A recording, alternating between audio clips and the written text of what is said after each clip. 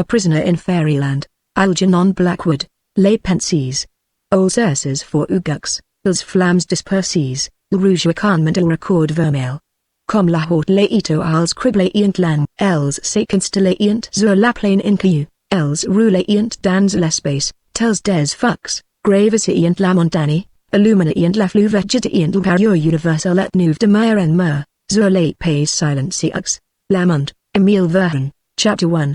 Man is his own star, and the soul that can render an honest and a perfect man commands all light, all influence, all fate, nothing to him falls early, or too late.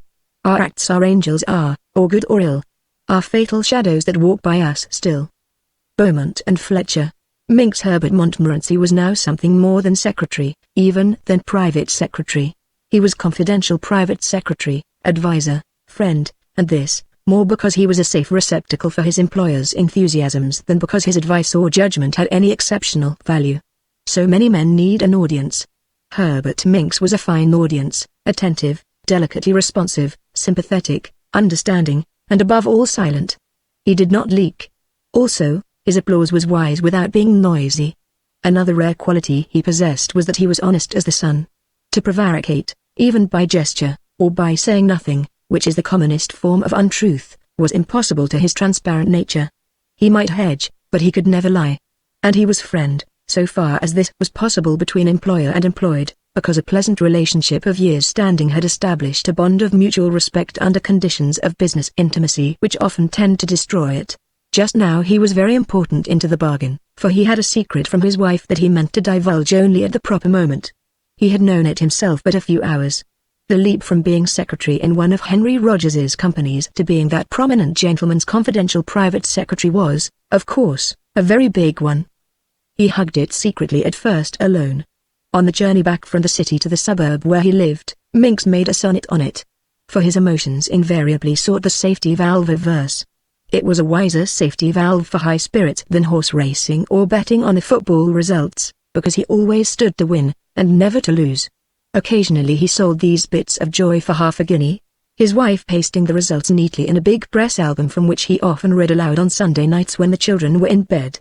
They were signed Montmorency Minx, and bore evidence of occasional pencil corrections on the margin with a view to publication later in a volume. And sometimes there were little lyrical fragments too, in a wild, original meter, influenced by Shelley and yet entirely his own. These had special pages to themselves at the end of the big book.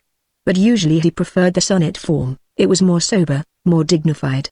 And just now the bumping of the tube train shaped his emotion into something that began with, success that poisons many a baser mind with thoughts of self, may lift. But stopped there because, when he changed into another train, the jerkier movement altered the rhythm into something more lyrical, and he got somewhat confused between the two and ended by losing both.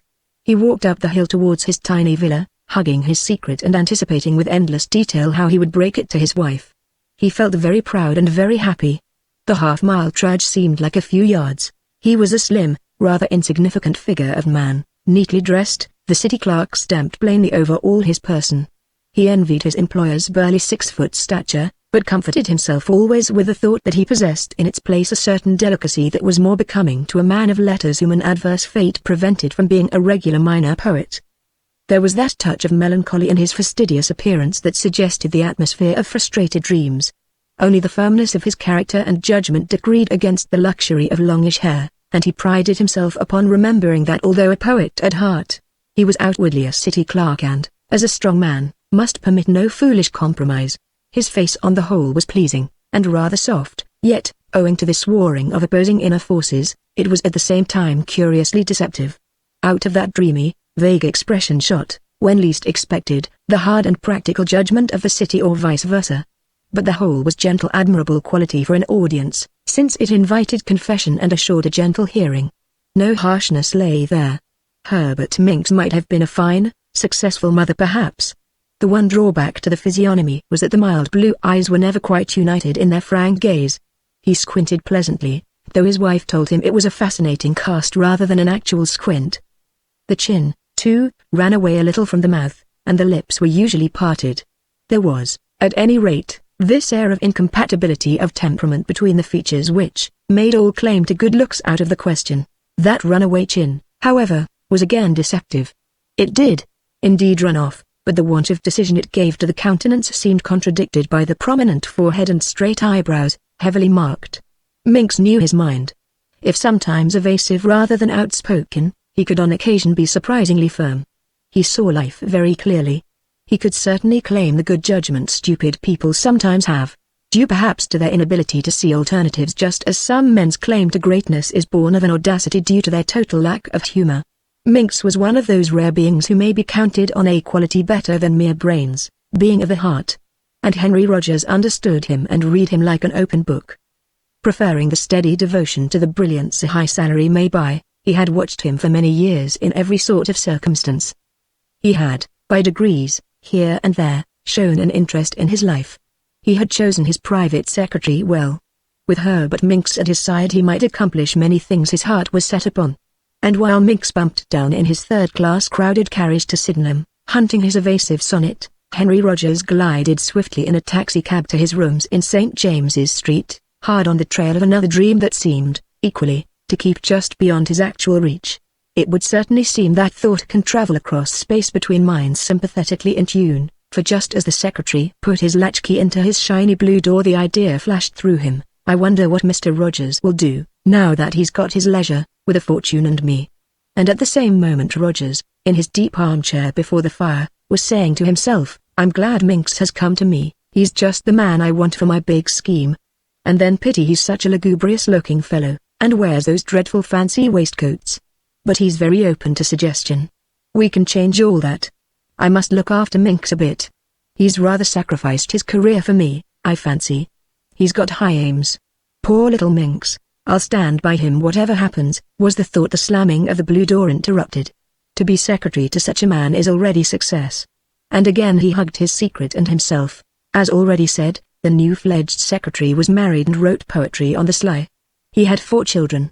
He would make an ideal helpmate, worshipping his employer with that rare quality of being interested in his ideas and aims beyond the mere earning of a salary, seeing, too, in that employer more than he, the latter, supposed. For, while he wrote verses on the sly, my chief, as he now preferred to call him, lived poetry in his life.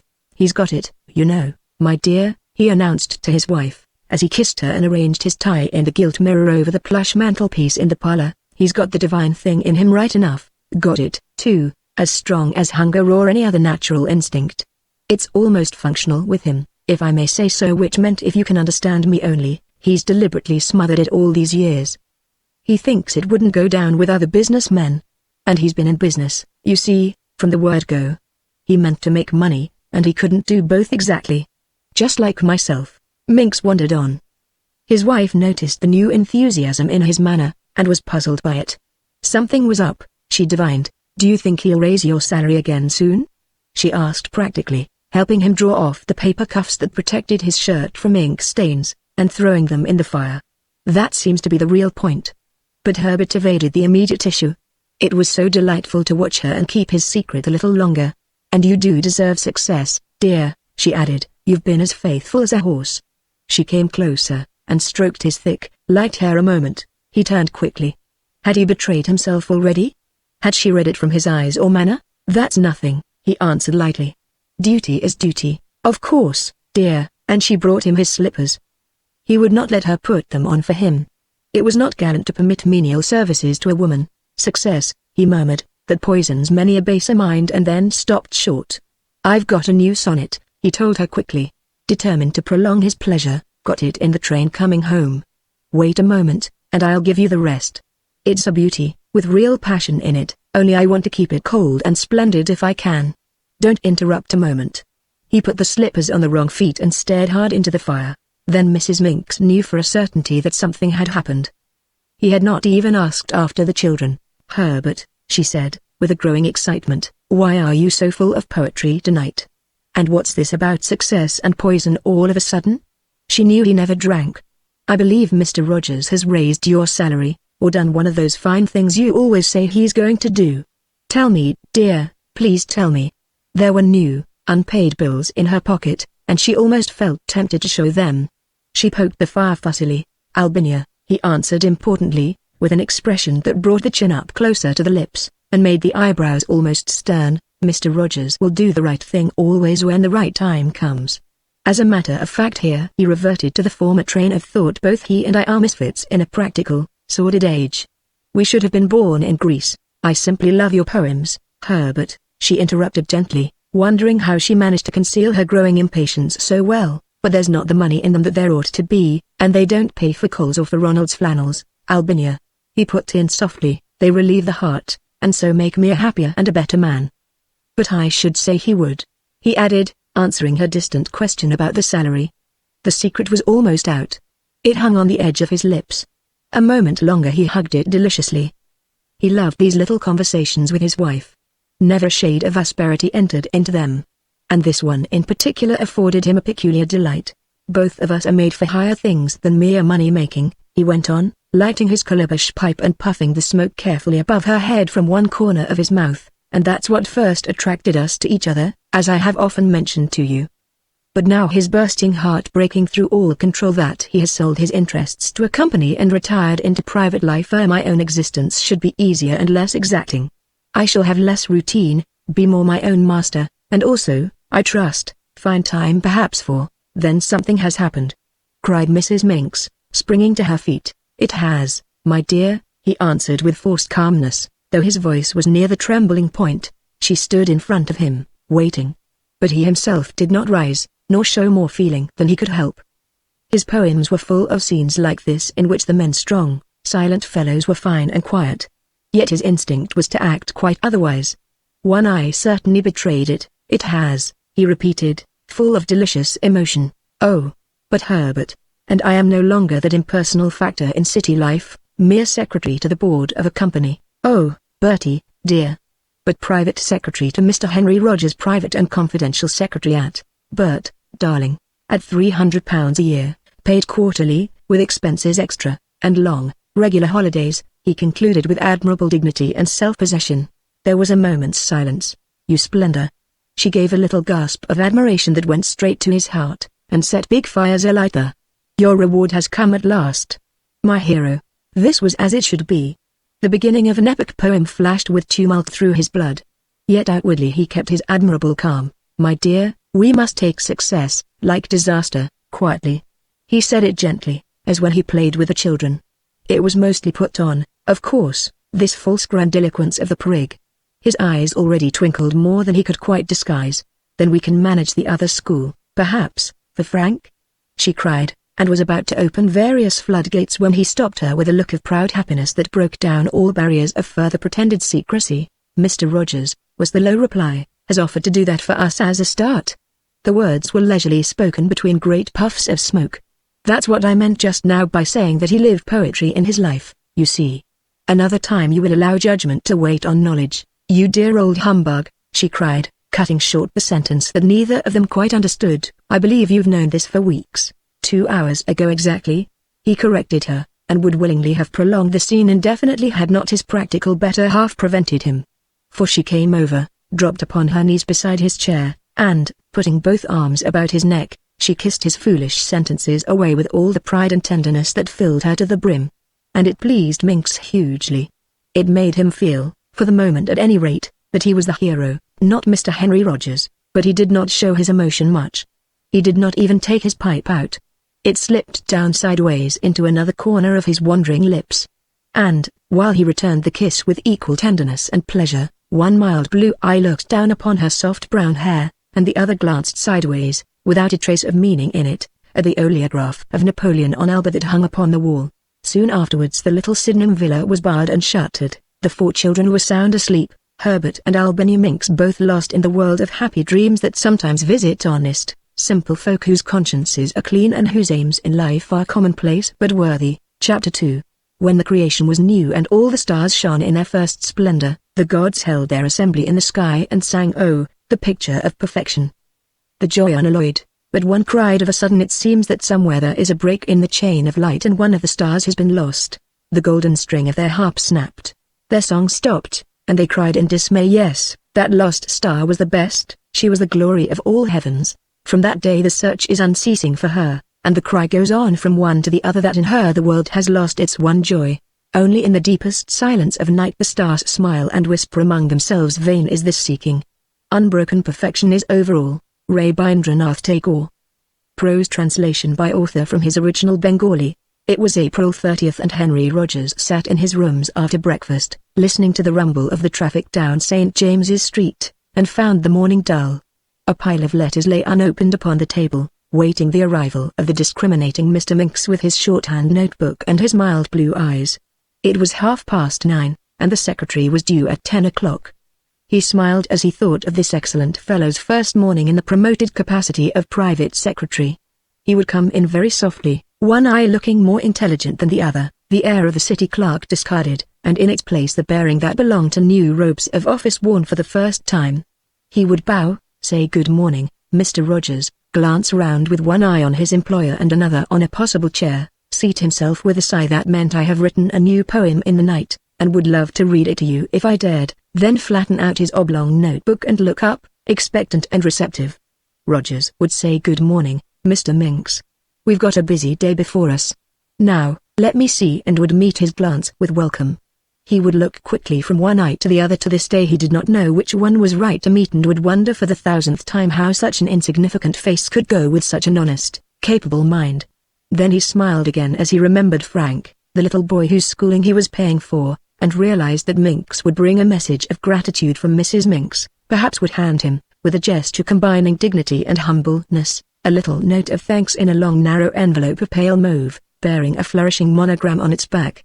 And Rogers scowled a little as he thought of the air of gruffness he would assume while accepting it, saying as pleasantly as he could manage, "Oh, Mr. Minks, that's nothing at all, I'm only too delighted to be of service to the lad." For he abhorred the expression of emotion, and his delicate sense of tact would make pretense of helping the boy himself, rather than the struggling parents. Oh, fond he had a genuine admiration for Minks, and there was something lofty in the queer personality that he both envied and respected. It made him rely upon his judgment in certain ways he could not quite define. Minks seemed devoid of personal ambition in a sense that was not weakness. He was not insensible to the importance of money, nor neglectful of chances that enabled him to do well by his wife and family. But he was after other things as well, if not chiefly. With a childlike sense of honesty he had once refused a position in a company that was not all it should have been, and the high pay thus rejected pointed to a scrupulous nicety of view that the city, of course, deemed foolishness. And Rogers, aware of this, had taken to him, seeking as it were to make this loss good to him in legitimate ways. Also the fellow belonged to leagues and armies and things, quixotic some of them, that tried to lift humanity. That is, he gave of his spare time, as also of his spare money, to help. His Saturday evenings, sometimes a whole bank holiday, he devoted to the welfare of others, even though the devotion Rogers thought misdirected. For Minks hung upon the fringe of that very modern, new-fashioned, but almost freakish army that worships old ideals, yet insists upon new-fangled names for them. Christ, doubtless, was his model, but it must be a Christ properly and freshly labeled. His Christianity must somewhere include the prefix neo, and the word scientific must also be dragged in if possible before he was satisfied. Minks, indeed, took so long explaining to himself the wonderful title that he was sometimes in danger of forgetting the brilliant truths it so vulgarly concealed. Yet never quite concealed. He must be up to date, that was all. His attitude to the world scraped acquaintance with nobility somewhere. His gift was a rare one. Out of so little, he gave his might, and gave it simply, unaware that he was doing anything unusual.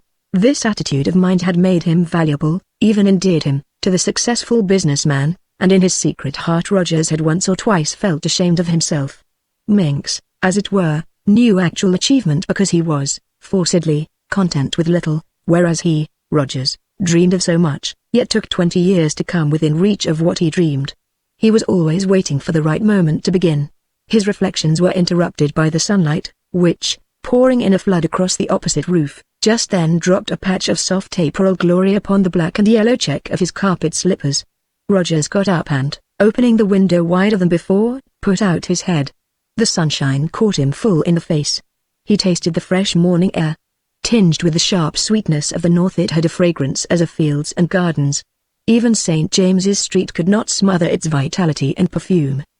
He drew it with delight into his lungs, making such a to-do about it that a passer-by looked up to see what was the matter, and noticing the hanging tassel of a flamboyant dressing gown, at once modestly lowered his eyes again. But Henry Rogers did not see the passerby in whose delicate mind a point of taste had thus vanquished curiosity, for his thoughts had flown far across the pale blue sky, behind the cannonball clouds, up into that scented space and distance where summer was already winging the radiant way towards the earth. Visions of June obscured his sight, and something in the morning splendor brought back his youth and boyhood. He saw a new world spread about him, a world of sunlight, butterflies, and flowers, of smooth soft lawns and shaded gravel paths, and of children playing round a pond where rushes whispered in a wind of long ago. He saw hayfields, orchards, tea things spread upon a bank of flowers underneath a hedge, and a collie dog leaping and tumbling shoulder high among the standing grass.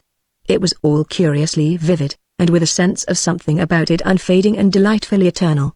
It could never pass, for instance, whereas, "Ain't yer forgotten the nightcap?" sang out a shrill voice from below, as a boy with a basket on his arm went down the street. He drew back from the window, realizing that he was a sight for all admirers. Tossing the end of his cigarette in the direction of the cheeky urchin, he settled himself again in the armchair before the glowing grate fire. But the fresh world he had tasted came back with him. For Henry Rogers stood this fine spring morning upon the edge of a new life. A long chapter had just closed behind him. He was on the threshold of another. The time to begin had come. And the thrill of his freedom now at hand was very stimulating to his imagination. He was 40, and a rich man. 20 years of incessant and intelligent labor had brought him worldly success. He admitted he had been lucky, where so many toil on and until the gates of death stand up and block their way, fortunate if they have earned a competency through years where hope and disappointment waged their incessant weary battle. But he, for some reason known only to the silent fates, had crested the difficult hill and now stood firm upon the top to see the sunrise. The dreadful gates not even yet in sight. At yesterday's board meeting, Minks had handed him the papers for his signature. The patents has been transferred to the new company. The check had been paid over, and he was now a gentleman of leisure with a handsome fortune lying in his bank to await investment. He was a director in the parent, as well as the subsidiary companies, with fees that in themselves alone were more than sufficient for his simple needs. For all his tastes were simple, and he had no expensive hobbies or desires. He preferred 2 rooms and a bath to any house that he had ever seen, pictures he liked best in galleries, horses he could hire without the trouble of owning, the few books worth reading would go into a couple of shelves, motors afflicted, even confused him. He was old-fashioned enough to love country and walk through it slowly on 2 vigorous legs. Marriage had been put aside with a searing disappointment years ago, not forgotten, but accepted, and of travel he had enjoyed enough to realize now that its pleasures could be found reasonably near home and for very moderate expenditure indeed. And the very idea of servants was to him an affliction. He loathed their prying closeness to his intimate life and habits, destroying the privacy he loved. Confirmed old bachelor his friends might call him if they chose. He knew what he wanted. Now at last he had it. The ambition of his life was within reach, for, from boyhood up, a single big ambition had ever thundered through his being: the desire to be of use to others. To help his fellow kind was to be his profession and career. It had burned and glowed in him ever since he could remember, and what first revealed it in him was the sight common enough, alas, of a boy with one leg hobbling along on crutches down a village street. Some deep power in his youthful heart, akin to the wondrous sympathy of women, had been touched. Like a shock of fire it came home to him. He, too, might lose his dearest possession thus, and be unable to climb trees, jump ditches, risk his neck along the edge of a haystack or the roof. That might happen to me too, was the terrible thing he realized, and had burst into tears. Crutches at 12. And the family hungry, as he later learned. Something in the world was wrong. He thought everyone had enough to eat, at least, and only the old used crutches. The poor was a sort of composite wretch, half criminal, who deserved to be dirty, suffering, punished, but this boy belonged to a family that worked and did its best. Something in the world machinery had surely broken loose and caused violent disorder. For no one cared particularly. The authorities, he heard, looked after the poor authorities-in-law, as he used to call the mysterious person he never actually saw, stern, but kindly in a grave impersonal way, and asked once if some relation-in-law or other, who was mentioned often but never seen, had, therefore, anything to do with the poor. Dropping into his heart from who knows what far, happy star, this passion had grown instead of faded, to give himself for others, to help afflicted folk, to make the world go round a little more easily. And he had never forgotten the deep thrill with which he heard his father tell him of some wealthy man who during his lifetime had given away £1 million anonymously. His own pocket money just then was 5 shillings a week, and his expectations just exactly nothing. But before his dreams could know accomplishment, he must have means. To be of use to anybody at all, he must make himself effective. The process must be reversed, for no man could fight without weapons, and weapons were only to be had as the result of steady, concentrated effort, selfish effort. A man must fashion himself before he can be effective for others. Self-effacement, he learned, was rather a futile virtue after all. As the years passed, he saw his chances. He cut short a promising university career and entered business. His talents lay that way, as his friends declared, and unquestionably he had a certain genius for invention, for, while scores of futile processes he first discovered remained mere clever solutions of interesting problems, he at length devised improvements in the greater industries, and, patenting them wisely, made his way to practical results. But the process had been a dangerous one, and during the long business experience the iron had entered his soul, and he had witnessed at close quarters the degrading influence of the lust of acquisition. The self-advertising humbug of most philanthropy had clouded something in him that he felt could never again grow clear and limpid as before, and a portion of his original zest had faded. For the city hardly encouraged it. One bit of guilt after another had been knocked off his brilliant dream, one jet of flame upon another quenched. The single eye that fills the body full of light was a thing so rare that its possession woke suspicion. Even of money generously given, so little reached its object. Gaping pockets and grasping fingers everywhere lined the way of safe delivery. It sickened him. So few, moreover, were willing to give without acknowledgement in at least one morning paper. Bring back the receipt was the first maxim even of the office boys, and between the right hand and the left of everyone were special private wires that flashed the news as quickly as possible about the entire world. Yet, while inevitable disillusion had dulled his youthful dreams, its glory was never quite destroyed. It still glowed within. At times, indeed, it ran into flame, and knew something of its original splendor. Women, in particular, had helped to keep it alive, fanning its embers bravely. For many women, he found, dreamed his own dream, and dreamed it far more sweetly. They were closer to essential realities than men were. While men bothered with fuss and fury about empires, tariffs, streetcars, and marvelous engines for destroying one another, women, keeping close to the sources of life, knew, like children, more of its sweet, mysterious secrets, the things of value no one yet has ever put completely into words. He wondered, a little sadly, to see them battling now to scuffle with the men in managing the gross machinery, cleaning the pens and regulating ink pots. Did they really think that by helping to decide whether rates should rise or fall, or how many buttons a factory inspector should wear upon his uniform, they more nobly helped the world go round? Did they never pause to reflect who would fill the places they thus vacated? With something like melancholy he saw them stepping down from their thrones of high authority, for it seemed to him a prostitution of their sweet prerogatives that damaged the entire sex. Old-fashioned bachelor, no doubt, I am, he smiled quietly to himself, coming back to the first reflection once his thoughts had travelled so far, the reflection, namely, that now at last he possessed the freedom he had longed and toiled for. And then he paused and looked about him, confronted with a difficulty. To him it seemed unusual, but really it was very common. For, having it, he knew not at first what use to make of it. This dawned upon him suddenly when the sunlight splashed his tawdry slippers with its gold. The movement to the open window was really instinctive beginning of a search, as though in the free, wonderful spaces out of doors he would find the thing he sought to do. Now, settled back in the deep armchair, he realized that he had not found it. The memories of childhood had flashed into him instead. He renewed the search before the dying fire, waiting for the sound of Mink's ascending footsteps on the stairs. And this revival of the childhood mood was curious, he felt, almost significant, for it was symbolical of so much that he had deliberately, yet with difficulty, suppressed and put aside.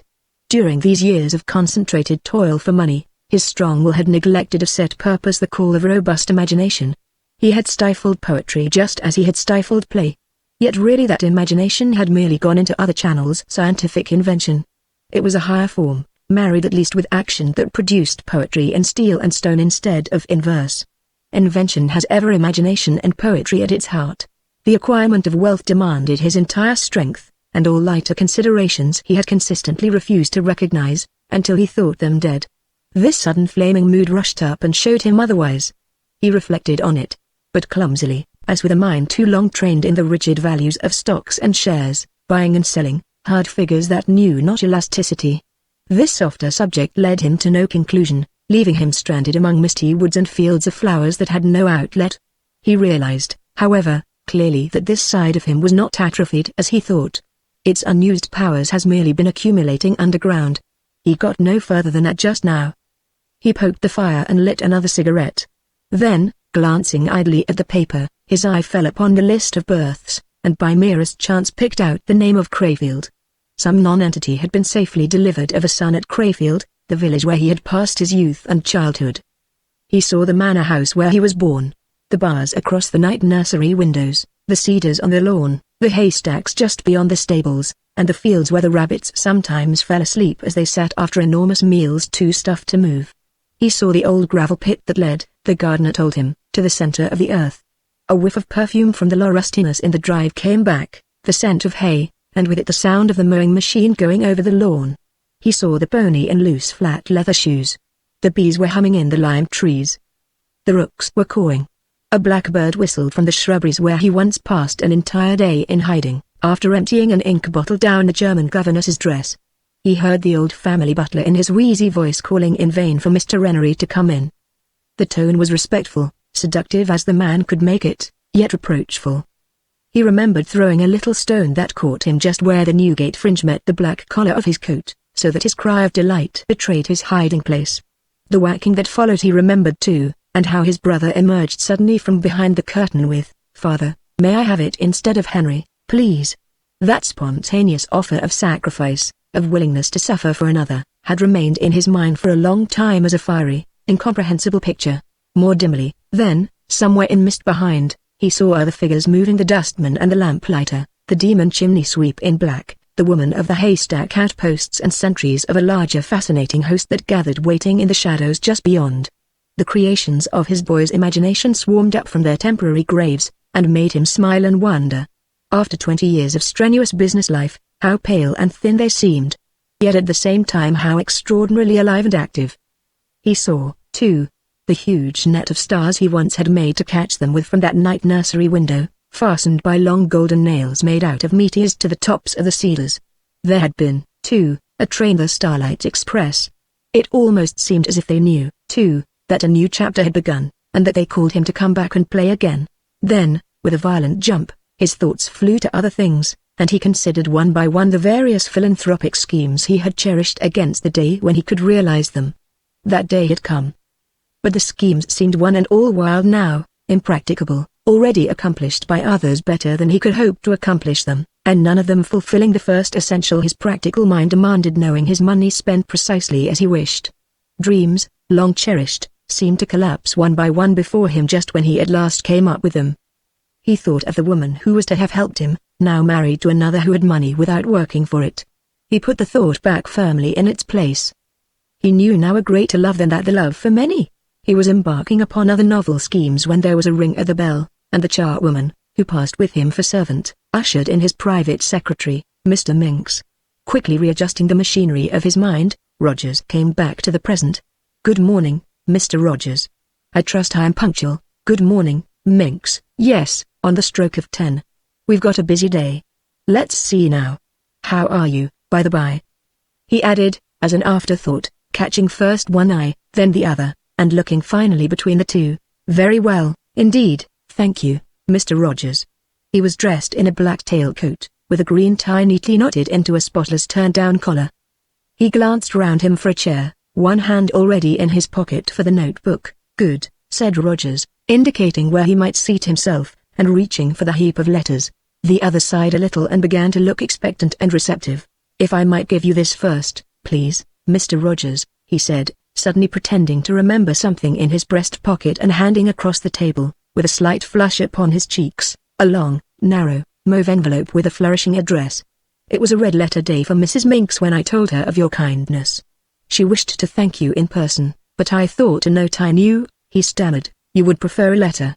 It is a tremendous help to both of us, if I may say so again." Yes, quite so," said Rogers, quickly, "and I'm glad to be of service to the lad. You must let me know from time to time how he's getting on." Minks subsided, flattening out his oblong notebook and examining the points of his pencil sharpened at both ends as though the fate of empires depended on it.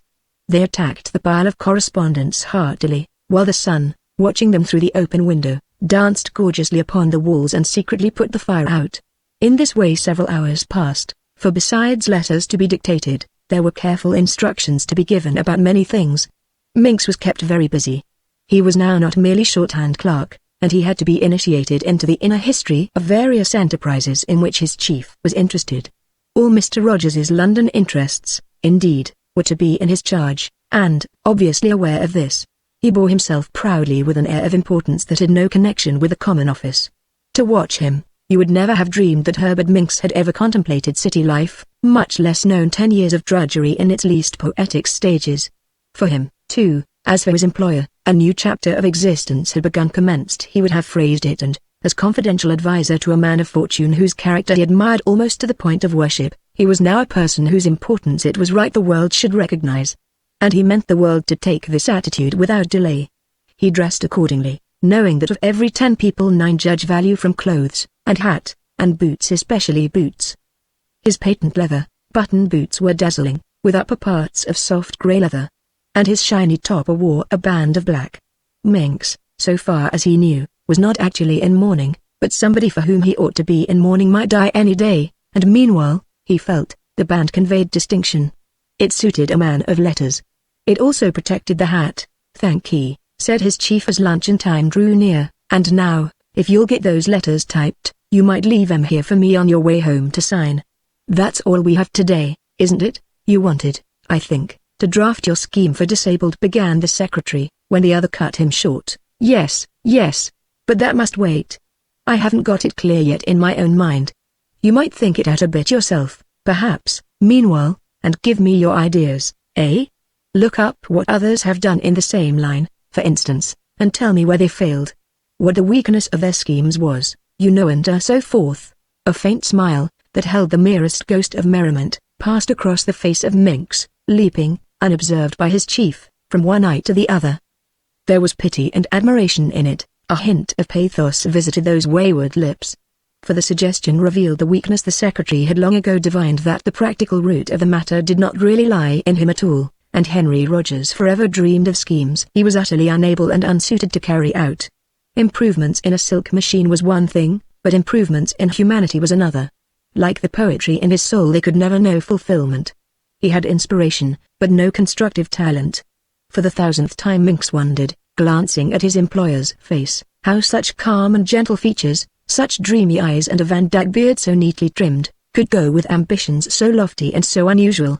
This sentence he had heard before, and was destined often to hear again, while achievement came no nearer. "I will do so at the first opportunity." He put the oblong notebook carefully in his pocket, and stood by the table in an attitude of any further instructions, please. While one eye wandered to the unopened letter that was signed Algernon Minx, with heartfelt gratitude, and, "By the by, Minx," said his master, turning as though a new idea had suddenly struck him and he had formed a hasty plan, "you might kindly look up an afternoon train to Crayfield. Loop line from Charing Cross, somewhere about 2 o'clock or so. I think I'll run down that way after luncheon." Whereupon, having done this last commission, and written it down upon a sheet of paper which he placed with care against the clock, beside the unopened letter, the session closed, and Minx, in his morning hat and lavender gloves, walked up St. James's Street apparently en route for the Ritz. But suddenly, as with careless unconsciousness, turning into an ABC depot for luncheon, well pleased with himself and with the world, but especially with his considerate employer. 10 minutes later Mr. Rogers followed him on his way to the club, and just when Minx was reflecting with pride of the well-turned phrases he had dictated to his wife for her letter of thanks, it passed across the mind of its recipient that he had forgotten to read it altogether. And, truth to tell, he never yet has read it, for, returning late that evening from his sentimental journey down to Crayfield, it stood no longer where he had left it beside the clock, and nothing occurred to remind him of its existence. Apart from its joint composers, no one can ever know its contents but the charwoman, who, noticing the feminine writing, took it back to Lambeth and pored over it with a candle for full half an hour, greatly disappointed. "Things like that," she grumbled to her husband, whose appearance suggested that he went for big again, "ain't worth the trouble of taking at all, whichever way you looks at it." And probably she was right. Chapter 3. And what if all of animated nature be but as instruments diversely framed that tremble into thought, as o'er them sweeps one infinite and intellectual breeze, at once the soul of each, and god of all. The Aeolian harp, S.T. Coleridge. In the train, even before St. John's was passed, a touch of inevitable reaction had set in, and Rogers asked himself why he was going. For a sentimental journey was hardly in his line, it seemed. But no satisfactory answer was forthcoming, none, at least, that a board or a shareholders' meeting would have considered satisfactory.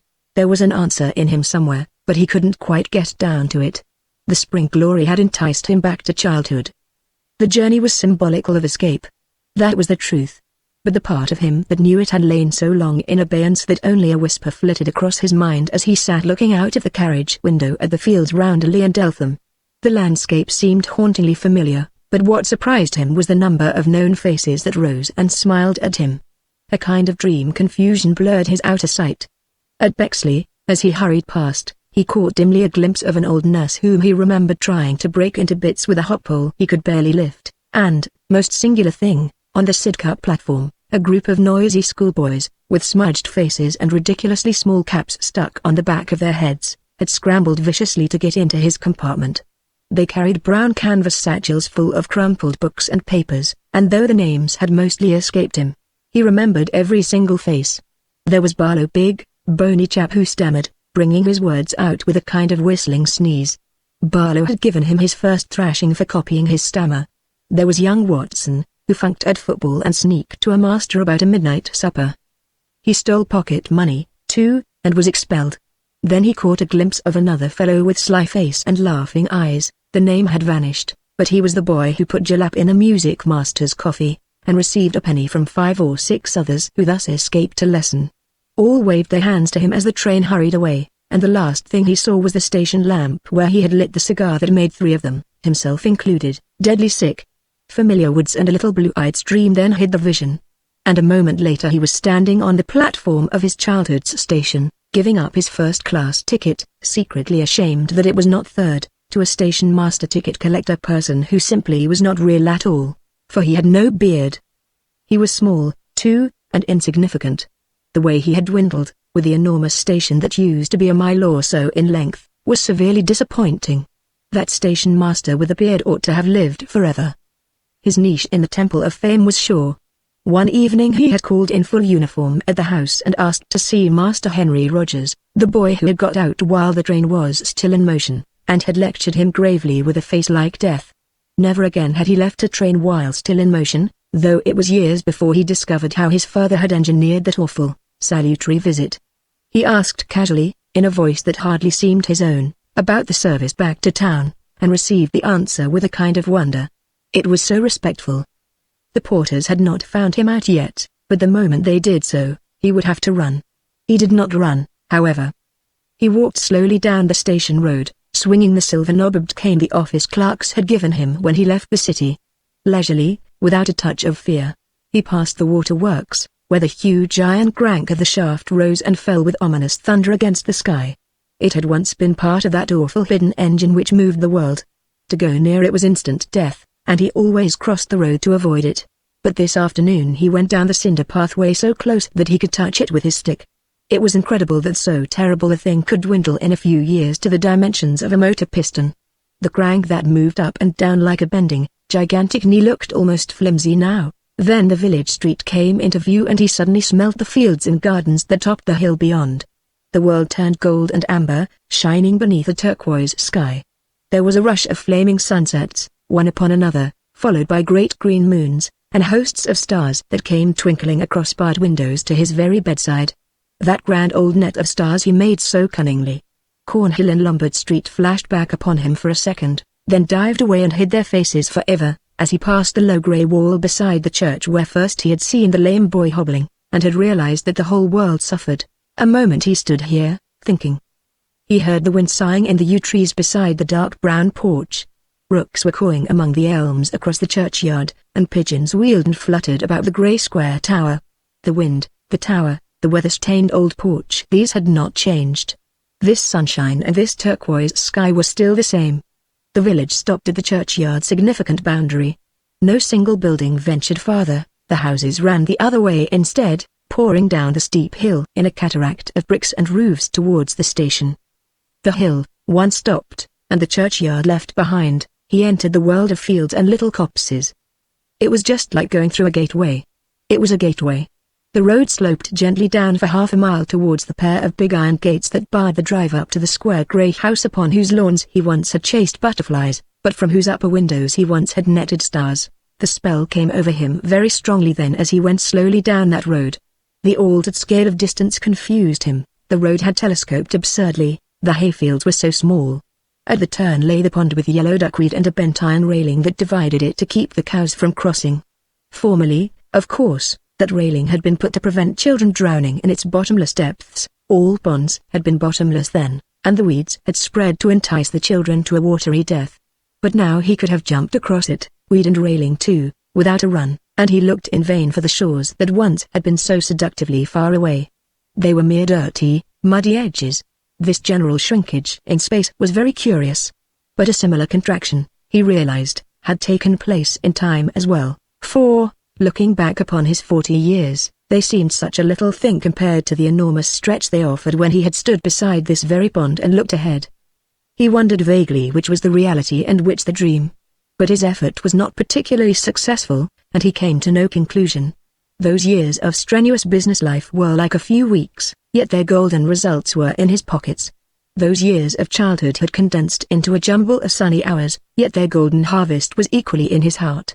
Time and space were mere bits of elastic that could stretch or shrink as thought directed, feeling chose. And now both thought and feeling chose emphatically. He stepped back swiftly. His mind seemed filled with stars and butterflies and childhood's figures of wonder. Childhood took him prisoner. It was curious at first, though, how the acquired nature made a struggle to assert itself, and the practical side of him, developed in the busy markets of the world, protested. It was automatic rather, and at best not very persistent. It soon died away. But, seeing the gravel everywhere, he wondered if there might not be valuable clay about, what labor cost, and what the nearest stations were for haulage, and, seeing the hop poles, he caught himself speculating what wood they were made of, and what varnish would best prevent their buried points from going rotten in this particular soil. There was a surge of practical considerations, but quickly fading. The last one was stirred by the dust of a leisurely butcher's cart. He had visions of a paste for motor roads, or something to lay dust. But, before the dust had settled again through the sunshine about his feet, or the rumble of the cart died away into distance, the thought vanished like a nightmare in the dawn. It ran away over the switchback of the years, uphill to midsummer, downhill to Christmas, jumping a ditch at Easter, and a hedge at that terrible thing known as clips of the moon. The leaves of the elm trees whispered overhead. He was moving through an avenue that led towards big iron gates beside a little porter's lodge. He saw the hollies, and smelt the laurustinus. There lay the triangle of uncut grass at the crossroads, the long, grey, wooden palings built upon moss-grown bricks, and against the sky he just caught a glimpse of the feathery, velvet cedar crests that once held nails of golden meteors for his net of stars. Determined to enjoy his cake and eat it at the same time as long as possible, he walked down the road a little distance, eyeing the lawns and windows of the house through narrow gaps between the boarding of the fence. He prolonged the pleasures of anticipation thus, and, besides, he wished to see if the place was occupied or empty. It looked unkempt rather, the gardens somewhat neglected, and yet there hung an air of occupancy about it all. He had heard the house had changed hands several times.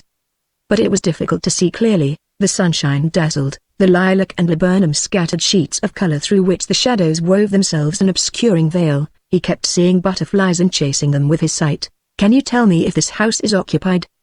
he asked abruptly of an old gentleman who coughed suddenly behind him. It was an explanation as well as a question, for the passer-by had surprised him in a remarkable attitude.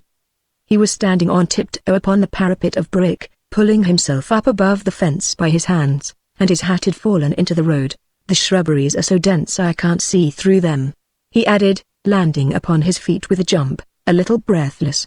He felt rather foolish. He was glad the stranger was not Minx or one of his fellow directors. "The fact is I lived here as a boy. I'm not a burglar," but the old gentleman, a clergyman, apparently stood there smiling without a word as he handed him the fallen hat. He was staring rather intently into his eyes. "Ahem," coughed Mr. Rogers, to fill an awkward gap.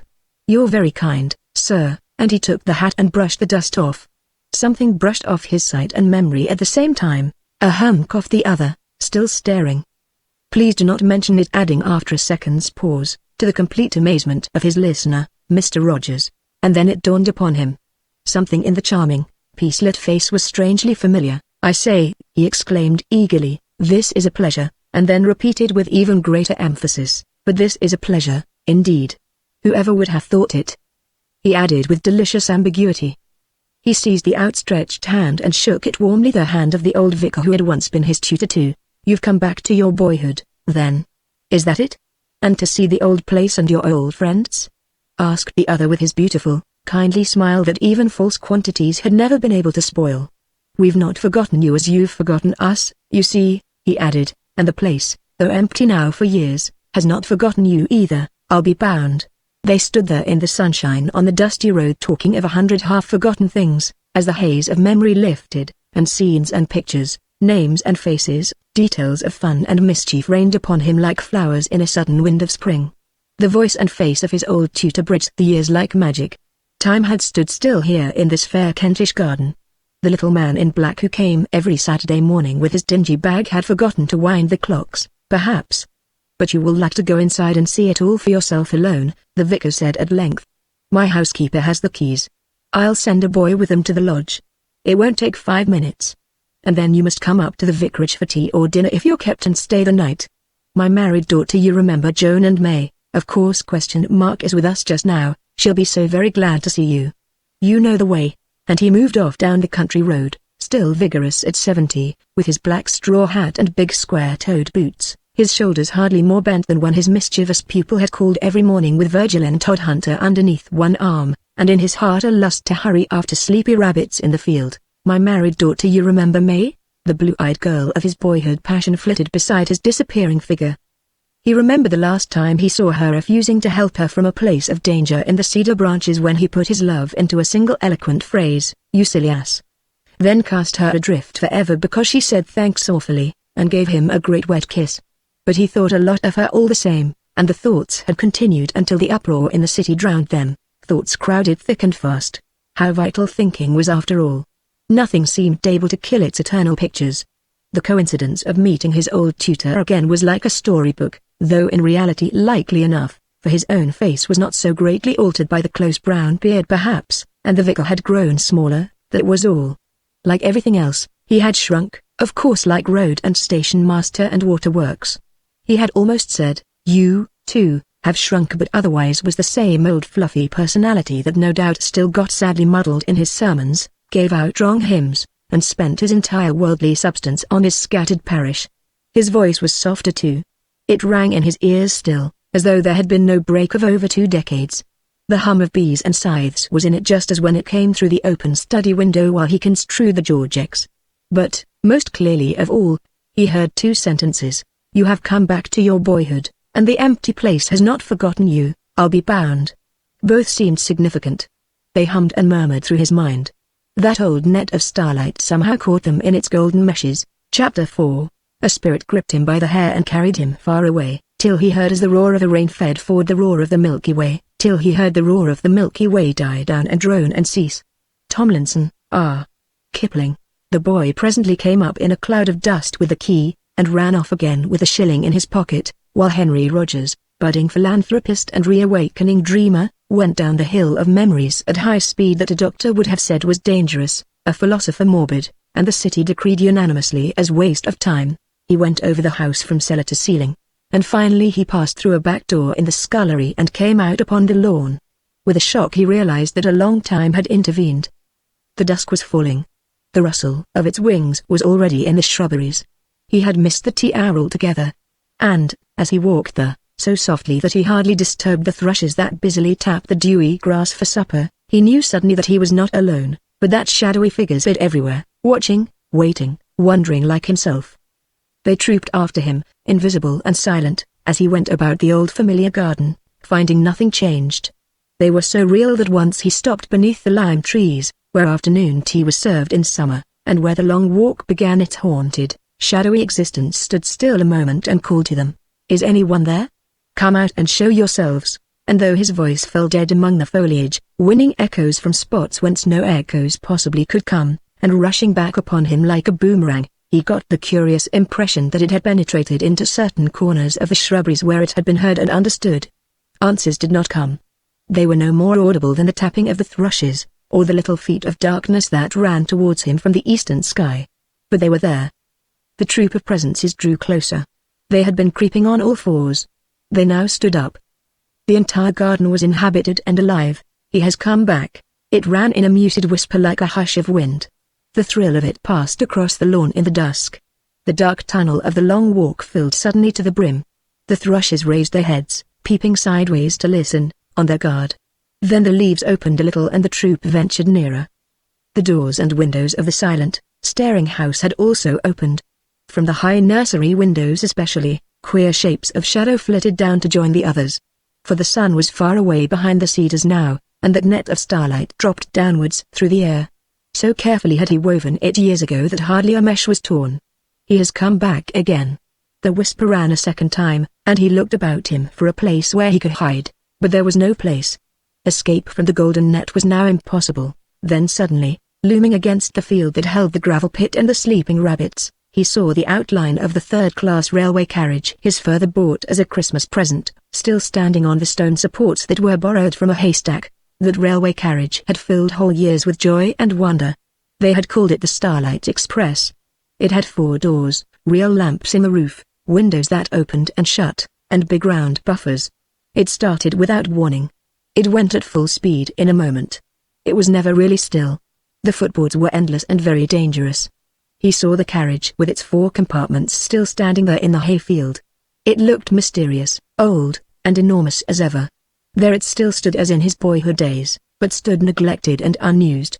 The memory of the thrilling journeys he had made in this Starlight Express completed his recapture, for he knew now who the troop of presences all about him really were. The passengers, still waiting after 20 years' delay, thinking perhaps the train would never start again, were now impatient. They had caught their engine driver again at last. Steam was up. Already the blackbirds whistled. And something utterly wild and reckless in him passionately broke its bonds with a flood of longings that no amount of years or cities could ever subdue again. He stepped out from the dozing lime trees and held his hat up like a flag. "Take your seats," he cried as of old, for the Starlight Express. "Take your seats. No luggage allowed. Animals free. Passengers with special tickets may drive the engine in their turn. First stop the Milky Way for hot refreshments. Take your seats, or stay at home forever." It was the old cry, still remembered accurately, and the response was immediate. The rush of travelers from the long walk nearly took him off his feet. From the house came streams of silent figures, families from the shrubberies, tourists from the laurels by the scullery windows, and throngs of breathless oddities from the kitchen garden. The lawn was littered with discarded luggage, umbrellas dropped on flower beds, where they instantly took root and grew. Animals ran scuttling among them, birds, ponies, dogs, kittens, donkeys, and white mice in trailing swarms. There was not a minute to spare. One big Newfoundland brought several Persian kittens on his back, their tails behind them in the air like signals. A dignified black retriever held a baby in his mouth, and fat children by the score, with unfastened clothes and smudged faces, many of them in their night clothes, poured along in hurrying, silent crowds, softer than clouds that hide a crescent moon in summer. "But this is impossible," he cried to himself. "The multiplication tables have gone wrong. The city has driven me mad. No shareholder would stand such a thing for a minute," while, at the same time, that other voice in him kept shouting, ever more loudly, "Take your seats. Take your seats. The Starlight Express is off to Fairyland. Show your tickets. Show your tickets." He laughed with happiness. The throng and rush were at first so great that he recognized hardly any of the passengers, but, the first breath over, he saw several bringing up the rear who were as familiar as of yesterday. They nodded kindly to him as they passed, no sign of reproach for the long delay in their friendly eyes. He had left his place beside the lime trees, and now stood at the carriage door, taking careful note of each one as he showed his ticket to the guard. And the guard was the blue-eyed girl. She did not clip the tickets, but merely looked at them. She looked, first at the ticket, then into the face of the passenger. The glance of the blue eyes was the passport. Of course, he remembered now, both guard and engine driver were obliged to have blue eyes. Blue eyes furnished the motor power and scenery and everything. It was the spell that managed the whole business, the spell of the big blue eyes, blue, the color of youth and distance, of sky and summer flowers, of childhood. He watched these last passengers come up one by one, and as they filed past him he exchanged a word with each. How pleased they were to see him. but how ashamed he felt for having been so long away. Not one, however, reminded him of it, and what touched him most of all, that not one suspected he had nearly gone for good. All knew he would come back.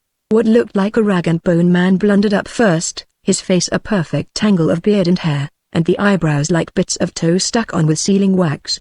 It was the tramp traveler of the world, the eternal wanderer, homeless as the wind. His vivid personality had haunted all the lanes of childhood. And, as Rogers nodded kindly to him, the figure waited for something more. "Ain't forgot the rhyme, have you?" he asked in a husky voice that seemed to issue from the ground beneath his broken boots. "The rhyme we used to sing together in the night nursery when I put my face in the bars, after climbing along half a mile of slippery slats to get there." And Rogers, smiling, found himself saying it, while the pretty guard fixed her blue eyes on his face and waited patiently. "I travel far and wide, but in my own inside. Such places and queer races. I never go to them, you see, because they always come to me." "Take your seat, please," cried the guard. "No luggage, you know." She pushed him in sideways, first making him drop his dirty bundle. With a quick, light step a very thin man hurried up. He had no luggage, but carried on his shoulder a long stick with a point of gold at its tip. "Light the lamps," said the guard impatiently, "and then sit on the back buffers and hold your pole out to warn the shooting stars." He hopped in, though not before Rogers had passed the time of night with him first. "I stand behind the sky, and light the stars, except on cloudy nights, and then my head remains in bed, and takes along the ceiling easier flights." Others followed quickly, then, too quickly for complete recognition. Besides, the guard was getting more and more impatient. "You've clean forgotten me," said one who had an awful air of darkness about him, "and no wonder, because you never saw me properly. On Sundays, when I was nicely washed up, you couldn't hardly recognize me. Natural enough, too." He shot by like a shadow, then pulled up a window with a rattle, popped his dirty head out, and called back thickly as if his mouth was full of smoke or pudding. "The darkness suits me best, for my old face is out of place, except in chimney stacks. Upon my crown the soot comes down, filling my eyes with blacks. Don't light the fire, or I'd stop it," cried the guard, shutting the window with a snap, so that Rogers never knew whether the missing word used to be expire or perspire, "and go on to your proper place on the tender." Then she turned quickly to fix her big blue eyes upon the next comer. And how they did come, to be sure. There was the gypsy, the creature of the gravel pit, the long-legged, long-armed thing from the long walk. She could make her arm stretch the whole length like elastic. The enormous woman of the haystack, who lived beneath the huge tarpaulin cover. The owner of the big cedar, and the owner of the little cedar, all treading fast upon one another's heels. From the blue summer house came the laughter. Rogers remembered pretending once that he was going to faint. He had thrown himself upon the summer house floor and kicked, and the blue-eyed girl, instead of being thrilled as both anticipated, has laughed abominably. "Painters don't kick," she had said with scorn, while he had answered, though without conviction, "Men fainters do kick dreadfully." And she had simply laughed till her sides ached, while he lay kicking till his muscles were sore, in the vain hope of winning her belief. He exchanged a glance with her now, as the laughter slipped in past them. The eyes of the guard were very soft. He was found out and forgiven at the same time. Then came the very mysterious figure of authority, the head gardener, a composite being who included all the lesser under-gardeners as well. His sunburned face presented a resume of them all. He was the man who burned the hills of dead leaves in autumn. "Give me of your fire, please," whispered Rogers, something between joy and sadness in his heart, "for there are hills of leaves that I would burn up quickly." But the man hurried on, tossing his trowel over the guard's head, and nearly hitting another passenger who followed too close. This was the woman of the haystack, an enormous, spreading traveler who utterly refused to be hurried, and only squeezed through the door because Rogers, the guard, and several others pushed behind with all their might, while the sweep, the tramp, and those already in tugged breathlessly at the same time. Last of all, just as the train was starting, came a hurrying shadowy thing with dreamy eyes, long hair like waving grass, and open hands that he spread like wings, as though he were sowing something through the air. And he was singing softly as he came fumbling along the bayou ways of the dusk. "Oh, but I know you well," cried Rogers, watching him come with a thrill of secret wonder, "and I love you better than all the rest together." The face was hidden as he wafted silently past them. A delicious odor followed him. And something, fine as stardust, as he scattered it all about him, sifted down before the other's sight. The dustman entered like a ghost. "Oh, give me of your dust," cried Rogers again, For there are eyes that I would blind with it, eyes in the world that I would blind with it, your dust of dreams and beauty. The man waved a shadowy hand towards him, and his own eyes filled.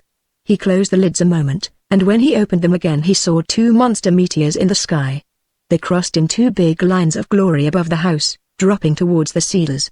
The net of stars was being fastened. He remembered then his old star cave where lost starlight was stored up by these sprites for future use. He just had time to seize the little hand the guard held out, and to drop into a seat beside her, when the train began to move. It rose soundlessly with lightning speed. It shot up to a tremendous height, then paused, hovering in the night. The guard turned her big blue eyes upon him. "Where to?" she whispered. And he suddenly remembered that it was always he who decided the destination, and that this time he was at a loss what to say. "The Star Cave, of course," he cried, "the cave where the lost starlight gathers." "Which direction?" she asked, with the yellow whistle to her lips ready to signal the driver. "Oh, out to the northwest," he answered, "to the mountains of across the channel." But this was not precise enough. Formerly he had always given very precise directions. "Name, please," she urged, but quickly. "The interfering sun, you know there's no time to lose. We shall be meeting the morning spiders soon." The morning spiders. How it all came back. The morning spiders that fly over the fields in the dawn upon their private threads of gossamer and fairy cotton. He remembered that, as children, they had never actually found this star cave, for the interfering sun had always come too soon and spoilt it all. "Name, please, and do hurry up. We can't hover here all night," rang in his ears, and he made a plunge. He suddenly thought of Brussels, the little village in the Jura Mountains, where he and his cousin had spent a year learning French. The idea flashed into him probably because it contained mountains, caves, and children. His cousin lived there now to educate his children and write his books. Only that morning he had got a letter from him. "Brussels, of course, Brussels," he cried, and steer for the slopes of Boundary where the forests dip towards the precipices of the Arayus. "I'll send word to the children to meet us." "Splendid," cried the guard, and kissed him with delight. The whistle shrieked. The train turned swiftly in a tremendous sweeping curve, and vanished along the intricate star rails into space, humming and booming as it went. It flew a mane of stars behind it through the sky. Chapter 5. Oh, thou art fairer than the evening air, clad in the beauty of 1,000 stars. Dr. Famtus, Christopher Marlowe. The plop of a water rat in the pond that occupied the rock garden in the middle of the lawn brought him back to earth, and the vicar's invitation to tea flashed across his mind. Stock exchange and typewriters. He exclaimed, "How rude he'll think me." And he rubbed something out of his eyes.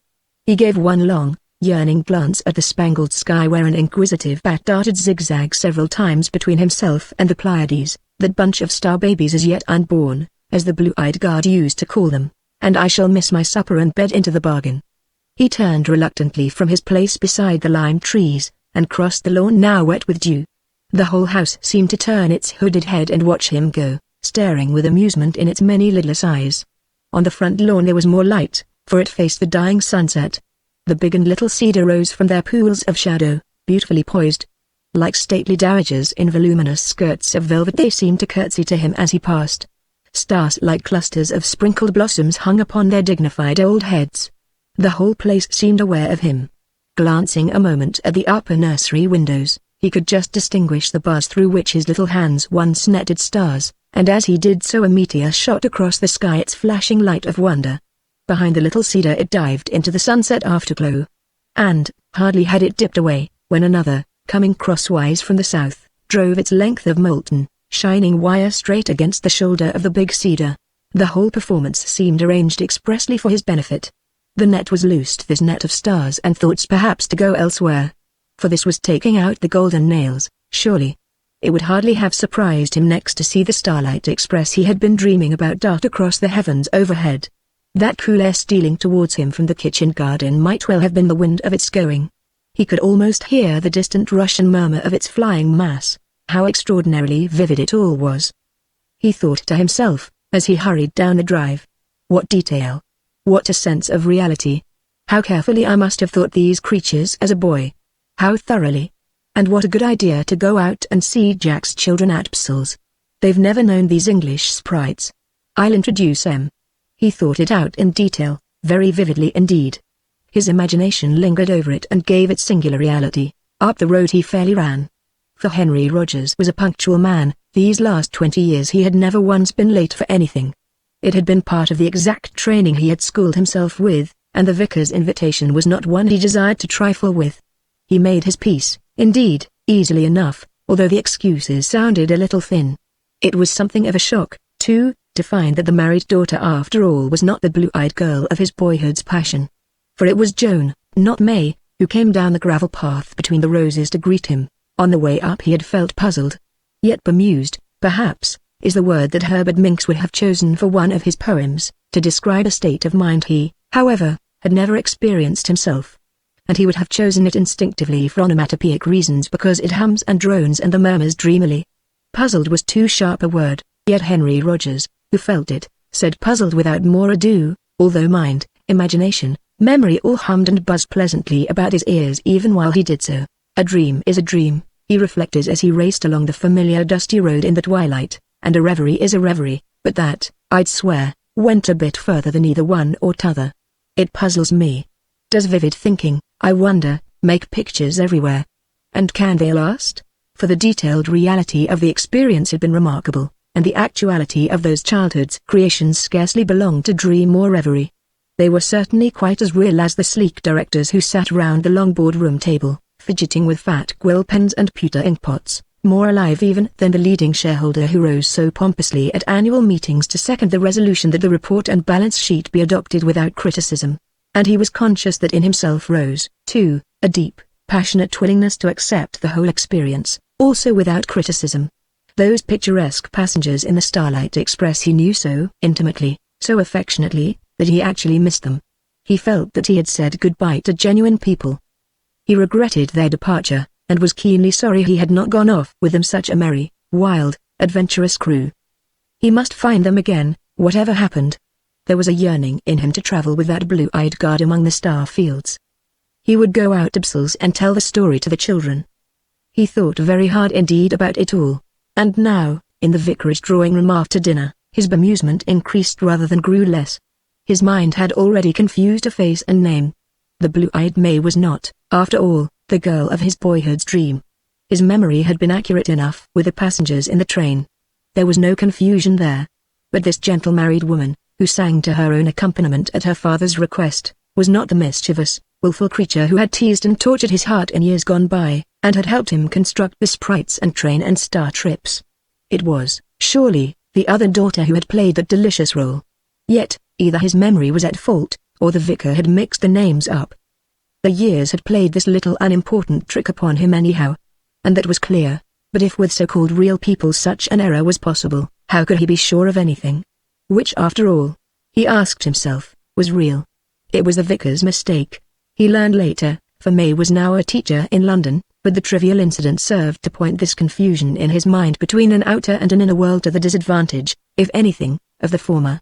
And over the glass of port together, while they talked pleasantly of vanished days, Rogers was conscious that a queer, secret amusement sheltered in his heart, due to some faint, superior knowledge that this past they spoke of had not moved away at all, but listened with fun and laughter just behind his shoulder, watching them. The old gentleman seemed never tired of remembering his escapades. He told them one after another, like some affectionate nurse or mother, Rogers thought, whose children were to her unique and wonderful. For he had really loved this good-for-nothing pupil, loved him the more, as mothers and nurses do, because of the trouble he had given, and because of his busy and fertile imagination. It made Rogers feel ridiculously young again as he listened. He could almost have played a trick upon him then and there, merely to justify the tales. And once or twice he actually called him sir. So that even the conversation helped to deepen this bemusement that gathered somewhat tenderly about his mind. He cracked his walnuts and watched the genial, peace-lit eyes across the table. He chuckled. Both chuckled. They spoke of his worldly success to it seemed unimportant somehow now, although he was conscious that something in him expected, nay demanded tribute, but the former tutor kept reverting to the earlier days before achievement. You were indeed a boy of mischief, wonder, and mystery, he said, his eyes twinkling and his tone almost affectionate. You made the whole place alive with those creatures of your imagination. How Joan helped you to, or was it May? I used to wonder sometimes." He glanced up rather searchingly at his companion a moment. "Whether the people who took the manor house after your family left did not encounter them sometimes upon the lawn or among the shrubberies in the dusk, those sprites of yours. Eh?" He passed a neatly pared walnut across the table to his guest. "These ghosts that people nowadays explain scientifically, what are they but thoughts visualized by vivid thinking such as yours was creative thinking? They may be just pictures created in moments of strong passionate feeling that persist for centuries and reach other minds direct. They're not seen with the outer eye, that's certain, for no two people ever see them together. But I'm sure these pictures flame up through the mind sometimes just as clearly as some folks see grey ladies and the rest flit down the stairs at midnight." They munched their walnuts a moment in silence. Rogers listened very keenly. How curious, he reflected, that the talk should lie this way. But he said nothing, hoping that the other would go on. "And if you really believed in your things," the older man continued presently, "as I am sure you did believe, then your old dustman and sweep and lamplighter, your woman of the haystack and your net of stars and star train, all these, for instance, must still be living, where you left them, waiting perhaps for your return to lead their fresh adventures." Rogers stared at him, choking a little over a nut he had swallowed too hurriedly. "Yet," mused on the other, "it's hardly likely the family that succeeded you met them. There were no children." "Ah," exclaimed the pupil impulsively, "that's significant." "Yes, no children." He looked up quickly, questioningly. "Very, I admit. Besides, the chief magician had gone away into the city. They wouldn't answer to anybody's call, you know." "True again. But the magician never forgot them quite, I'll be bound," he added. "They're only in hiding till his return, perhaps." And his bright eyes twinkled knowingly. "But, Vicar, really, you know, that is an extraordinary idea you have, a wonderful idea." "Do you really think?" "I only mean," the other replied more gravely, "that what a man thinks, and makes with thinking, is the real thing. It's in the heart that sin is first real. The act is the least important and of it grave only because it is the inevitable result of the thinking. Action is merely delayed thinking, after all. Don't think ghosts and bogies, I always say to children, or you'll surely see them." "Ah, in that sense. In any sense your mind and intuition can grasp. The thought that leaves your brain, provided it be a real thought strongly fashioned, goes all over the world, and may reach any other brain tuned to its acceptance. You should understand that." He laughed significantly. "I do," said Rogers hastily, as though he felt ashamed of himself or were acknowledging a fault in his construing of Homer. "I understand it perfectly. Only I put all those imaginative things aside when I went into business. I had to concentrate my energies upon making money." "You did, yes." "Ah." Was the rejoinder, as though he would fain have added, "and was that wise? And I made it, Vicar, you see, I've made it." He was not exactly nettled, but he wanted a word of recognition for his success. "But you know why, don't you?" he added, ashamed at the same moment. There was a pause, during which both looked closely at their broken nuts. From one of the men came a sigh. "Yes," resumed the older man presently, "I remember your great dream perfectly well, and a noble one it was too. Its fulfillment now, I suppose, lies well within your reach. You have the means to carry it out, eh? You have indeed been truly blessed." He eyed him again with uncommon keenness, though a smile ran from the eyes and mouth even up to the forehead and silvery hair. "The world, I see, has not yet poisoned you. To carry it out as you once explained it to me would be indeed success. If I remember rightly," he added, "it was a scheme for disabled." Rogers interrupted him quickly. "And I am full of the same big dream still," he repeated almost shyly. "The money I have made I regard as lent to me for investment. I wish to use it, to give it away as one gives flowers. I feel sure."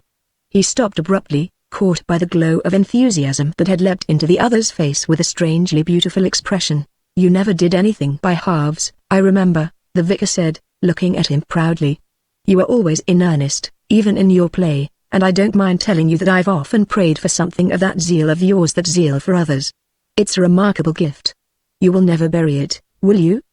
He spoke eagerly, passionately, leaning forward a little across the table. "Few have it nowadays, it grows rarer with the luxury and self-seeking of the age. It struck me so in you as a boy, that even your sprites worked not for themselves but for others. Your dustman, your sweep, your absurd lamplighter, all were busy doing wonderful things to help their neighbors, all, too, without reward." Rogers flushed like a boy. But he felt the thrill of his dream course through him like great fires. Wherein was any single thing in the world worth doing, any object of life worth following, unless as means to an end, and that end helping someone else. One's own little personal dreams became exhausted in a few years, endeavors for self smothered beneath the rain of disappointments, but others, and work for others, this was endless and inexhaustible. I've sometimes thought, he heard the older man going on, that in the dusk I saw his voice lowered and he glanced towards the windows where the rose trees stood like little figures, cloaked and bonneted with beauty beneath the stars, that I saw your dustman scattering his golden powder as he came softly up the path, and that some of it reached my own eyes, too, or that your swift lamplighter lent me a moment his gold tip trod of us so that I might light fires of hope in suffering hearts here in this tiny world of my own parish. Your dreadful head gardener, too. And your song of the blue eyes fairy. He added slyly, almost mischievously, you remember that, I wonder? HMA little, yes something, replied Rogers confusedly. It was a dreadful doggerel. But I've got a secretary now, he continued hurriedly and in rather a louder voice, a fellow named Minx, a jewel really of a secretary he is, and he, I believe, can write real. It was charming enough for us all to have remembered it, anyhow. The vicar stopped him, smiling at his blushes, and for May, or was it Joan? Dear me, how I do forget names! To have set it to music. She had a little gift that way, you may remember, and, before she took up teaching she wrote one or two little things like that. Ah, did she really? Murmured the other. He scarcely knew what he was saying, for a mist of blue had risen before his eyes, and in it he was seeing pictures. The spell of blue, wasn't it, or something like that? He said a moment later, blue, the color of beauty in flowers, sea, sky, distance, the childhood color par excellence. But chiefly in the eyes of children, yes. The vicar helped him, rising at the same time from the table. It was the spell, the passport, the open sesame to most of your adventures. Come now, if you won't have another glass of port, and we'll go into the drawing room, and Joan, Joan, of course, shall sing it to you. For this is a very special occasion for us, you know, he added as they passed across the threshold side by side. To see you is to go back with you to Fairyland. The piano was being idly strummed as they went in, and the player was easily persuaded to sing the little song. It floated through the open windows and across the lawn as the two men in their corners listened. She knew it by heart, as though she often played it. The candles were not lit. Dusk caught the sound and muted it enchantingly. And somehow the simple melody helped to conceal the meagerness of the childish words. Everywhere, from sky and lawn and solemn trees, the past came softly in and listened to. There's a fairy that hides in the beautiful eyes of children who treat her well, in the little round hole where the eyeball lies she weaves her magical spell. Oh, tell it to me. Oh, how can it be, this spell of the blue eyes fairy? Well, the eyes must be blue, and the heart must be true, and the child must be better than gold, and then, if you'll let her, the quicker the better, she'll make you forget that you're old, that you're heavy and stupid, and old. So, if such a child you should chance to see, or with such a child to play, no matter how weary and dull you be, nor how many tons you weigh, you will suddenly find that you're young again, and your movements are light and airy, and you'll try to be solemn and stiff in vain. It's the spell of the blue eyes fairy. Now I've told it to you, and you know it is true. It's the spell of the blue eyes fairy. And it's the same spell, said the old man in his corner as the last notes died away, and they sat on some minutes longer in the fragrant darkness, that you cast about us as a boy, Henry Rogers, when you made that wonderful net of stars and fastened it with your comet's nails to the big and little cedars. The one catches your heart, you see, while the other gets your feet and head and arms till you're a hopeless prisoner in Fairyland. Only the world today no longer believes in Fairyland, was the reply, and even the children have become scientific. Perhaps it's only buried though. The two ought to run in harness, really opposite interpretations of the universe. One might revive it here and there perhaps. Without it, all the tenderness seems leaking out of life. Joan presently said good night, but the other two waited on a little longer, and before going to bed they took a turn outside among the flower beds and fruit trees that formed the tangled vicarage garden at the back. It was uncommonly warm for a night in early spring. The lilacs were in bud, and the air most exquisitely scented. Rogers felt himself swept back wonderfully among his early years. It seemed almost naughty to be out at such an hour instead of asleep in bed. It was quite ridiculous, but he loved the feeling and let himself go with happy willingness. The story of vice versa, where a man really became a boy again, passed through his mind and made him laugh. And the old vicar kept on feeding the semi-serious mood with what seemed almost intentional sly digs. Yet the digs were not intentional, really, it was merely that his listener, already prepared by his experience with the Starlight Express, read into them these searching meanings of his own. Something in him was deeply moved. "You might make a great teacher, you know," suggested his companion, stooping to sniff a lilac branch as they paused a moment. "I thought so years ago, I think so still. You've kept yourself so simple. How not to do most things," laughed the other, glad of the darkness. "How to do the big and simple things," was the rejoinder, "and do them well, without applause. You have belief, too much, perhaps. I simply can't get rid of it, don't try to. It's belief that moves the world. People want teachers, that's my experience in the pulpit and the parish, a world in miniature, after all, but they won't listen to a teacher who hasn't got it. There are no great poets today, only great discoverers. The poets, the interpreters of discovery, are gone starved out of life by ridicule, and by questions to which exact answers are impossible. With your imagination and belief you might help a world far larger than this parish of mine at any rate. I envy you, goodness." How the kind eyes searched his own in this darkness.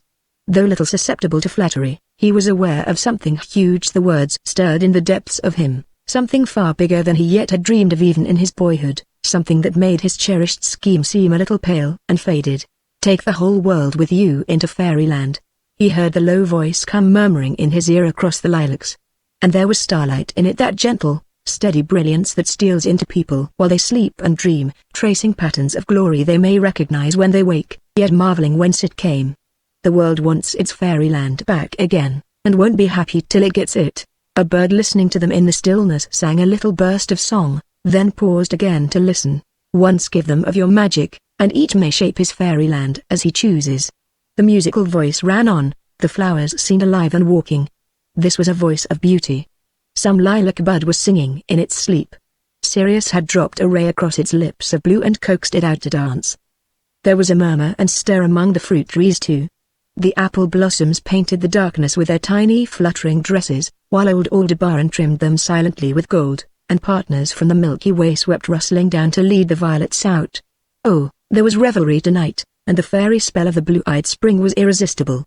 "But the world will never dance," he whispered sadly, half to himself perhaps. "It's far too weary. It will follow a leader," came the soft reply, "who dances well and pipes the true old music so that it can hear.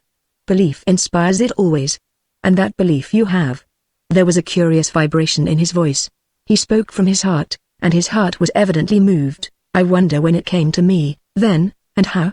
The vicar turned and faced him where they stood beneath the lime trees.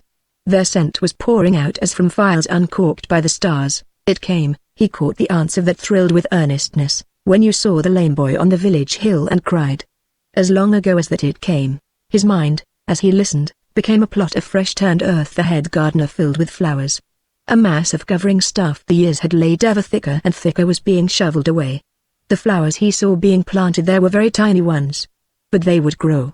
A leaf from some far-off rocky mount of olive trees dropped fluttering through the air and marvelously took root and grew. He felt for a moment the breath of night air that has been tamed by an eastern sun. He saw a group of men, bareheaded, standing on the slopes, and in front of them a figure of glory teaching little, simple things they found it hard to understand. "You have the big and simple things alive in you," the voice carried on his pictured thought among the flowers. "In your heart they lie all waiting to be used. Nothing can smother them. Only you must give them out. If only I knew how." "Keep close to the children," sifted the strange answer through the fruit trees. "The world is a big child. And catch it when it lies asleep not thinking of itself," he whispered. "The time is so short. At 40 you stand upon the threshold of life, with values learned and rubbish cleared away. So many by that time are already dead in heart. I envy your opportunities ahead. You have learned already one foundation truth, the grandeur of toil and the insignificance of acquisition. The other foundation thing is even simpler, you have a neighbor. Now, with your money to give as flowers, and your belief to steer you straight, you have the world before you. And keep close to the children, before there are none left," added Rogers under his breath. But the other heard the words and instantly corrected him. "Children of any age, and wherever you may find them." And they turned slowly and made their way in silence across the soaking lawn, entering the house by the drawing-room window. "Good night," the old man said, as he lit his candle and led him to his room, "and pleasant, happy, inspiring dreams." He seemed to say it with some curious, heartfelt meaning in the common words. He disappeared slowly down the passage, shading the candle with one hand to pick his way, and Rogers watched him out of sight. then turned and entered his own room, closing the door as softly as possible behind him. It had been an astonishing conversation. All his old enthusiasm was stirred. Embers leapt to flame. No woman ever had done as much. This old fellow, once merely respected tutor, had given him back his first original fire and zeal, yet somehow cleansed and purified. And it humbled him at the same time. Dead leaves, dropped year by year in his city life, were cleared away as though a mighty wind had swept him. The gardener was burning up dead leaves. The sweep was cleaning out the flues. The lamplighter waving his golden signal in the sky far ahead, it is true, but gleaming like a torch and beacon. The Starlight Express was traveling at top speed among the constellations. He stood at the beginning of the important part of life, and now, as he lay in bed and heard the owls hooting in the woods, and smelt the flowers through the open window, his thoughts followed strongly after that old star train that he used to drive about the sky. He was both engine driver and passenger. He fell asleep to dream of it, and all the vital and enchanting thoughts of his boyhood flowed back upon him with a rush, as though they had never been laid aside. He remembered particularly one singular thing about them, that they had never seemed quite his own, but that he had either read or heard them somewhere else. As a child the feeling was always strong that these jolly thoughts, as he called them, were put into him by someone else, someone who whispered to him, someone who lived close behind his ears. He had to listen very hard to catch them. It was not dreams, yet all night long, especially when he slept tightly, as he phrased it, this fairy whispering continued, and in the daytime he remembered what he could and made up his stories accordingly. He stole these ideas about a starnet and a Starlight Express. One day he would be caught and punished for it. It was trespassing upon the preserves of someone else, yet he could never discover who this someone else was, except that it was a she and lived among the stars, only coming out at night. He imagined she hid behind that little dusty constellation called the Pleiades, and that was why the Pleiades wore a veil and were so dim lest he should find her out. And once, behind the blue gaze of the guard girl, who was out of his heart by this time, he had known a moment of thrilling wonder that was close to awe. He saw another pair of eyes gazing out at him. They were ambery eyes, as he called them, just what was to be expected from a star. And, so great was the shock, that at first he stood dead still and gasped, then dashed up suddenly close to her and stared into her face, frightening her so much that she fell backwards, and the amber eyes vanished instantly. It was the someone else who whispered fairy stories to him and lived behind his ear. For a second she had been marvelously close, and he had lost her. From that moment, however, his belief in her increased enormously, and he never saw a pair of brown ambery eyes without feeling sure that she was somewhere close about him. The lame boy, for instance, had the same delicate tint in his sad, long, questioning gaze. His own collie had it too. For years it was an obsession with him, haunting and wonderful the knowledge that someone who watched close beside him, filling his mind with fairy thoughts, might any moment gaze into his face through a pair of ordinary familiar eyes. And he was certain that all his star imagination about the net, the Starlight Express, and the cave of lost starlight came first into him from this hidden someone else who brought the Milky Way down into his boy's world of fantasy. If ever I meet her in real life, he used to say, I'm done for. She is my star princess. And now, as he fell asleep, the old atmosphere of that Kentish garden drew thickly over him, shaking out clusters of stars about his bed. Dreams usually are determined by something more remote than the talk that has just preceded going to bed, but tonight it was otherwise.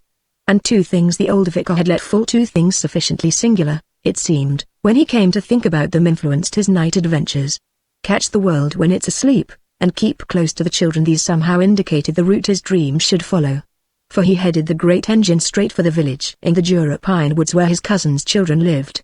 He did not know these children, and had seen his cousin but rarely in recent years, yet, it seemed, they came to meet the train up among the mountain forests somewhere. For in this village, where he had gone to study French, the moods of his own childhood had somehow known continuation and development. The place had once been very dear to him, and he had known delightful adventures there, many of them with this cousin. Now he took all his own childhood's sprites out in this Starlight Express and introduced them to these transplanted children who had never made acquaintance with the English breed. They had surprising, wild adventures altogether, yet in the morning he could remember very little of it all. The interfering sun melted them all down in dew. The adventures had some object, however, that was clear, though what the object was, except that it did good somewhere too. Someone was gone, lost in the deeps of sleep behind him. They scurried about the world. The sprites were very active indeed, quite fussily energetic. and his scheme for disabled something or other was not anywhere discoverable in these escapades. That seemed forgotten rather, as though they found bigger, more important things to do, and nearer home too. Perhaps the vicar's hint about the neighbor was responsible for that. Anyhow, the dream was very vivid, even though the morning sun melted it away so quickly and completely. It seemed continuous too. It filled the entire night, yet the thing that Rogers took off with him to town next morning was, more than any other detail, the memory of what the old tutor had said about the living reality and persistence of figures that passionate thinking has created that, and the value of belief. Chapter 6. Be thou my star, and thou in me be seen to show what source divine is, and prevails. I mark thee planting joy in constant fire. To Sirius, G. Meredith. And he rather astonished the imperturbable Minx next day by the announcement that he was thinking of going abroad for a little holiday. When I return, it will be time enough to take up the scheme in earnest, he said. For Minx had brought a sheaf of notes embodying the results of many hours' labor, showing what others had already done in that particular line of philanthropy. Very good indeed, Minx, very good. I'll take 'em with me and make a careful study of the lot. I shall be only gone a week or so, he added, noticing the other's disappointment. For the secretary had hoped to expound these notes himself at length. Take a week's holiday yourself, he added. Mrs. Minx might like to get to the sea, perhaps.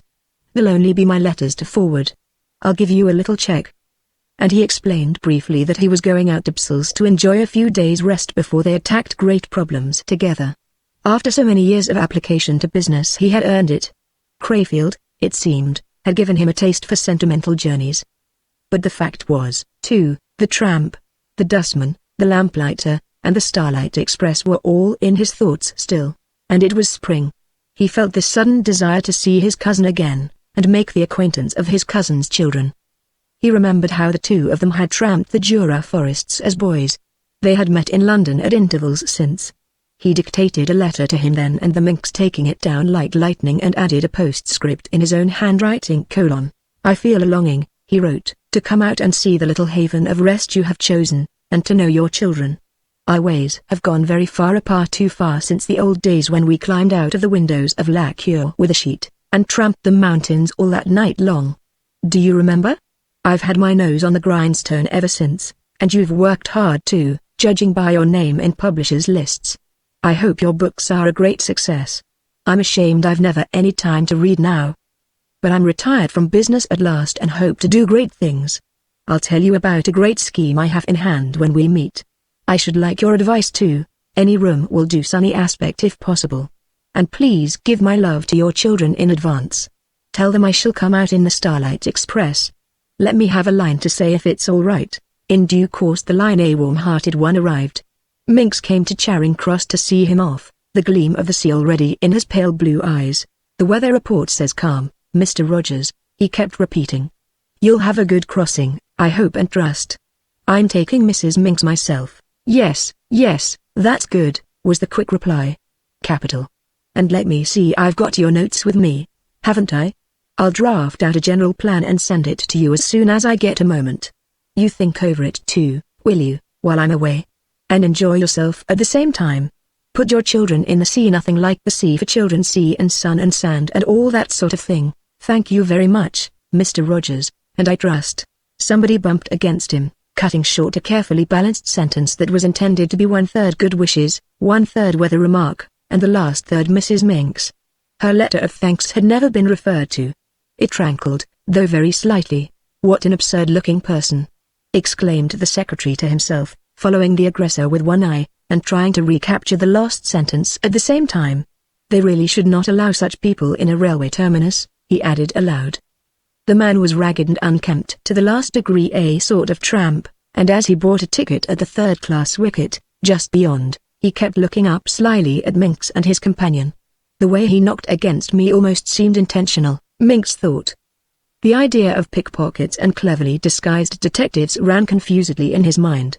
He felt a little flustered for some reason. I beg your pardon, Mr. Rogers was saying to a man who tried to push in front of him. But we must each take our turn, you know. The throng of people was considerable. This man looked like a dustman. He, too, was eagerly buying a ticket, but had evidently mistaken the window. Third class is lower down, I think, Mr. Rogers suggested with a touch of authority. "What a lot of foreigners there are about," remarked Minx. "These stations are full of suspicious characters." The notice about loitering flashed across him. He took the ticket Mr. Rogers handed to him, and went off to register the luggage. And when later he joined his chief at the carriage door, he saw him talking to a couple of strangers who seemed anxious to get in. "I took this corner seat for you, Mr. Rogers," he explained, both to prove his careful forethought and to let the strangers know that his master was a person of some importance. They were such an extraordinary couple too. Had there been hop pickers about, he could have understood it. They were almost figures of masquerade, for while one resembled more than anything else a chimney sweep who had forgotten to wash his face below the level of the eyes, the other carried a dirty sack across his shoulders, which apparently he had just been trying to squeeze into the rack. They moved off when they saw Minx, but the man with the sack made a gesture with one hand, as though he scattered something into the carriage through the open door. The secretary threw a reproachful look at a passing guard, but there was nothing he could do. People with tickets had a right to travel. Still, he resented these crowding, pushing folk. "I'm sorry, Mr. Rogers," he said, as though he had chosen a port train for his honored chief. "There must be an excursion somewhere. There's a big fete of vegetarians, I know, at Sabaton today, but I can hardly think these people—" "Don't wait, Minx," said the other, who had taken his seat. "I'll let you hear from me, you know, about the scheme and other things. Don't wait." He seemed curiously unobservant of these strange folk, almost absent-minded. The guard was whistling. Minx shut the door and gave the traveling rug a last tuck-in about his feet. He felt as though he were packing off a child. The mother in him became active. Mr. Rogers needed looking after. Another minute and he would have patted him and told him what to eat and where. But instead he raised his hat and smiled. The train moved slowly out, making a deep purring sound like flowing water. The platform had magically thinned. Officials stood lonely among the scattered wavers of hats and handkerchiefs. As he stepped backwards to keep the carriage window in sight until the last possible moment, Minx was nearly knocked over by a man who hurried along the platform as if he still had hopes of catching the train. "Really, sir?" gasped the secretary, stooping to pick up his newspaper and lavender glove. He wore one glove and carried the other the collision had sent flying. But the man was already far beyond the reach of his voice. "He must be an escaped lamplighter, or something," he laughed good-naturedly, as he saw the long legs vanish down the platform. He leapt onto the line. Evidently he was a railway employee. He seemed to be vainly trying to catch the departing buffers. An absurd and reckless fellow, thought Minx. But what caught the secretary's attention last, and made him wonder a little if anything unusual was happening to the world, was the curious fact that, as the last carriage glided smoothly past, he recognized 4 figures seated comfortably inside. Their feet were on the cushions disgracefully. They were talking together, heads forward, laughing, even singing.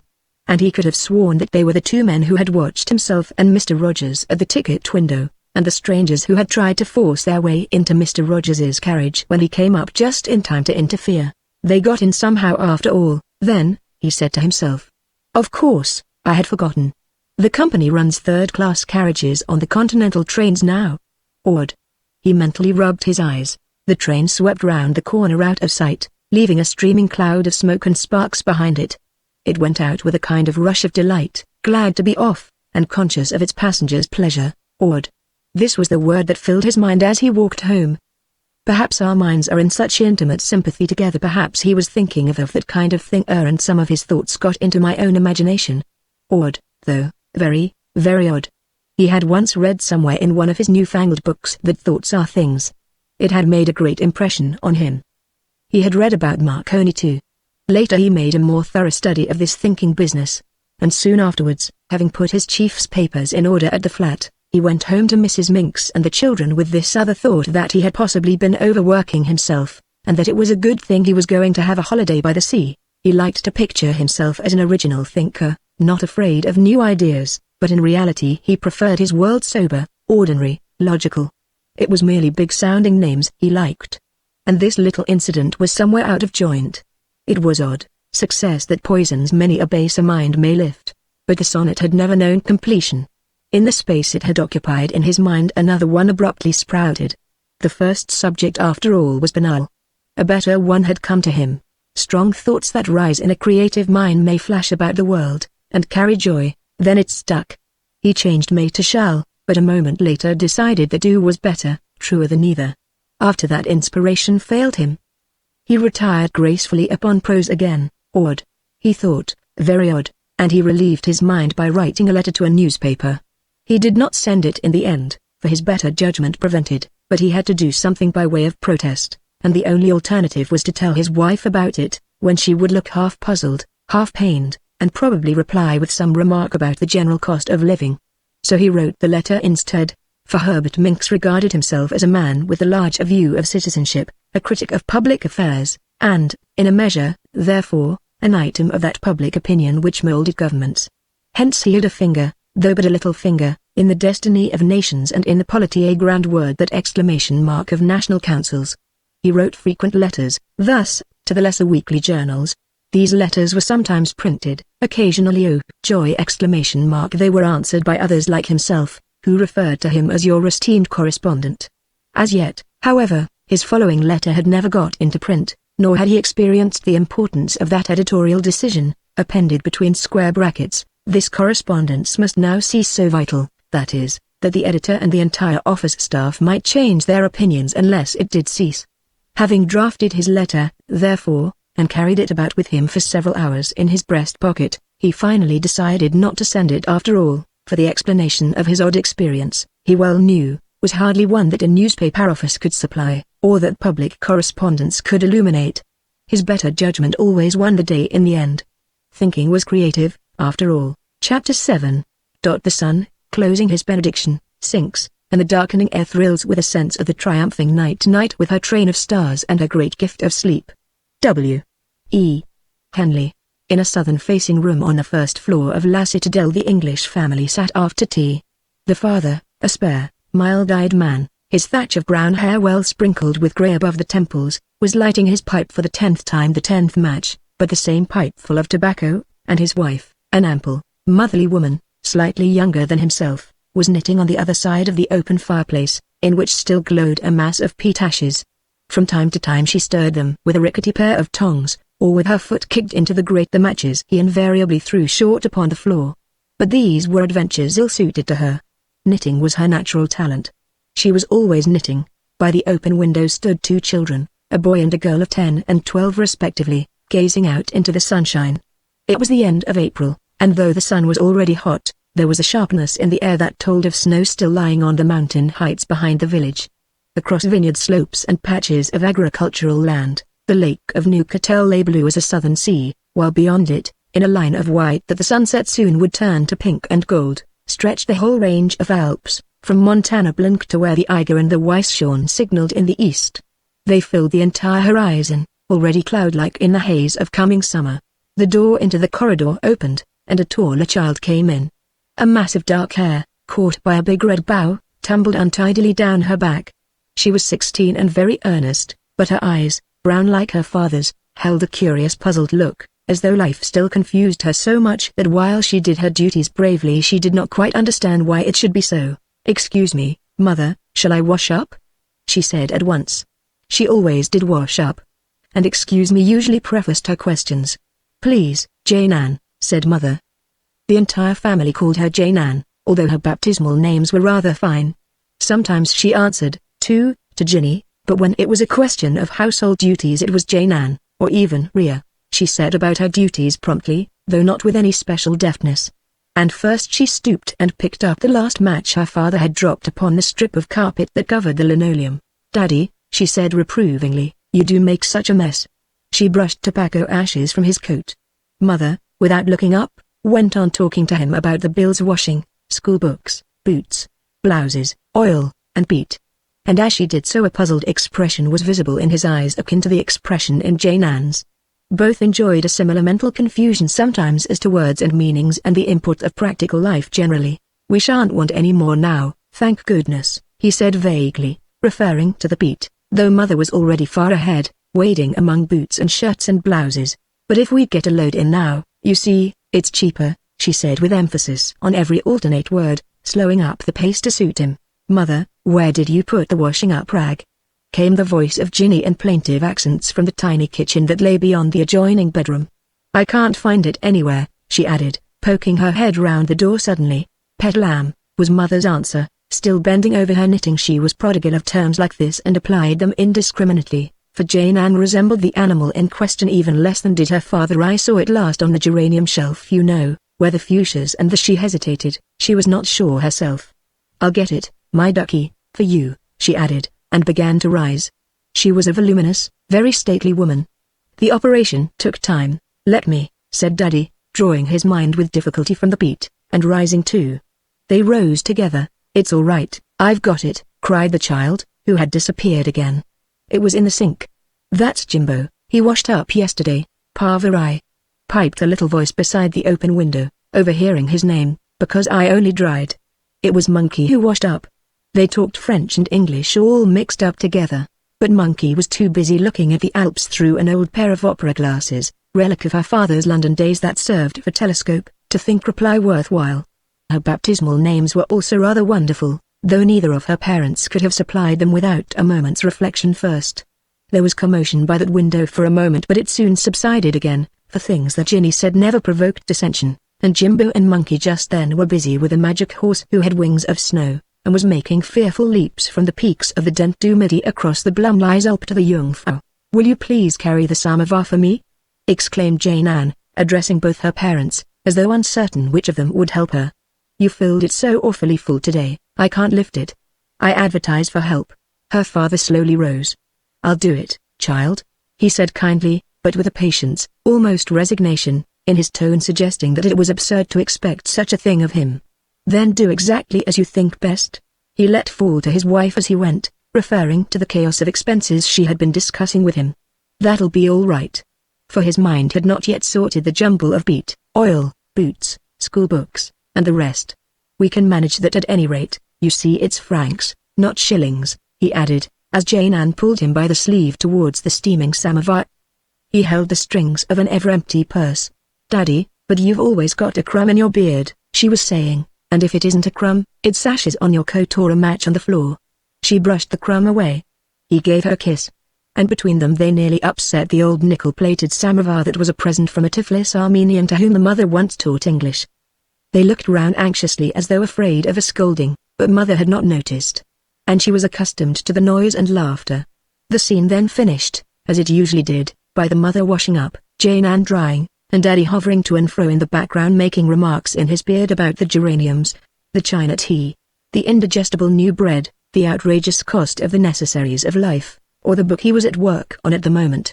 He often enough gave his uncertain assistance in the little menial duties connected with the preparation or removal of the tea things, and had even been known to dry. Only washing up he never did. Somehow his vocation rendered him immune from that. He might bring the peat in, fill the lamps, arrange and dust the scanty furniture, but washing up was not a possibility even. As an author it was considered beneath his dignity altogether, almost improper. It would have shocked the children. Mother could do anything. It was right and natural that she should pour soli, but Daddy's profession set him in an enclosure apart, and there were certain things in this servantless ménage he could not have done without disgracing the entire family. Washing up was one, carrying back the empty basket of tea things to the pension was another. Daddy wrote books. As Jane Ann put it forcibly and finely once, Shakespeare never washed up or carried a tea basket in the street! Which the others accepted as a conclusive statement of authority. And, meantime, the two younger children, who knew how to amuse each other for hours together unaided, had left the magic horse in its stables for the night an enormous snowdrift and were sitting side by side upon the sofa conning a number of punch some English aunt had sent them. The girl read out the jokes, and her brother pointed with a very dirty finger to the pictures. None of the jokes were seized by either, but Jimbo announced each one with, "Oh, I say." And their faces were grave and sometimes awed, and when Jimbo asked, "But what does that mean?" his sister would answer, "Don't you see, I suppose the cabman meant," finishing with some explanation very far from truth, whereupon Jimbo, accepting it doubtfully, said nothing, and they turned another page with keen anticipation. They never appealed for outside aid, but enjoyed it in their own dark, mysterious way. And, presently, when the washing up was finished, and the dusk began to dim the landscape and conceal the ghostly-looking Alps, they retired to the inner bedroom, for this was Saturday and there were no school tasks to be prepared, and there, seated on the big bed in the corner, they opened a book of cantiques used in school, and sang one hymn and song after another, interrupting one another with jokes and laughter and French and English sentences oddly mixed together. Jimbo sang the tune, and Monkey the alto. It was by no means unpleasant to listen to. And, upon the whole, it was a very grave business altogether, graver even than their attitude to Punch. Jane Ann considered it a foolish waste of time, but she never actually said so. She smiled her grave smile and went her own puzzled way alone. Usually at this hour the den presented a very different appearance, the children, with slates and K-highs, working laboriously round the table, Jane Ann and Mother knitting or mending furiously, Miracut, the old cat, asleep before the fire, and a general schoolroom air pervading the place. The father, too, tea once finished, would depart for the little room he slept in and used as workplace over at the carpenter's house among the vineyards. He kept his books there, his rows of pipes and towering little heap of half-filled matchboxes, and there he wrote his clever studies that yet were unproductive of much gold and brought him little more than pleasant notices and occasional letters from enthusiastic strangers. It seemed a very unremunerative labor indeed, and the family had done well to migrate from Essex into Switzerland, where, besides the excellent schools which cost barely £2 annually per head, the children learned the language and enjoyed the air of forest and mountain into the bargain. Life, for all that, was a severe problem to them, and the difficulty of making both ends come in sight of each other, let alone meeting, was an ever-present one. That they jogged along so well was due more than the others realized to the untiring and selfless zeal of the Irish mother, a plucky, practical woman, and a noble one if ever such existed on this earth.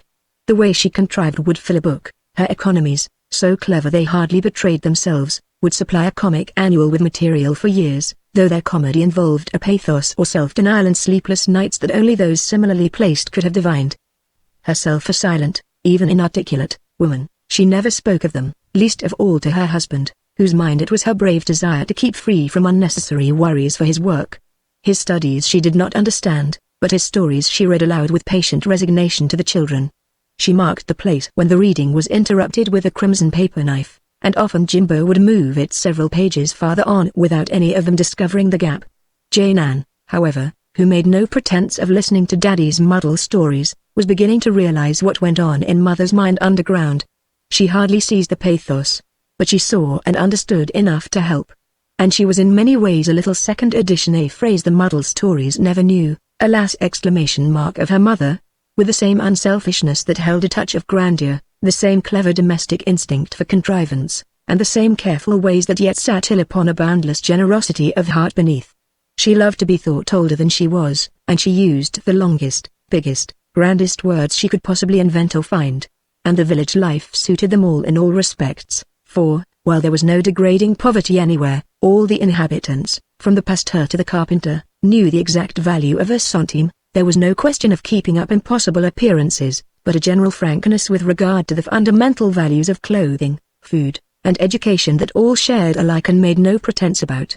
Any faintest sign of snobbery, for instance, would have been drummed out of the little mountain hamlet at once by Jiggy, the gendarme, who spent more time in his fields and vineyards than in his uniform. And, while everyone knew that a title and large estates were a not impossible future for the famille Anglaise, it made no slightest difference in the treatment of them, and indeed hardly lent them the flavor of a faintest cachet. They were the English family in La Citadelle, and that was all there was about it. The peasants, however, rather pitied the hard-working author who had to write all those books, than paid him honorable tribute for his work. It seemed so unnecessary. Vineyards produced wine a man could drink and pay for, but books.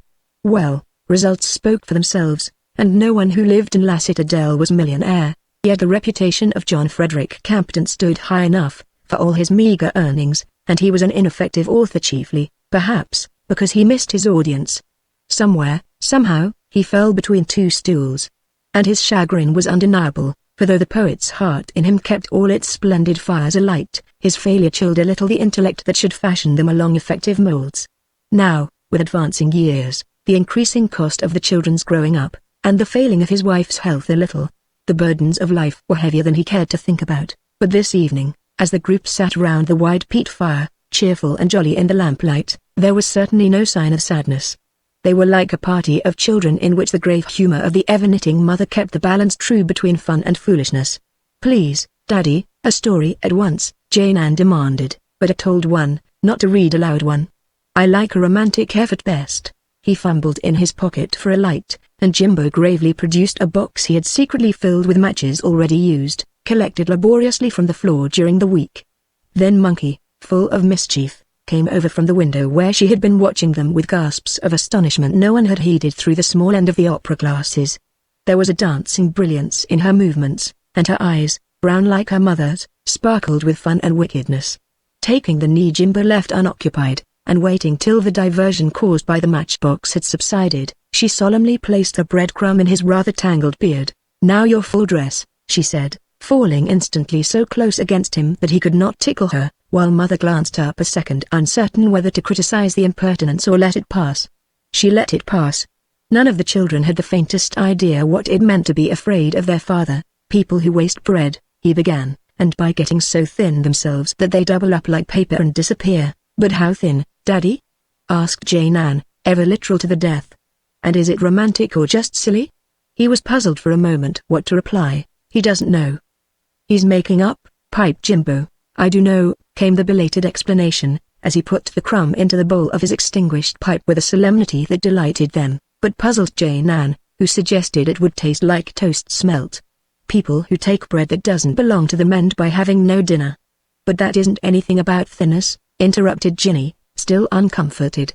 "Someone wasted by love was in her mind perhaps." "It is, child, because they get so frightfully thin," he went on, "that they end by getting thinner than the thin end of a wedge." The eyes of Mother twinkled, but the children still stared, waiting. They had never heard of this phrase about the wedge.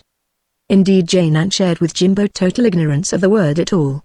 Like the audience who read his books, or rather ought to have read them, they expected something different, yet still hoped. "It's a rhyme, and not a story though," he added, anticipating perhaps their possible disappointment. For the recent talk about expenses had chilled his imagination too much for an instantaneous story, whereas rhymes came ever to him easily. "All right. Let's have it anyhow," came the verdict in sentences of French and English. And in the breathless pause that followed, even Mother looking up expectantly from her busy fingers, was heard this strange fate of the thin child who stole another's breadcrumb colon. He then grew thinner than the thin end of the wedge. He grew so pitifully thin it set his teeth on edge, but the edge it set his teeth upon was worse than getting thinner, for it was the edge of appetite, and his teeth were in no dinner. There was a deep silence. Mother looked as though she expected more, the good part yet to come. The rhyme fell flat as a pancake, for of course the children did not understand it. "It's nonsense," clever enough, escaped them. "True nonsense is for grown-ups only." Jane Ann stared steadily at him with a puzzled frown. Her face wore an expression like a moth. "Thank you, Daddy, very much," she said, certain as ever that the fault if any was her own, since all that Daddy said and did was simply splendid. Whereupon the others fairly screamed with delight, turning attention thereby from the dismal failure. "She doesn't understand it, but she's always so polite," cried Monkey. Her mother quickly intervened. "Never mind, Jane Ann," she soothed her, lest her feelings should be ruffled. "You shall never want a dinner, lovey, and when all Monkey's teeth are gone you'll still be able to munch away at something." But Ginny's feelings were never ruffled exactly, only confused and puzzled. She was puzzled now. Her confidence in her father's splendor was unshakable, and, anyhow, Mother, you'll never be a thin wedge, she answered, meaning to show her gratitude by a compliment. She joined herself as loudly as anybody in the roar that followed this sally. Obviously, she had said a clever and amusing thing, though it was not clear to her why it was so. Her flushed face was very happy, it even wore a touch of proud superiority.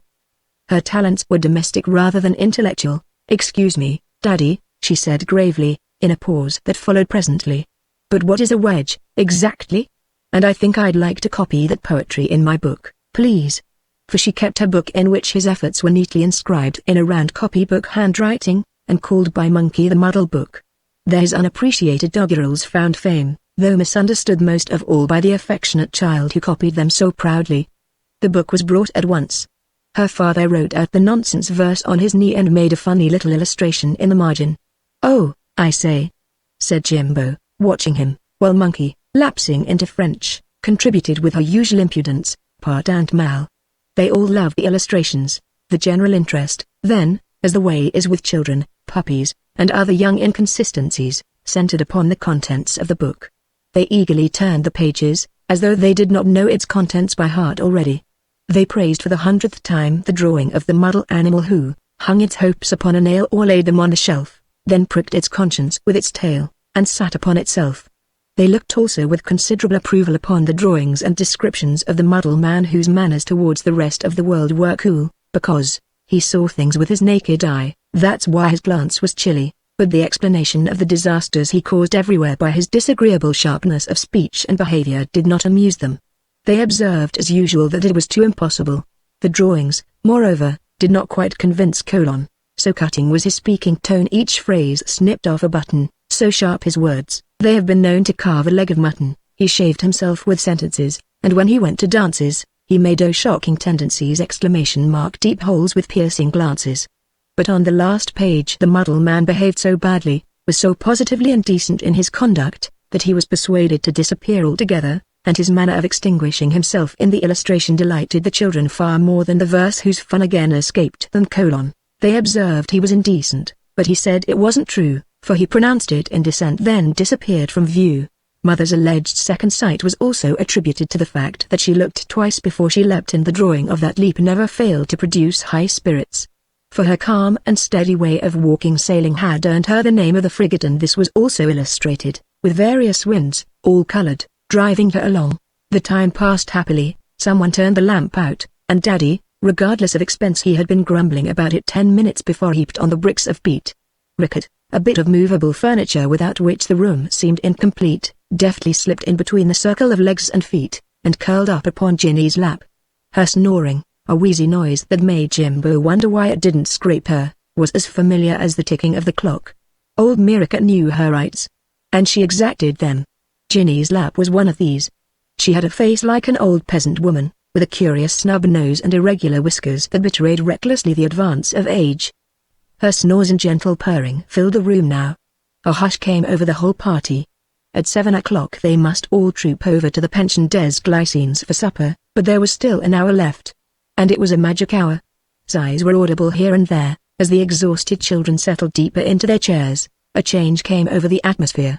Would nothing exciting ever happen? "The stars are out," said Jimbo in his soft, gentle little voice, turning his head towards the windows. The others looked too, all except Mother, whose attitude suggested suspiciously that she slept, and Rickett, who most certainly did sleep.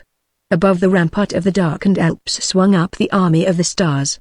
The brighter ones were reflected in the lake. The sky was crowded. Tiny, golden pathways slid down the purple walls of the night. "Someone in heaven is letting down the star ladders," he whispered. Jimbo's sentence had marked the change of key. Enchantment was abroad. The Saturday evening spell was in the room. And suddenly a new enormous thing stirred in their father's heart. Whence it came, or why, he knew not. Like a fire it rose in him deep down, from very far away. Delightful. Was it an inspiration coming, he wondered? And why did Jimbo use that phrase of beauty about star ladders? How did it come into the mind of a little boy? The phrase opened a new channel in the very depths of him, thence climbing up and outwards, towards the brain. And, with a thrill of curious high wonder, he let it come. It was large and very splendid. It came with a rush as of numerous whispering voices that flocked about him, urging some exquisite, distant sweetness in him to unaccustomed delivery. A softness of 10,000 stars trooped down into his blood. Some constellation like the Pleiades had flung their fiery tackle across the dusk upon his mind. His thought turned golden. Chapter 8. We are the stars which sing. We sing with our light. We are the birds of fire. We fly across the heaven. Our light is a star. We make a road for spirits, a road for the Great Spirit. Among us are 3 hunters who chase a bear. There never was a time when they were not hunting. We look down on the mountains. This is the song of the mountains. Red Indian, Algonquin, lyric. Translator, J. D. Prince. A star story, please, the boy repeated, cuddling up. They all drew, where possible, nearer. Their belief in their father's powers, rarely justified, was pathetic.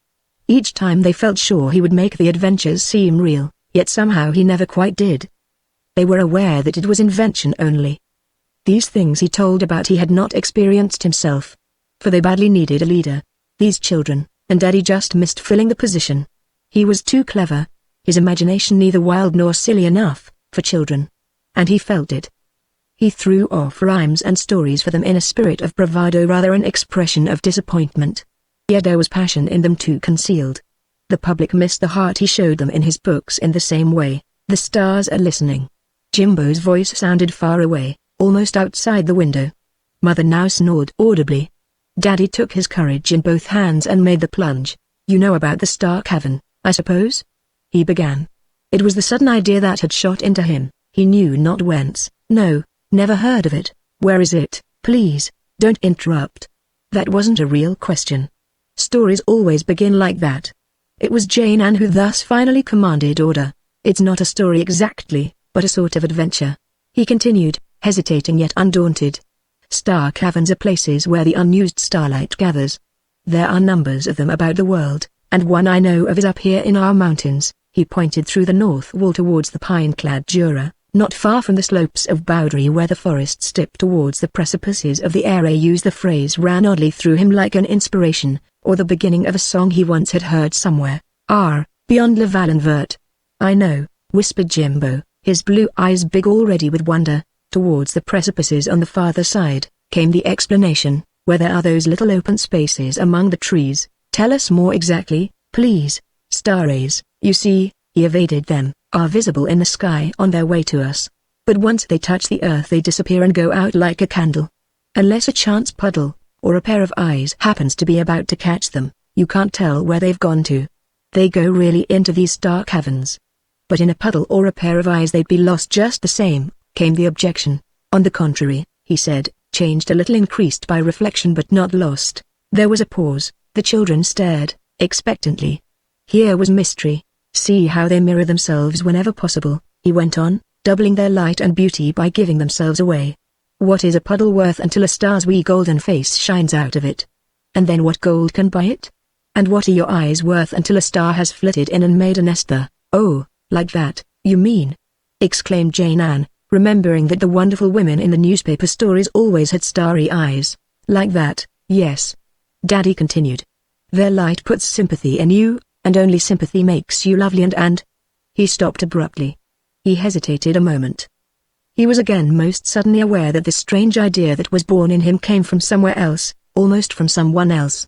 It was not his own idea, nor had he captured it completely yet. Like a wandering little inspiration from another mind it seemed passing through him on uncertain, feathery feet. He had suddenly lost it again. Thought wandered.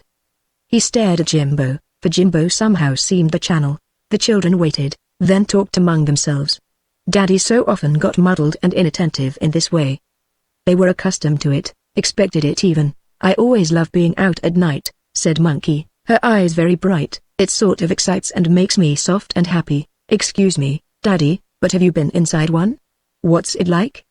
"The cave, I mean." Ginny stuck to the point. She had not yet traveled beyond it. "It all collects in there and rises to the top like cream," he went on, "and has a little tiny perfume like wild violets, and by walking through it you get clothed and covered with it, and come out again all soft shiny." "What's soft shiny, please?" "Something half primrose and half moon." "You're like a star." "But how like a star?" "Why," he explained gently, yet a little disappointed that his adventure was not instantly accepted, "you shine, and your eyes twinkle, and everybody likes you and thinks you beautiful, even if you're not?" inquired Ginny. "But you are. Couldn't we go there now?" "Mother's fast asleep," suggested Jimbo in a mysterious whisper. He felt a curious excitement. This, he felt, was more real than usual. He glanced at Monkey's eyes a moment. "Another time," said Daddy, already half believing in the truth of his adventure, yet not quite sure of himself. "It collects, and collects, and collects. Sometimes, here and there, a little escapes and creeps out into yellow flowers like dandelions and buttercups. A little, too, slips below the ground and fills up empty cracks between the rocks. Then it hardens, gets dirty, and men dig it out again and call it gold.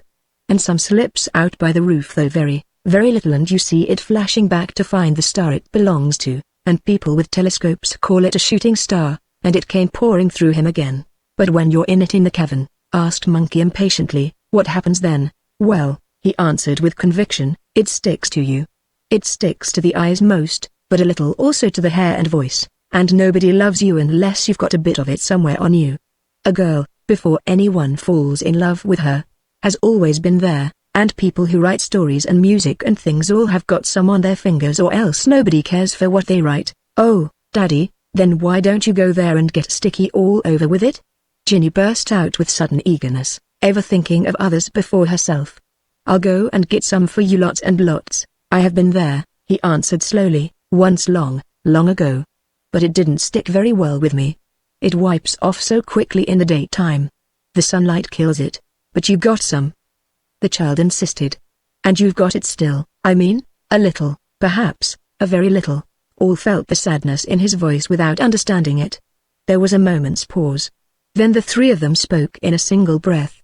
Please show it to us now, they cried. I'll try, he said, after a slight hesitation, but it's only a rhyme, you see, and then began to murmur very low for fear of waking Mother. He almost sang it to them. The flock of tiny voices whispered it to his blood. He merely uttered what he heard: starlight runs along my mind and rolls into a ball of golden silk, a little skein of tangled glory, and when I want to get it out again to weave the pattern of a verse or story, it must unwind. It then gets knotted, looped, and all up jumbled, and long before I get it straight again, unwumbled, to make my verse or story, the interfering sun has risen and burst with passion through my silky prison to melt it down in dew, like so much spider gossamer or fairy cotton. Don't you? I call it rotten. A hushed silence followed. Eyes sought the fire. No one spoke for several minutes. There was a faint laughter, quickly over, but containing sighs. Only Ginny stared straight into her father's face, expecting more, though prepared at any stage to explode with unfeigned admiration. But that "don't you" comes in the wrong place, she objected anxiously. It ought to come after I call it rotten. She was determined to make it seem all right. No, Ginny, he answered gravely, you must always put others before yourself. It's the first rule in life and literature. She dropped her eyes to the fire like the others. Ah, she said, I see, of course. The long word blocked her mind like an avalanche, even while she loved it. I call it rotten, murmured Monkey under her breath. Jimbo made no audible remark. He crossed his little legs and folded his arms. He was not going to express an opinion until he understood better what it was all about. He began to whisper to his sister. Another longish pause intervened. It was Ginny again who broke it, and wumbled. She asked solemnly, as through the future of everybody depended on it, what is wumbled, really? There's no such thing, is the question mark in life, I mean? She meant to add in literature, but the word stopped her like a hedge. It's what happens to a verse or story I lose in that way, he explained, while Jimbo and Monkey whispered more busily still among themselves about something else. The bit of starlight that gets lost and doesn't stick, you see, ineffective. But there is no such word, really, she urged, determined to clear up all she could. It rhymes, that's all. And there is no verse or story, he replied with a sigh. There was, that's all. There was another pause. Jimbo and Monkey looked round suspiciously. They ceased their mysterious whispering. They clearly did not wish the others to know what their confabulation was about. That's why your books are wumbled, is it? She inquired, proud of an explanation that excused him, yet left his glory somehow unimpaired. Her face was a map of puzzled wrinkles. Precisely, Ginny. You see, the starlight never gets through properly into my mind. It lies there in a knot. My plot is wumbled. I can't disentangle it quite, though the beauty lies there right enough. Oh, yes, she interrupted. The beauty lies there still. She got up suddenly and gave him a kiss. Never mind, Daddy, she whispered. I'll get it straight for you one day. I'll unwumble it.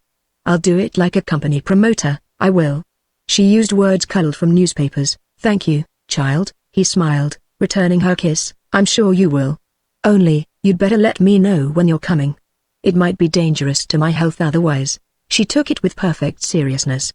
Oh, but, excuse me, I'll come when you're asleep, she told him, so low that the others could not hear. I'll come to you when I'm dreaming. I dream all that night like a busy Highlander. That's right, he whispered, giving her a hug. Come when I'm asleep and all the stars are out, and bring a comb and a pair of scissors, and a hay rake, added Monkey, overhearing. Everybody laughed. The children cuddled up closer to him. They pitied him. He had failed again, though his failure was as much a pleasure as his complete success. They sat on his knees and played with him to make up for it, repeating bits of the rhyme they could remember. Then Mother and Rickett woke up together, and the spell was broken. The party scattered. Only Jimbo and his younger sister, retiring into a corner by themselves, continued their mysterious confabulation. Their faces were flushed with excitement. There was a curious animation in their eyes. Through this may have been borrowed from the embers of the peat. Or, it may have been the stars, for they were close to the open window. Both seemed soft shiny somehow. They, certainly, were not wumbled, and several hours later, when they had returned from supper at the pension and lay in bed, exchanging their last mysterious whispers across the darkness, Monkey said in French, "Jimbo, I'm going to find that cavern where the star stuff lies," and Jimbo answered audaciously, "I've already been there. Will you show me the way, then?" She asked eagerly, and rather humbly. "Perhaps," he answered from beneath the bedclothes, then added, "Of course I will." He merely wished to emphasize the fact that he was leader. "Sleep quickly, then, and join me over there." It was their game to believe they joined in one another's dreams. They slept. And the last thing that reached them from the outer world was their mother's voice calling to them her customary warning, that the Ramona was already in the chimney and that unless they were asleep in 5 minutes he would come and catch them by the tail. For the sweep they looked upon with genuine awe. His visits to the village once in the autumn and once in the spring were times of shivery excitement. Presently Mother rose and sailed on tiptoe round the door to peep. And a smile spread softly over her face as she noted the characteristic evidences of the children beside each bed. Monkey's clothes lay in a scattered heap of confusion, half upon the floor, but Jimbo's garments were folded in a precise, neat pile upon the chair. They looked ready to be packed into a parcel. His habits were so orderly. His school blouse hung on the back, the knickerbockers were carefully folded, and the black belt lay coiled in a circle on his coat and what he termed his waistcoat. Beneath the chair the little pair of very dirty boots stood side by side. Mother stooped and kissed the round plush-covered head that just emerged from below the mountainous duvet. He looked like a tiny radish lying in a big ploughed field. Then, hunting for a full 5 minutes before she discovered the shoes of Monkey, one beneath the bed and the other inside her petticoat, she passed on into the little kitchen where she cleaned and polished both pairs, and then replaced them by their respective owners. This done, she laid the table in the outer room for their breakfast at 6:30, saw that their schoolbooks and satchels were in order, gave them each a little more unnecessary tucking up and a kiss so soft it could not have waked a butterfly, and then returned to her chair before the fire where she resumed the mending of a pile of socks and shirts, blouses and stockings, to say nothing of other indescribable garments, that lay in a formidable heap upon the big round table. This was her nightly routine. Sometimes her husband joined her. Then they talked the children over until midnight, discussed expenses that threatened to swamp them, yet turned out each month just manageable somehow, and finally made a cup of cocoa before retiring. She to herself made bed upon the sofa, and he to his room in the carpenter's house outside the village. But sometimes he did not come. He remained in the pension to smoke and chat with the Russian and Armenian students, who attended daily lectures in the town, or else went over to his own quarters to work at the book he was engaged on at the moment. Tonight he did not come. A light in an attic window, just visible above the vineyards, showed that he was working. The room was very still, only the click of the knitting needles or the soft noise of the collapsing peat ashes broke the stillness. Rickett snored before the fire less noisily than usual. "He's working very late tonight," thought Mother, noticing the lighted window. She sighed audibly. Mentally she shrugged her shoulders. Daddy had long ago left that inner preserve of her heart where she completely understood him. Sympathy between them, in the true sense of the word, had worn rather thin. "I hope he won't overtire himself," she added, but this was the habit of perfunctory sympathy. She might equally have said, "I wish he would do something to bring in a little money instead of earning next to nothing and always complaining about the expenses." Outside the stars shone brightly through the fresh spring night, where April turned in her sleep, dreaming that May was on the way to wake her. Chapter 9. Wrap thy form in a mantle grey, star inwrought. Blind with thine hair the eyes of day, kiss her until she be wearied out, then wander o'er city, and sea, and land, touching all with thine opiate wand. Come, long sought. Tonight, Shelley. Now, cats are curious creatures, and not without reason. Perhaps, are they adored by some, yet regarded with suspicious aversion by others. They know so much they never dare to tell, while affecting that they know nothing and are innocent. For it is beyond question that several hours later, when the village and the citadel were lost in slumber, Miracat stirred stealthily where she lay upon the hearth, opened her big green eyes, and began to Washington. But this toilette was pretense in case anyone was watching. Really, she looked about her all the time. Her sleep also had been that sham sleep of cats behind which various plots and plans mature, a questionable business altogether. The washing, as soon as she made certain no one saw her, gave place to another maneuver. She stretched as though her bones were of the very best elastic. Gathering herself together, she arched her round body till it resembled a toy balloon straining to rise against the pull of 4 thin ropes that held it tightly to the ground. Then, unable to float off through the air, as she had expected, she slowly again subsided. The balloon deflated. She licked her chops, twitched her whiskers, curled her tail neatly round her two front paws and grinned complacently. She waited before that extinguished fire of peat as though she had never harbored a single evil purpose in all her days. A saucer of milk, she gave the world to understand, "See is the only thing I care about." Her smile of innocence and her attitude of meek simplicity proclaimed this to the universe at large. "That's me," she told the darkness, "and I don't care a bit who knows it." She looked so sleek and modest that a mouse need not have feared her. But she did not add, "That's what I mean the world to think," for this belonged to the secret life cats never talk about. Those among humans might divine it who could, and welcome. They would be admitted. But the rest of the world were regarded with mere tolerant disdain. They bored. Then, satisfied that she was unobserved, Miracat abandoned all further pretense, and stalked silently about the room. The starlight just made visible her gliding shadow, as first she visited the made-up sofa bed where the exhausted mother snored mildly beneath the bookshelves, and then, after a moment's keen inspection, turned back and went at a quicker pace into the bedroom where the children slept. There the nightlight made her movements easily visible. The cat was excited. Something bigger than any mouse was coming into her life just now. Rika then witnessed a wonderful and beautiful thing, yet witnessed it obviously not for the first time. Her manner suggested no surprise. "It's like a mouse, only bigger," her expression said. And by this she meant that it was natural. She accepted it as right and proper, for Monkey got out of herself as out of a case. She slipped from her body as a sword slips from its sheath, yet the body went on breathing in the bed just as before.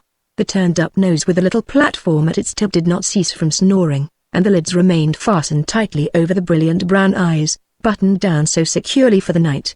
Two plaits of hair lay on the pillow, another rose and fell with the regular breathing of her little bosom. But Monkey herself stood softly shining on the floor within a paw's length. Rika blinked her eyes and smiled complacently. Jimbo was close behind her, even brighter than his sister, with eyes like stars. The visions of cats are curious things, no doubt, and few may guess their furry, silent pathways as they go winding along their length of inconsequent development. For, softer than any mouse, the children glided swiftly into the next room where Mother slept beneath the bookshelves, two shining little radiant figures, hand in hand. They tried for a moment to pull out Mother too, but found her difficult to move. Somewhere on the way she stuck. They gave it up. Turning towards the window that stood open beyond the head of the sofa bed, they rose up lightly and floated through it out into the starry night. Rika leapt like a silent shadow after them. But before she reached the roof of red-brown tiles that sloped down to the yard, Jimbo and Monkey were already far away. She strained her big green eyes in vain, seeing nothing but the tops of the plane trees, thick with tiny coming leaves, the sweep of vines and sky, and the tender, mothering night beyond. She pattered softly back again, gave a contemptuous glance at Mother in passing, and jumped up at once into the warm nest of sheets that gaped invitingly between the shoulder of Jimbo's body and the pillow. She shaped the opening to her taste, kneading it with both front paws, turned 3 times round, and then lay down. Curled in a ball, her nose buried between her back feet, she was asleep in a single moment.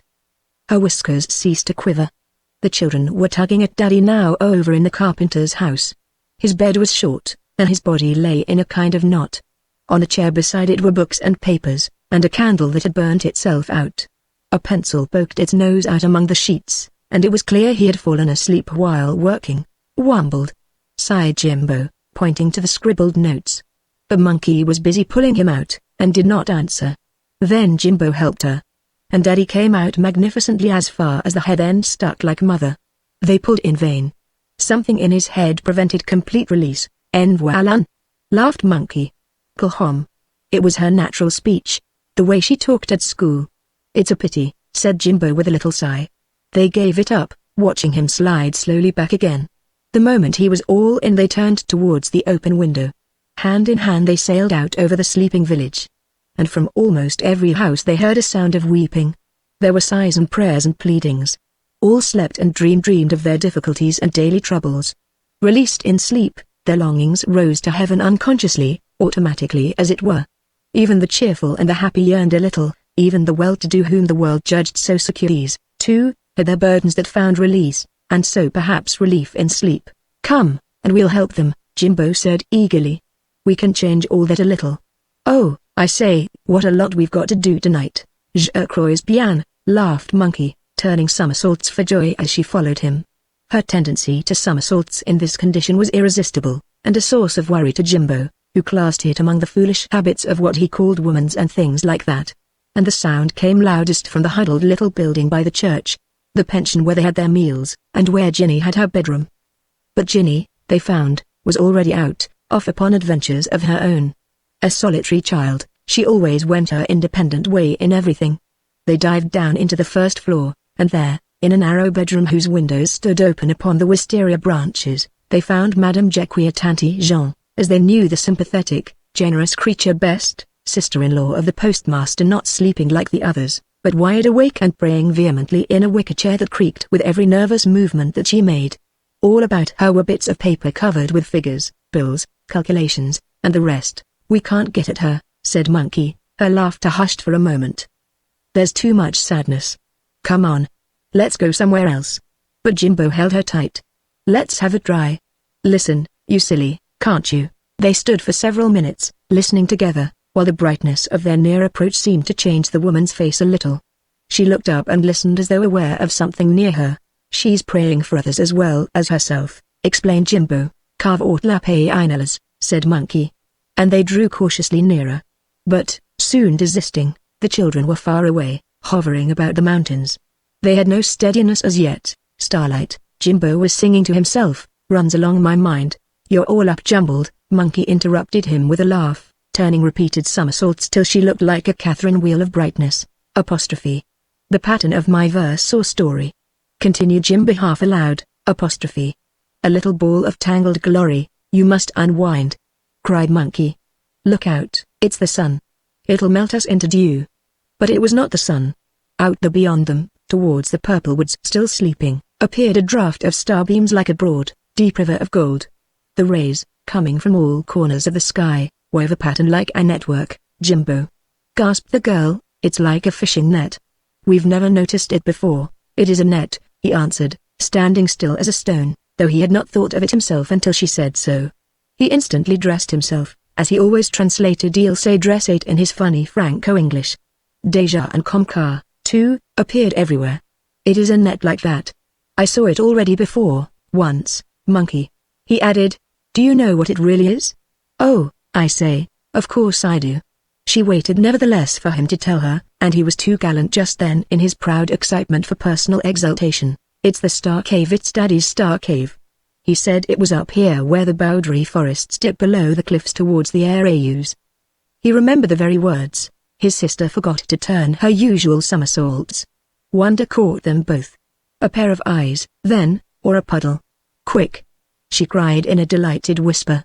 She looked about her everywhere at once, making confused and rushing little movements of helplessness.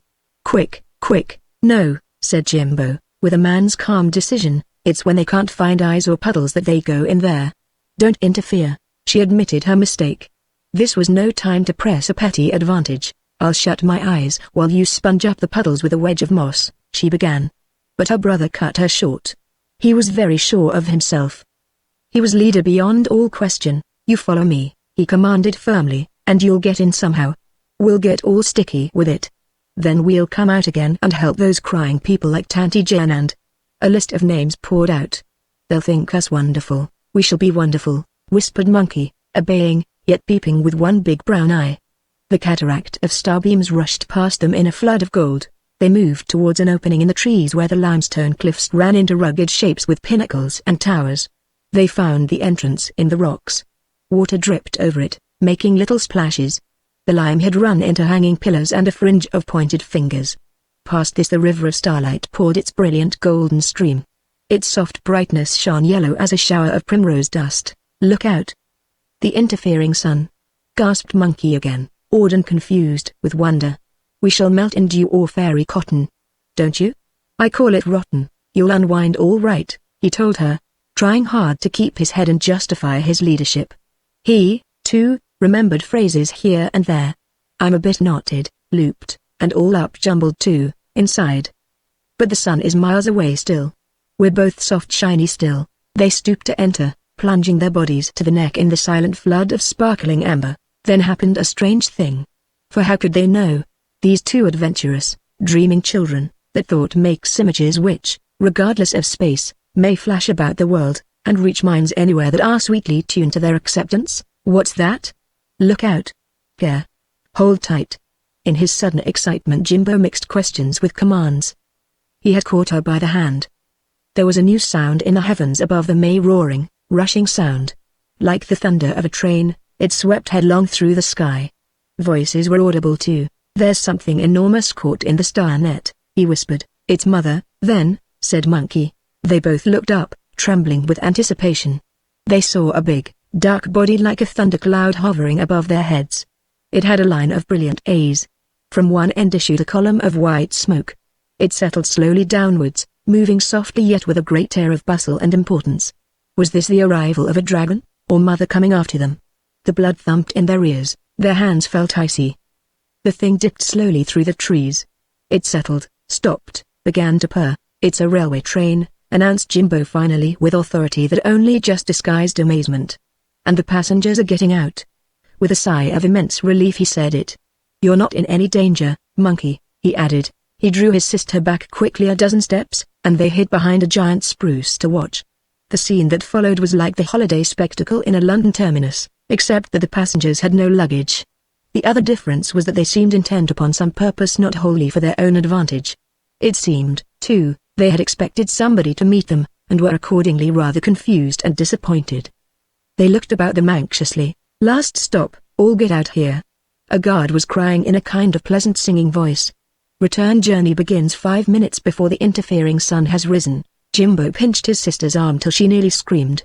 Hear that? He whispered. But Monkey was too absorbed in the doings of the busy passengers to listen or reply.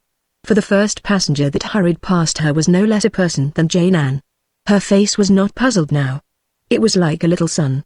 She looked utterly happy and contented, as though she had found the place and duties that belonged to her. Ginny, whispered the two in chorus.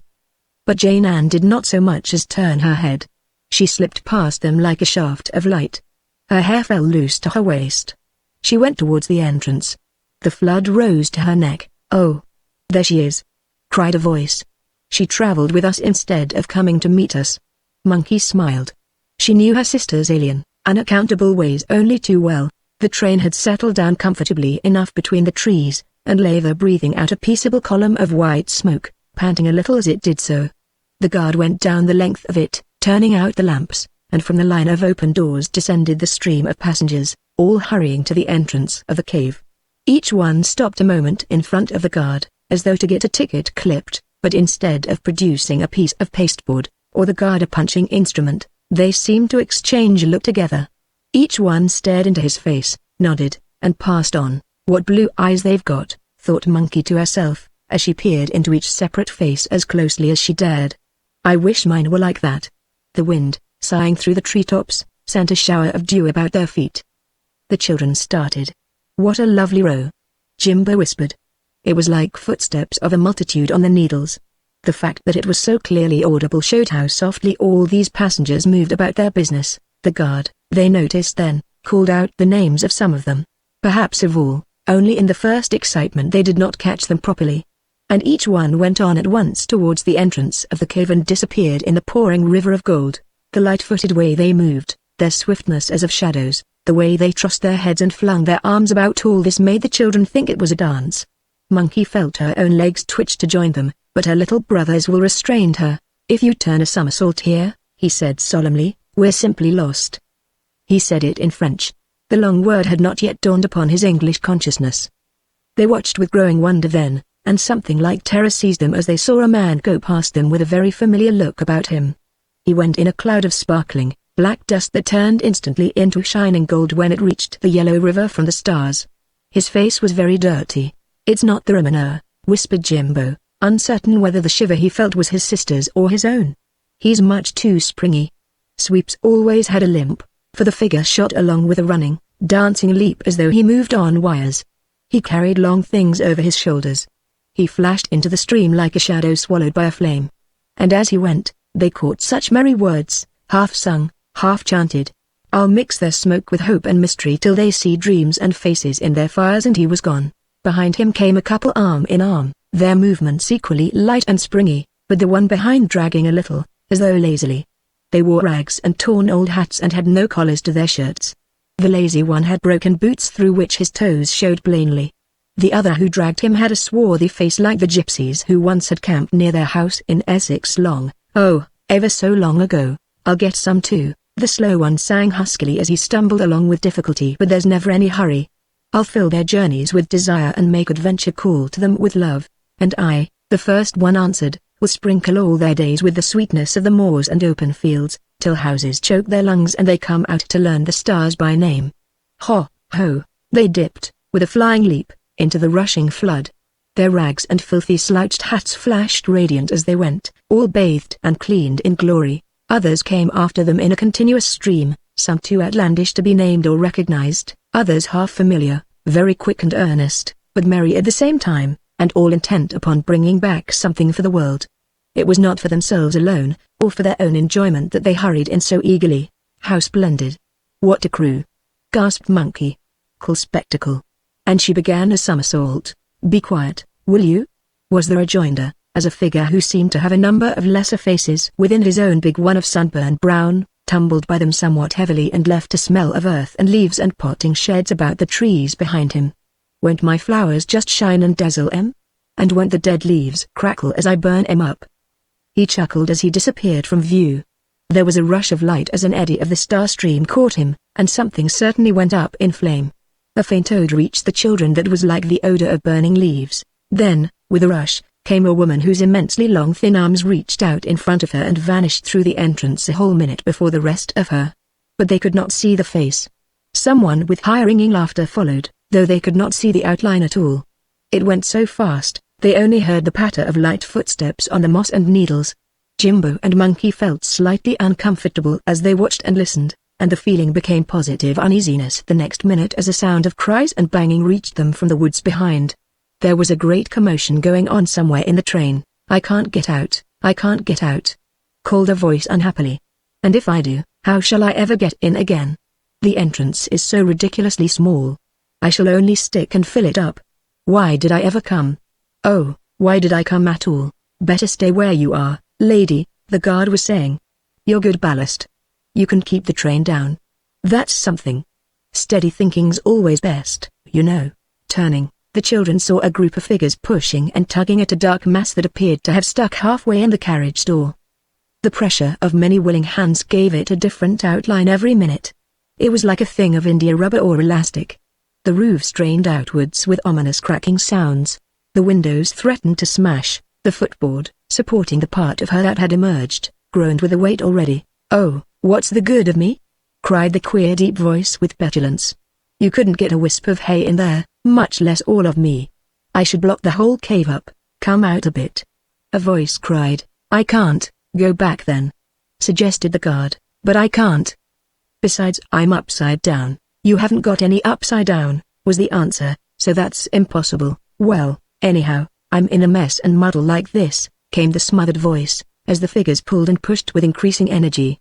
"And my tarpaulin skirt is all askew. The winds are at it as usual. Nothing short of a gale can help you now," was somebody's verdict, while Monkey whispered beneath her breath to Jimbo. "She's even bigger than Mother." Quell mass. Then came a thing of mystery and wonder from the sky. A flying figure, scattering points of light through the darkness like grains of shining sand, swooped down and stood beside the group. "Oh, dustman," cried the guard, "give her of your dust and put her to sleep, please. She's making noise enough to bring the interfering sun above the horizon before his time." Without a word the new arrival passed one hand above the part of her that presumably was the face. Something sifted downwards. There was a sound of gentle sprinkling through the air, a noise followed that was half a groan and half a sigh. Her struggles grew gradually less, then ceased. They pushed the bulk of her backwards through the door. Spread over many seats the woman of the haystack slept. "Thank you," said several voices with relief. "She'll dream she's been in." "That's just as good, every bit," the others answered, resuming their interrupted journey towards the cavern's mouth. "And when I come out she shall have some more," answered the dustman in a soft, thick voice, "as much as ever she can use." He flitted in his turn towards the stream of gold. His feet were already in it when he paused a moment to shift from one shoulder to the other a great sack he carried. And in that moment was heard a low voice singing dreamily the dustman's curious little song. It seemed to come from the direction of the train where the guard stood talking to a man the children had not noticed before. Presumably he was the engine driver, since all the passengers were out now. But it may have been the old dustman himself who sang it. They could not tell exactly. The voice made them quite drowsy as they listened. The busy dustman flutters down the lanes. He's off to gather stardust for our dreams. He dusts the constellations for his sack, finding it thickest on the zodiac, but sweetest in the careless meteor's track, that he keeps only for the old and lonely, and is very strict about it, who sleep so little that they need the best. The rest, the common stuff, is good enough, for Fräulein, or for baby, or for mother, or any other who likes a bit of dust, but yet can do without it if they must. The busy dustman hurries through the sky. The kind old dustman's coming to your eye. By the time the song was over he had disappeared through the opening. I'll show em the real stuff. Came back a voice, this time certainly his own, far inside now. I simply love that man, exclaimed Monkey. Songs are usually such twiddly things, but that was real. She looked as though a somersault were imminent. If only Daddy knew him, he'd learn how to write unwumbled stories. Oh. We must get Daddy out, it's only the head that sticks, was her brother's reply. We'll grease it. They remained silent a moment, not knowing what to do next, when they became aware that the big man who had been talking to the guard was coming towards them. They've seen us, she whispered in alarm. He's seen us. An inexplicable thrill ran over her. They saw us long ago, her brother added contemptuously. His voice quavered. Jimbo turned to face them, getting in front of his sister for protection, although she towered above him by a head at least. The guard, who led the way, they saw now, was a girl not much older than Monkey, with big blue eyes.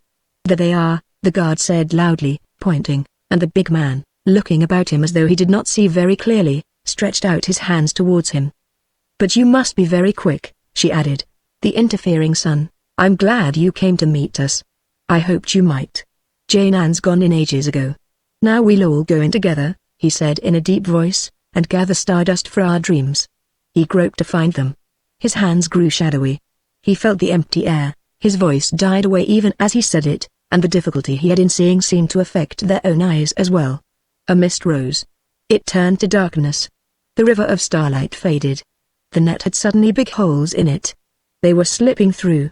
Wind whispered in the trees. There was a sharp, odd sound like the plop of a water rat in a pond. We must be quick, his voice came faintly from far away. They just had time to see his smile, and noticed the gleam of 2 gold teeth. Then the darkness rushed up and covered them. The stream of tangled, pouring beams became a narrow line, so far away it was almost like the streak of a meteor in the sky. Night hid the world and everything in it. 2 radiant little forms slipped past Rickett and slid feet first into the sleeping bodies on the beds. There came soon after a curious sound from the outer room, as Mother turned upon her sofa bed and woke. The sun was high above the Blumelies Alp, spreading a sheet of gold and silver on the lake. Birds were singing in the plane trees. The roof below the open windows shone with dew, and draughts of morning air, sweet and fresh, poured into the room. With it came the scent of flowers and forests, of fields and peaty smoke from cottage chimneys. But there was another perfume too. Far down the sky swept some fleet and sparkling thing that made the world look different. It was delicate and many-tinted, soft as a swallow's wing, and full of butterflies and tiny winds, for, with the last stroke of midnight from the old church tower, May had waked April, and April had run off into the mountains with the dawn. Her final shower of tears still shone upon the ground. Already May was busy drying them. That afternoon, when school was over, Monkey and Jimbo found themselves in the attics underneath the roof together. They had abstracted their father's opera glasses from the case that hung upon the door, and were using them as a telescope. What can you see?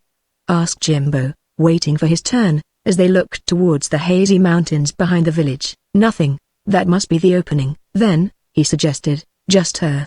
His sister lowered the glasses and stared at him. But it can't be a real place? She said, the doubt in her tone making her words a question. Daddy's never been there himself. I'm sure from the way he told it. You only dreamed it. Well, anyhow, was the reply with conviction, it's there, so there must be somebody who believes in it. And he was evidently going to add that he had been there, when Mother's voice was heard calling from the yard below, come down from that drafty place. It's dirty, and there are dead rats in it. Come out and play in the sunshine. Try and be sensible like Ginny. They smuggled the glasses into their case again, and went off to the woods to play. Though their union seemed based on disagreements chiefly, they were always quite happy together like this. living in a world entirely their own. Ginny went her own way apart, always ever busy with pots and pans and sewing. She was far too practical and domestic for their tastes to amalgamate, yet, though they looked down upon her a little, no one in their presence could say a word against her. For they recognized the child's unusual selflessness, and rather stood in awe of it. And this afternoon in the woods they kept coming across places that seemed oddly familiar, although they had never visited them before. They had one of their curious conversations about the matter, queer talks they indulged in sometimes when quite alone. Mother would have squelched such talk, and Daddy muddled them with long words, while Jane Ann would have looked puzzled to the point of tears. "I'm sure I've been here before," said Monkey, looking across the trees to a place where the limestone cliffs dropped in fantastic shapes of pointed rock. "Have you got that feeling too?" Jimbo, with his hands in the pockets of his blue reefer overcoat and his feet stuck wide apart, stared hard at her a moment. His little mind was searching too. "It's natural enough, I suppose," he answered, too honest to pretend, too proud, though, to admit he had not got it.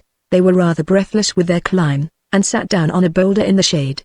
"I know all this awfully well," Monkey presently resumed, looking about her. "But certainly we've never come as far as this.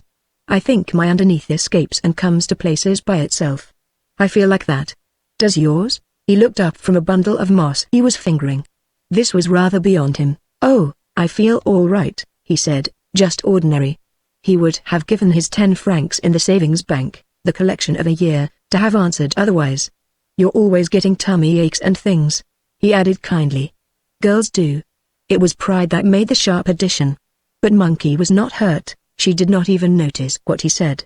The insult thus ignored might seem almost a compliment, Jimbo thought with quick penitence. "Then, perhaps," she continued, more than a little thrilled by her own audacity, "it's somebody else's thinking. Thinking skips about the world like anything, you know. I read it once in one of Daddy's books." "Oh, yes, like that. Thinking hard does make things true, of course," she insisted. "But you can't exactly see them," he put in, to explain his own inexperience. He felt jealous of these privileges she claimed. "They can't last, I mean. But they can't be wiped out either," she said decidedly. "I'm sure of that." Presently they scrambled higher and found among the rocks an opening to a new cave. The Jura Mountains are riddled with caves which the stalactites turn into palaces and castles. The entrance was rather small, and they made no attempt to crawl in, for they knew that coming out again was often very difficult. But there was great excitement about it, and while Monkey kept repeating that she knew it already, or else had seen a picture of it somewhere, Jimbo went so far as to admit that they had certainly found it very easily, while suggesting that the rare good fortune was due rather to his own leadership and skill. But when they came home to tea, full of the glory of their discovery, they found that a new excitement made the announcement fall a little flat. For in the den, Daddy read a telegram he had just received from England to say that Cousin Henry was coming out to visit them for a bit. His room had already been engaged at the carpenter's house. He would arrive at the end of the week. It was the 1st of May, Chapter 10. One of the great facts of the world I hold to be the registration in the universe of every past scene and thought. F. W.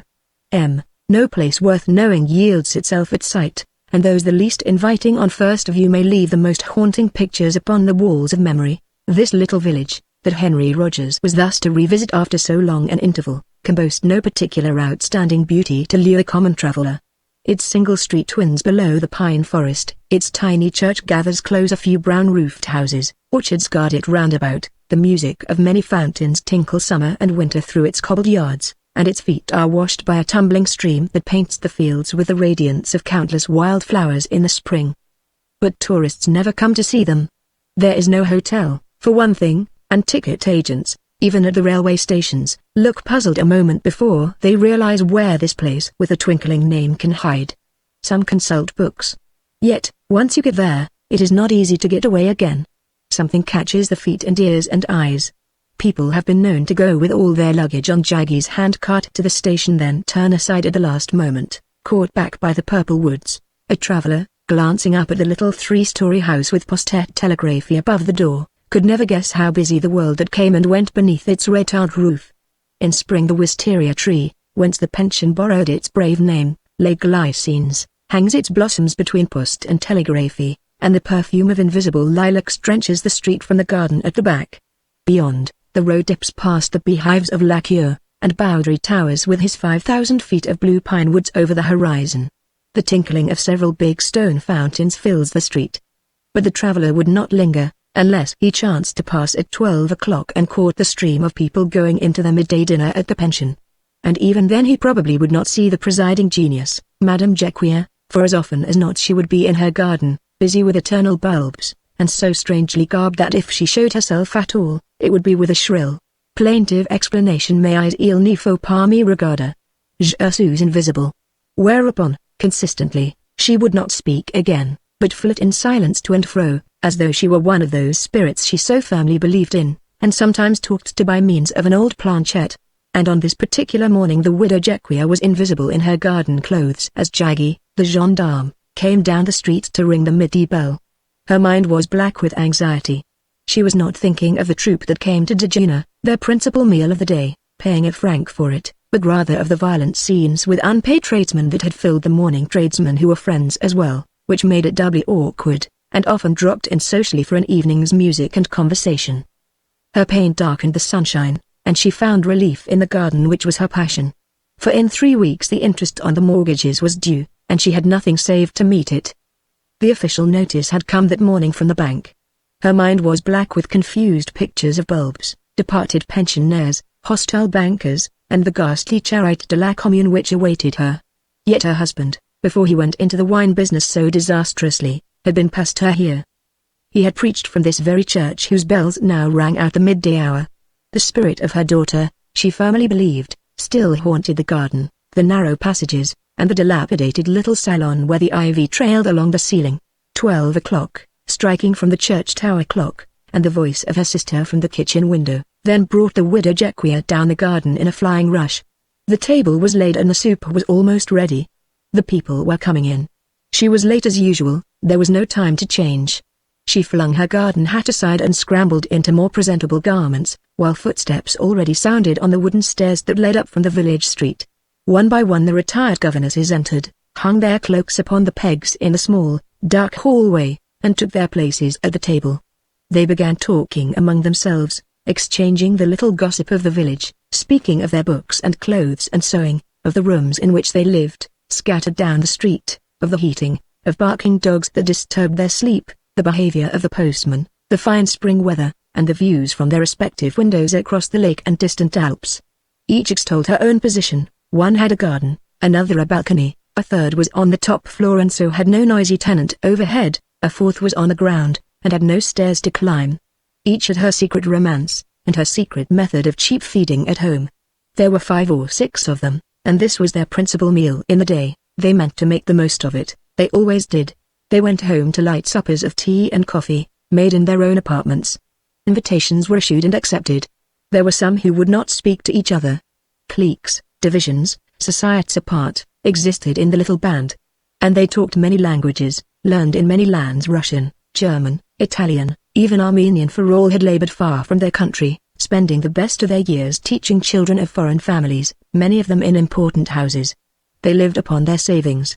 2, at least, had less than £30 a year between them and starvation, and all were of necessity careful of every centime. They wore the same dresses from one year's end to another. They had come home to die. The postmaster entered with a cash box underneath one arm. He bowed gravely to the assembled ladies, and silently took his seat at the table. He never spoke. At meals his sole remarks were statements, je n'ai pas de pain, il me manque une serviette, and the like, while his black eyes glared resentfully at everyone as though they had done him an injury. But his fierceness was only in the eyes. He was a meek and solemn fellow really. Nature had dressed him in black, and he respected her taste by repeating it in his clothes. Even his expression was funereal, though his black eyes twinkled. The servant girl at once brought in his plate of soup, and he tucked the napkin beneath his chin and began to eat. From 12 to 2 the post was closed. His recreation time was precious, and no minute must be lost. After dinner he took his coat off and did the heavy work of the garden, under the merciless oversight of the widow Jacquier, his sister-in-law, the cash-box ever by his side. He chatted with his tame corb, but he never smiled. In the winter he did fretwork. On the stroke of 2 he went downstairs again and disappeared into the cramped and stuffy bureau, whose window on the street was framed by the hanging wisteria blossoms, and at 8 o'clock his day of labor ended. He carried the cash box up to bed at 8:15. At 8:30 his wife followed him. From 9 to 5 he slept. Alone of all the little household the widow Jequia scorned routine.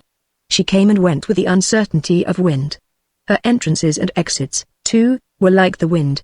With a scattering rush she scurried through the years, noisy, ineffective, yet somewhere fine.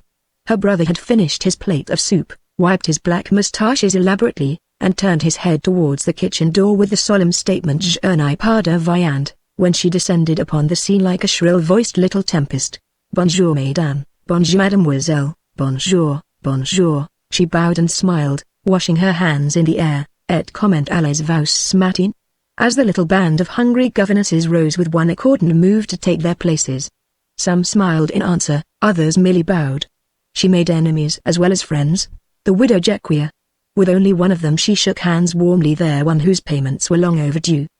But Madame Jequia never asked for her money. She knew the old body's tiny income. She would pay her when she could. Only last week she had sent her food and clothing under the guise of a belated little Easter present. Her heart was bigger than her body. "La famille anglaise n'est pas encore ici," announced the postmaster as though it were a funeral to come. He did not even look up. His protests passed ever unobserved. "But I hear them coming," said a governess, swallowing her soup with a sound of many waters. And, true enough, they came. There was a thunder on the stairs, the door into the hall flew open, voices and laughter filled the place, and Jimbo and Monkey raced in to take their places, breathless, rosy, voluble, and very hungry. Jane Ann followed sedately, bowing to everyone in turn. She had a little sentence for all who cared for one. Smiles appeared on every face.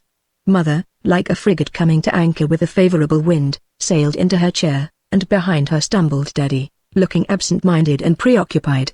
Money was uncommonly scarce just then. The usual psals complaint, conversation in many tongues, unmusically high-pitched, then at once broke loose, led ever by La Patronne at the head of the table. The big dishes of meat and vegetables were handed round, plates were piled and smothered, knives and forks were laid between mouthfuls upon plate edges, forming a kind of frieze all round the cloth. The gossip of the village was retailed with harmless gusto. Dejeuner at Les Glycines was in full swing.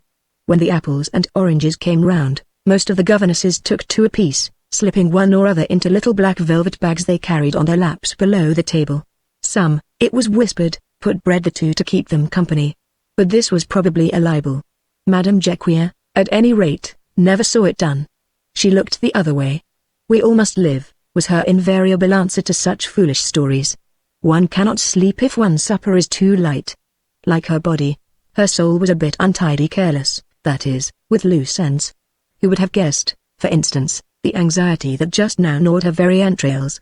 She was a mixture of shameless egotism, and of burning zeal for others. There was a touch of grandeur in her. At the end of the table, just where the ivy leaves dropped rather low from their trailing journey across the ceiling, sat Miss Waghorn, her vigorous old face wrapped, apparently, in many apple skins. She was well past 70, thin, erect, and active, with restless eyes, and hooked nose, the poor old hands knotted with rheumatism, yet a voice somehow retaining the energy of 40. Her manners were charming and old-fashioned, and she came of Quaker stock. 7 years before she arrived at the pension for the summer, and had forgotten to leave. For she forgot most things within 10 minutes of their happening. Her memory was gone. She remembered the face, as most other things as well. About 20 minutes, introductions had to be repeated every day, and sometimes at supper she would say with her gentle smile, "We haven't met before, I think," to someone she had held daily intercourse with for many months.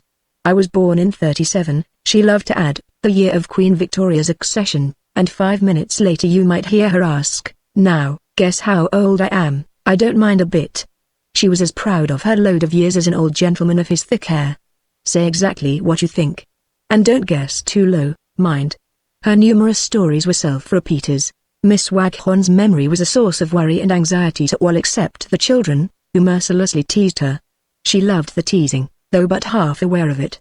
It was their evil game to extract as many of her familiar stories as possible, one after another. They knew all the clues. There was the Cornishman. She came from Cornwall, who had seen a fairy. His adventure never failed to thrill them, though she used the same words every time and they knew precisely what was coming. She was particularly strong on family reminiscences. Her father was bald at 30, Her brother's beard was so long that he tied it round his neck when playing cricket. Her sister had the shortest arms you ever saw. Always of youth she spoke, it was pathetic, so determined was she to be young at 70. Her family seemed distinguished in this matter of extremes.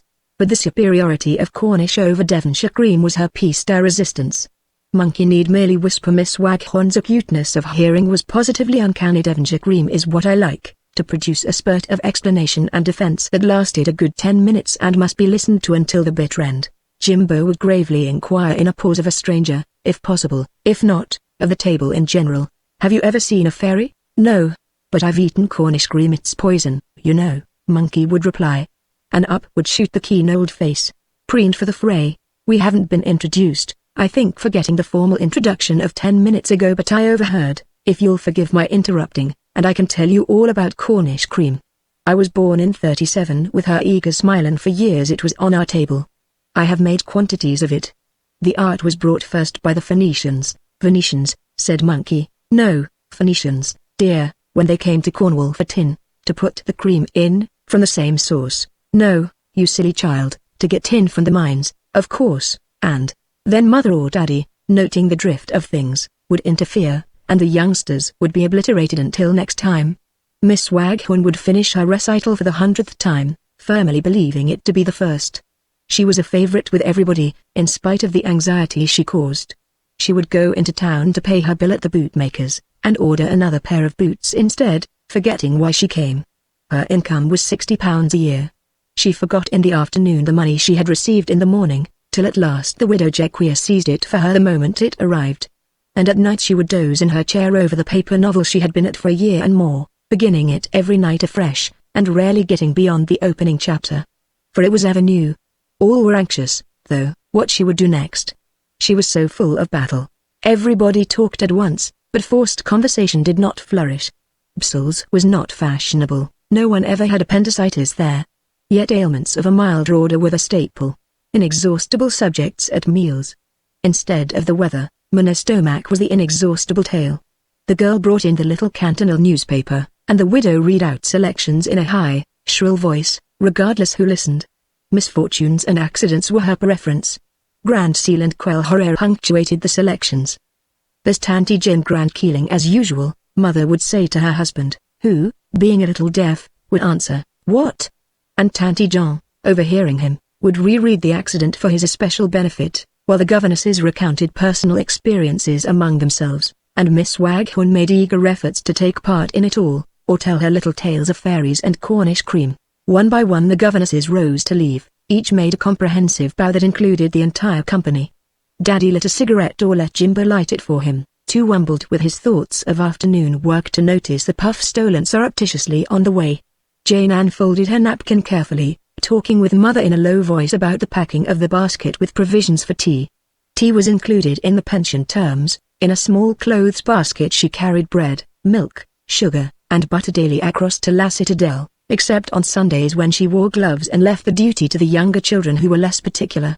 The governesses, charged with life for another 24 hours at least, flocked down the creaking stairs. They nodded as they passed the bureau window where the postmaster pored over his collection of stamps, or examined a fretwork pattern of a boy on a bicycle. There was no heavy garden work that day, and went out into the street.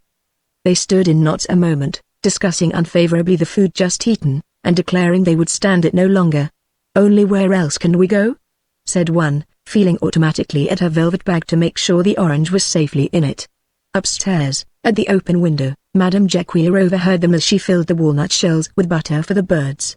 She only smiled. "I wish we could help her," mother was saying to her husband, as they watched her from the sofa in the room behind. A more generous creature never lived. It was a daily statement that lacked force owing to repetition, yet the emotion prompting it was ever new and real. "Or a more feckless," was his reply. "But if we ever come into our estates, we will. It shall be the first thing." His mind always hovered after those distant estates when it was perplexed by immediate financial difficulty, and just now he was thinking of various bills and payments falling due. It was his own sympathetic link with the widow Ways and Means, and the remorseless nature of sheets of paper with columns of figures underneath the horrible word Deut. "So Monsieur Henri Rogues is coming," she said excitedly, turning to them a moment on her way to the garden. "And after all these years, he will find the house the same, and the garden better, oh, wonderfully improved. But us, Hellas. He will find old, oh, how old. She did not really mean herself, however. She began a long reminiscent chapter, full of details of the days when he and Daddy had been boys together, but in the middle of it Daddy just got up and walked out, saying, "I must get over to my work, you know." There was no artificiality of manners at Psel's. Mother followed him, with a trifle more ceremony. "Ah, cursed part à l'anglaise," sighed the widows, watching them go. She was accustomed to it. She went out into her garden, full of excitement at the prospect of the new arrival. Every arrival for her meant a possible chance of help. She was as young as her latest bulb really. Courage, hope, and generosity invariably go together. Chapter 11. Take him and cut him out in little stars, and he will make the face of heaven so fine that all the world will be in love with night and pay no worship to the garish sun. Romeo and Juliet. The announcement of Henry Rogers's coming was received variously, for any new arrival into the Den circle was subjected to rigorous criticism. This criticism was not intentional, it was the instinctive judgment that children pass upon everything, object or person, likely to affect themselves. And there is no severer bar of judgment in the world. Who is cousinry? What a name. Is he stiff, I wonder? Came from Monkey, almost before the announcement had left her father's lips. What will he think of Tanty Jean? Her little torrent of questions that prejudged him thus never called for accurate answers as a rule, but this time she meant to have an answer. What is he exactly? She added, using her own invention made up of exact and accurate. Mother looked up from the typewritten letter to reply, but before she could say, "He's your father's cousin, dear, they were here as boys 20 years ago to learn French," Ginny burst in with an explosive interrogation. She had been reading La Bonne Ménagère in a corner. Her eyes, dark with conjecture, searched the faces of both parents alternately. "Excuse me, Mother, but is he a clergyman?" she asked with a touch of alarm. "Whatever makes you think that, child? Clergymen are always called the reverendary. He'll wear black and have socks that want mending. He shouldn't punt his letters," declared Monkey. "He's not an author, is he?" Jimbo, busy over school tasks, with a huge slate pencil his crumpled fingers held like a walking stick, watched and listened in silence. He was ever fearful, perhaps, lest his superior man's knowledge might be called upon and found wanting. Questions poured and crackled like grape shot, while the truth slowly emerged from the explanations the parents were occasionally permitted to interject. The personality of Cousin Henry Rogers grew into life about them gradually. The result was a curious one that Minx would certainly have resented with indignation. For Cousin Henry was, apparently, a businessman with pockets full of sovereigns, stern, clever, and important, the sort of man that gets into governments and things, yet somewhere with a flavor of the clergyman about him. This clerical touch was Jane Ann's contribution to the picture, and she was certain that he wore silk socks of the most expensive description, a detail she had read probably in some chance fragments of a newspaper. Virginia selected phrases in this way from anywhere, and repeated them on all occasions without the slightest relevancy. She practiced them. She had a way of giving abrupt information and making startling statements apropos of nothing at all. Certain phrases stuck in her mind, it seemed, for no comprehensible reason. When excited she picked out the one that first presented itself and fired it off like a gun, the more inapt the better. And busy was her favorite adjective always. "It's like a communication from a company," Mother was saying, as she handed back the typewritten letter. "Is he a company promoter then?" asked Ginny like a flash, certainly ignorant what that article of modern life could mean. "Oh, I say," came reproachfully from Jimbo, thus committing himself for the first time to speech. He glanced up into several faces round him, and then continued the picture of Cousin Henry he was drawing on his slate. He listened all the time. Occasionally he cocked an eye or ear up. He took in everything, saying little. His opinions matured slowly. The talk continued for a long time, questions and answers. "I think he's nice," he announced at length in French. For intimate things, he always used that language.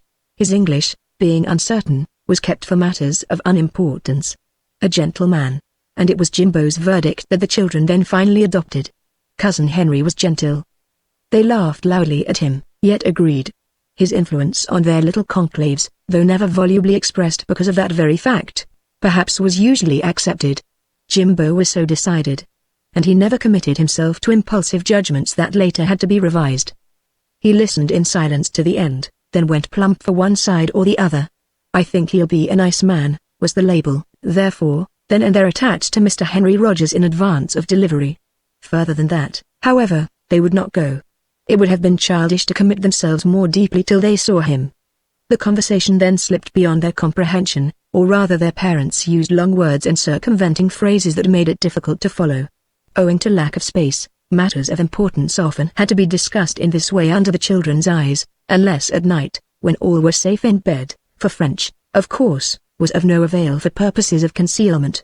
Long words were then made use of, dark, wumbled sentences spoken very quickly, with suggestive gestures and expressions of the A's labeled by Monkey with, "Look, Mother and Daddy are making faces, something's up," but, nonetheless, all listened, and Monkey, whose intuitive intelligence soaked up hidden meanings like a sponge, certainly caught the trend of what was said.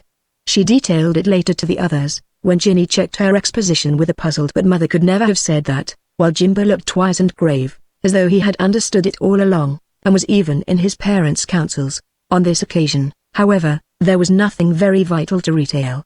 Cousin Henry was to arrive tomorrow by the express from Paris. He was a little younger than Daddy, and would have the room above him in the carpenter's house. His meals he would take at the pension just as they did, and for tea he would always come over to the den. And this latter fact implied that he was to be admitted into intimacy at once, for only intimates used the den regularly for tea. Of course, it was serious. It involved a change in all their lives. Ginny wondered if it would cost Daddy any more money, or whether Cousin Henry would bring a lot of things with him, though not explaining whether by things she meant food or presents or clothes. He was not married, so he couldn't be very old, and Monkey, suggesting that he might get to love one of the retired governesses who came to the pension for their midday dinner, was squelched by Jimbo with "Old governesses never marry, they come back to settle, and then they just die off." Thus was Henry Rogers predigested. But at any rate he was accepted. And this was fortunate, for a new arrival whom the children did not pass had been known to have a time that may best be described as not conducive to repose of body, mind, or spirit. The arrival of Mr. Henry Rogers in the village in La Citadelle, that is, was a red-letter day. This, however, seems a thin description of its glory. For a more adequate description a well-worn phrase must be borrowed from the poems of Montmorency Minx's Day of Festival, for which Coronel invariably lay in waiting for rhyming purposes a little further down the sonnet. Monkey that afternoon managed to get home earlier than usual from Neuchâtel, a somewhat suspicious explanation as her passport. Her eyes were popping. Jimbo was always out of the village school at 3. He carried a timetable in his pocket, but it was mere pretense, since he was a little walking Bradshaw, and knew every train by heart: the Geneva Express, the Paris Rapide, the omnibus trains, and the mountain ones that climbed the forest heights towards La Chaux-de-Fonds and Le Locle. Of these latter only the white puffing smoke was visible from the village, but he knew with accuracy their times of departure, their arrival, and the names of every station where they stopped. In the omnibus trains he even knew some of the guards personally, the engine drivers too. He might be seen any day after school standing in the field beside the station, waiting for them to pass. Mechanician and conductor were the commonest words in his whole vocabulary.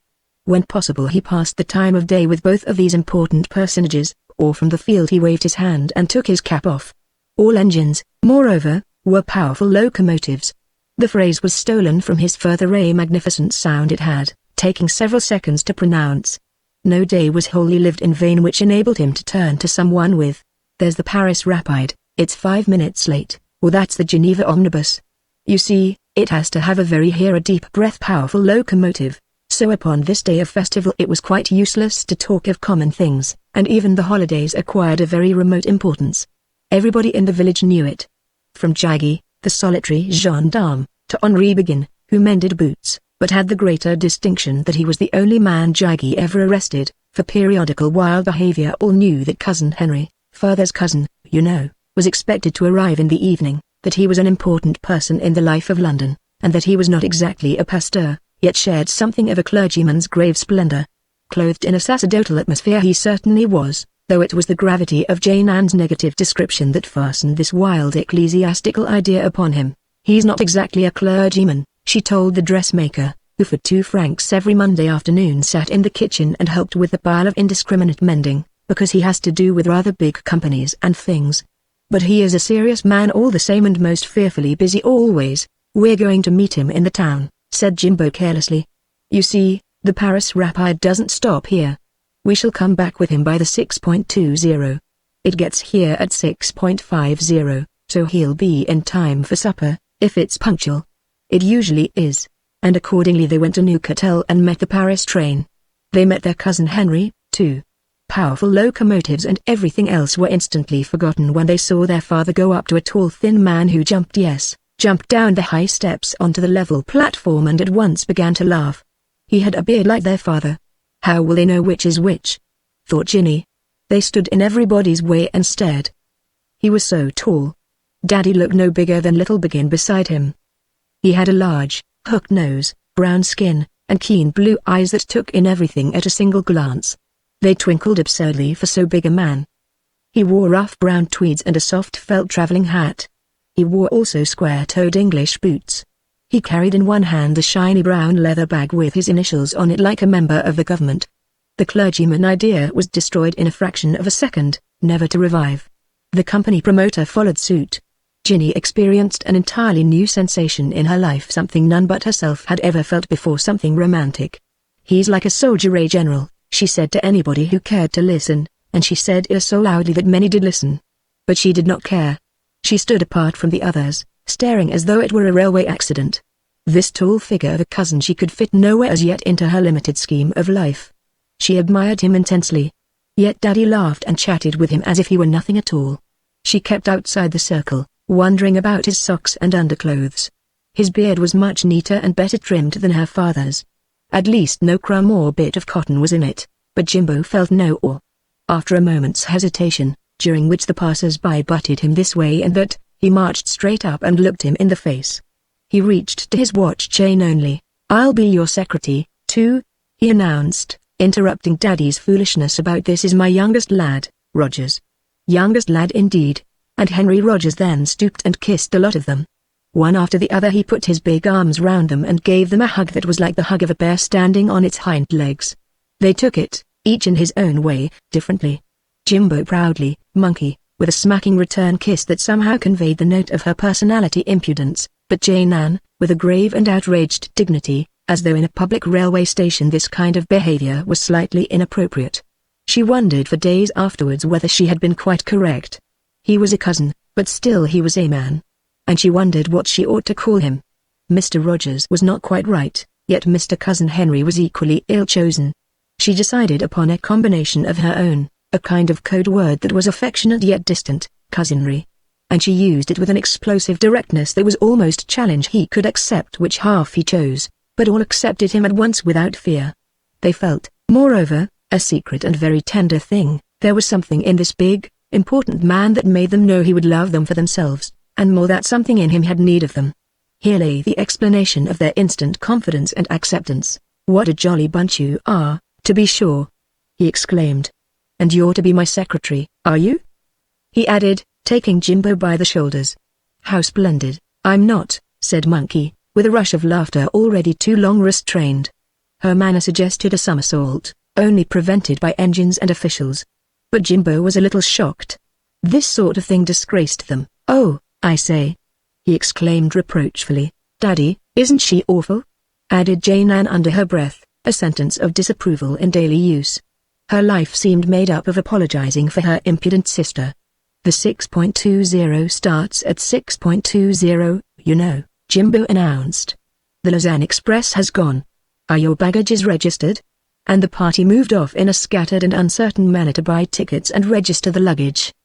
They went back second class for the first time in their lives. It was Cousin Henry who paid the difference. That sealed his position finally in their eyes. He was a millionaire. All London people went first or second class, but Jimbo and his younger sister had noticed something else about the new arrival besides his nose and eyes and length. Even his luxurious habit of traveling second class did not impress them half as much as this other detail in his appearance. They referred to it in a whispered talk behind the shelter of the conductor's back while tickets were being punched. "You know," whispered Monkey, her eyes popping, "I've seen Cousin Henry before somewhere. I'm certain." She gave a little gasp. Jimbo stared, only half believing, yet undeniably moved. Even his friend, the guard, was temporarily neglected. "Where?" he asked. "Do you mean in a picture?" "No," she answered with decision, "out here, I think. In the woods or somewhere." She seemed vague. But her very vagueness helped him to believe. She was not inventing, he was sure of that. The conductor at that moment passed away along the train, and Cousin Henry looked straight at a pair of them. Through the open window dusk fluttered down the sky with spots of gold already on its wings. "What jolly stars you've got here," he said, pointing. "They're like diamonds. Look, it's a perfect network far above the Alps. By gum, what beauties," and as he said it he smiled. Monkey gave her brother a nudge that nearly made him cry out. He wondered what she meant, but all the same he returned the nudge significantly. For Cousin Henry, when he smiled, had plainly shown 2 teeth of gold. The children had never seen gold-capped teeth. "I'd like one for my collection," thought Jimbo, meaning a drawer that included all his loose possessions of small size. But another thing stirred in him too, vague, indefinite, far away, something he had, as it were, forgotten. Chapter 12. O star benignant and serene, I take the good tomorrow, that fills from verge to verge my dream, with all its joy and sorrow. The old sweet spell is unforget that turns to June-December, and, though the world remember not, love, we would remember. Life and Death, W. E. Henley. And Rogers went over to unpack. It was soon done. He sat at his window in the carpenter's house and enjoyed the peace. The spell of evening stole down from the woods. London and all his strenuous life seemed very far away. Bsils drew up beside him, opened the robe, let down her forest hair, and whispered to him with her voice of many fountains. "She lies just now within the fringe of an enormous shadow, for the sun has dipped behind the blue-domed mountains that keep back France." Small hands of scattered mist creep from the forest, fingering the vineyards that troop down towards the lake. A dog barks. Jaggy, the gendarme, leaves the fields and goes home to take his uniform from its peg. Père L'Angel walks among his beehives. There is a distant tinkling of cowbells from the heights, where isolated pastures gleam like a patchwork quilt between the spread of forest, and further down a train from Paris or Geneva, booming softly, leaves a trail of smoke against the background of the Alps where still the sunshine lingers. But trains, somehow, do not touch the village, they merely pass it. Busy with vines, washed by its hill-fed stream, swept by the mountain winds, it lies unchallenged by the noisy world, remote, unnoticed, half-forgotten. And on its outskirts stands the giant poplar that guards it, La Sentinelle the peasants call it, because its lofty crest, rising to every wind, sends down the street first warning of any coming change. They see it bend or hear the rattle of its leaves. The coup de Giron, most sudden and devastating of mountain winds, is on the way from the precipice of the Crux du Van. It comes howling like artillery down the deep gorges de la Rayuse. They run to fasten windows, collect the washing from roof and garden, drive the cattle into shelter, and close the big doors of the barns.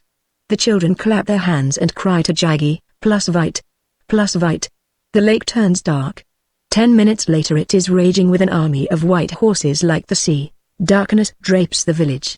It comes from the whole long line of Jura, riding its troop of purple shadows slowly curtaining out the world. For the carpenter's house stands by itself, apart. Perched upon a knoll beside his little patch of vineyard, it commands perspective. From his upper window Rogers saw and remembered. High up against the fading sky ridges of limestone cliff shine out here and there, and upon the vast slopes of Boudry l'Immense Gent de Boudry lies a flung cloak of forest that knows no single seam. The smoke from Bucheron fires, joining the scarves of mist, weaves across its shoulder a veil of lace-like pattern, and at its feet, like some great fastening button, hides the village of the same name, where Marat passed his brooding youth. Its evening lights are already twinkling. They signal across the vines to the towers of Columbia, rising with its columns of smoke and its poplars against the sheet of darkening water. Columbia, in whose castle my Lord Maréchal Keith had his headquarters as governor of the Principality of Neuchâtel under the King of Prussia.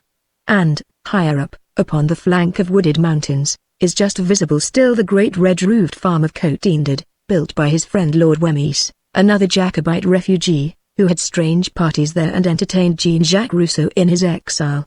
La Citadelle in the village was the wing of another castle he began to build, but left unfinished. White in the gathering dusk, Rogers saw the strip of roadway where passed the gorgeous coach set famous diligence to my Lord Marshal Keith, or more recent, but grimmer memory, where General Barkey's division of the French army, 80,000 strong, trailed in unspeakable anguish, hurrying from the Prussians. At Les Verrières, upon the frontier, they laid down their arms, and for 3 consecutive days and nights the pitiful destitute procession passed down that strip of mountain road in the terrible winter of 1870-71. Some among the peasants still hear that awful tramping in their sleep, the kindly old Vigneron who stood in front of his chalet from dawn to sunset, giving each man bread and wine, and the woman who nursed 3 soldiers through black smallpox, while neighbors left food upon the wall before the house. Memories of his boyhood crowded thick and fast. The spell of the place deepened about him with the darkness. He recalled the village postman fragment of another romance, though a tattered and discredited one. For this postman was the descendant of that audacious pale Frenier who married Lord Wemmy's daughter, to live the life of peasants with her in a yet tinier hamlet higher up the slopes. If you asked him, he would proudly tell you, with his bullet-shaped, close-cropped head cocked impertinently on one side, how his brother, now assistant in a Paris shop, still owned the title of Baron by means of which his reconciliated lordship sought eventually to cover up the unfortunate escapade. He would hand you English letters and Scotch ones too! With an air of covert insolence that was the joy of half the village. And on Sundays he was to be seen, garbed in knickerbockers, gaudy stockings, and sometimes high, yellowish spats, walking with his peasant girl along the very road his more spirited forebear covered in his runaway match. The night stepped down more quickly every minute from the heights. Deep-noted bells floated upwards to him from Columbia, bringing upon the evening wind some fragrance of these faded boyhood memories. The stars began to peep above the peaks and ridges, and the mountains of the past moved nearer. A veil of gossamer rose above the treetops, hiding more and more of the landscape. He just could see the slim new moon dip down to drink from her own silver cup within the darkening lake. Workmen, in 2s and 3s, came past the little house from their toil among the vines, and fragments of the Dalcroze songs rose to his ear, songs that the children loved, and that he had not heard for nearly a quarter of a century. Their haunting refrains completed then the spell, for all genuine spells are set to some peculiar music of their own. These Dalcroze melodies were exactly right. The figures melted away into the single shadow of the village street. The houses swallowed them, voices, footsteps, and all. And his eye, wandering down among the lights that twinkled against the wall of mountains, picked out the little ancient house, nestling so close beside the church that they shared a wall in common. 25 years had passed since first he bowed his head beneath the wisteria that still crowned the pension doorway. He remembered bounding up the creaking stairs. He felt he could still bound as swiftly and with as sure a step, only he would expect less at the top now. More truly put, perhaps, he would expect less for himself. That ambition of his life was over and done with. It was for others now that his desires flowed so strongly. Mere personal aims lay behind him in a faded heap, their seductiveness exhausted. He was a man with a big scheme now, a scheme to help the world. The village seemed a dull enough place in those days, for the big Alps beckoned beyond, and day and night he longed to climb them instead of reading dull French grammar. But now all was different.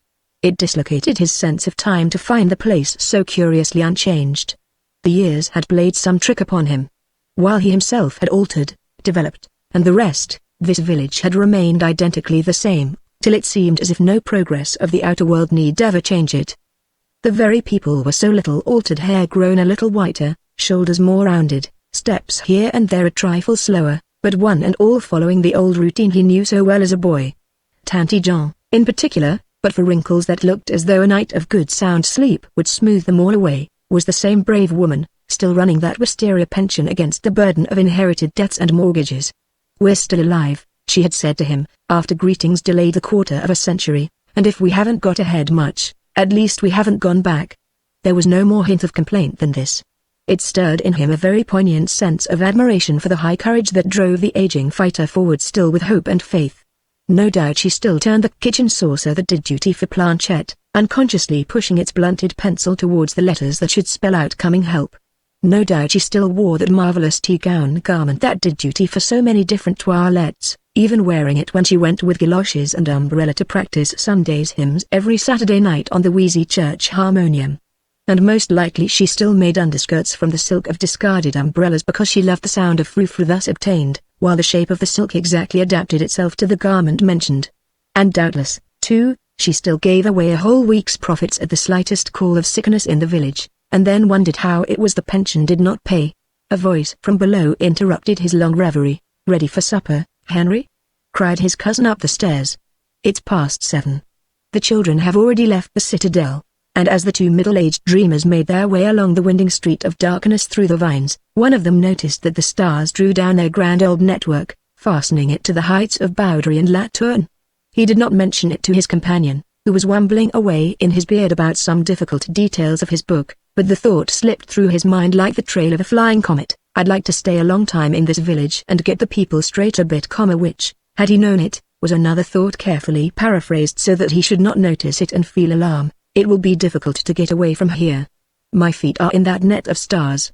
It's catching about my heart. Low in the sky a pale, witched moon of yellow watched them go. The Starlight Express is making this way, I do believe, he thought. But perhaps he spoke the words aloud instead of thinking them. What's that you said, Henry? Asked the other, taking it for a comment of value upon the plot of a story he had referred to. Oh, nothing particular, was the reply. But just look at those stars above Lantern. They shine like beacons burning on the trees. Minks would have called them braziers.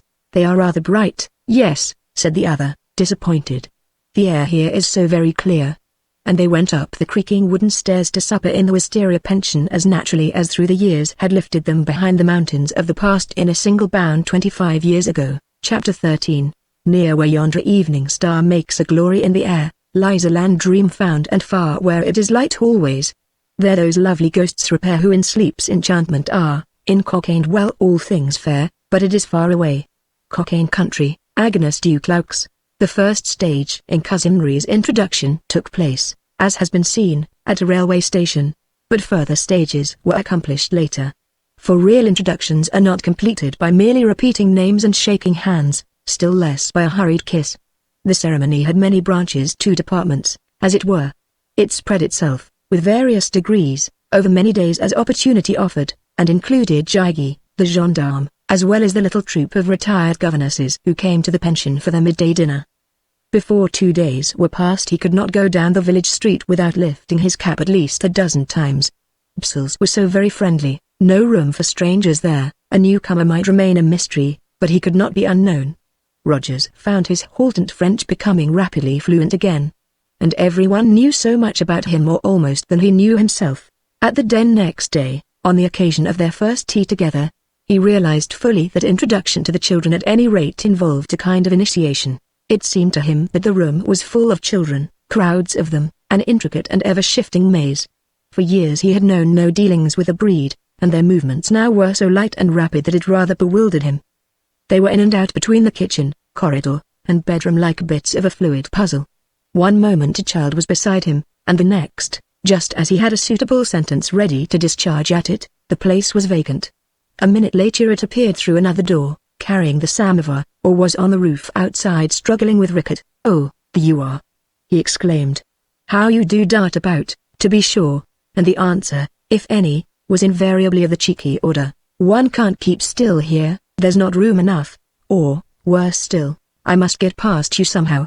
This, needless to say, from Monkey, who first made sure her parents were out of earshot, but he liked it, for he recognized this proof that he was accepted and made one of the circle. These were tentative invitations to play.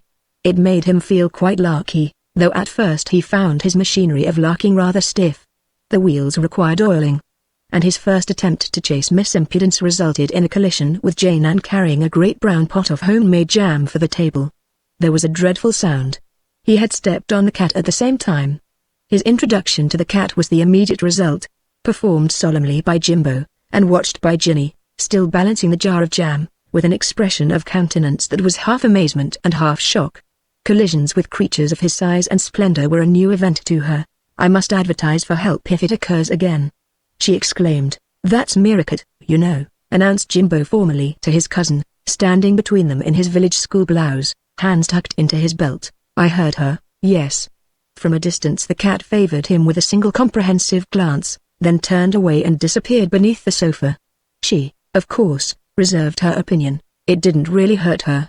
She always squeals like that.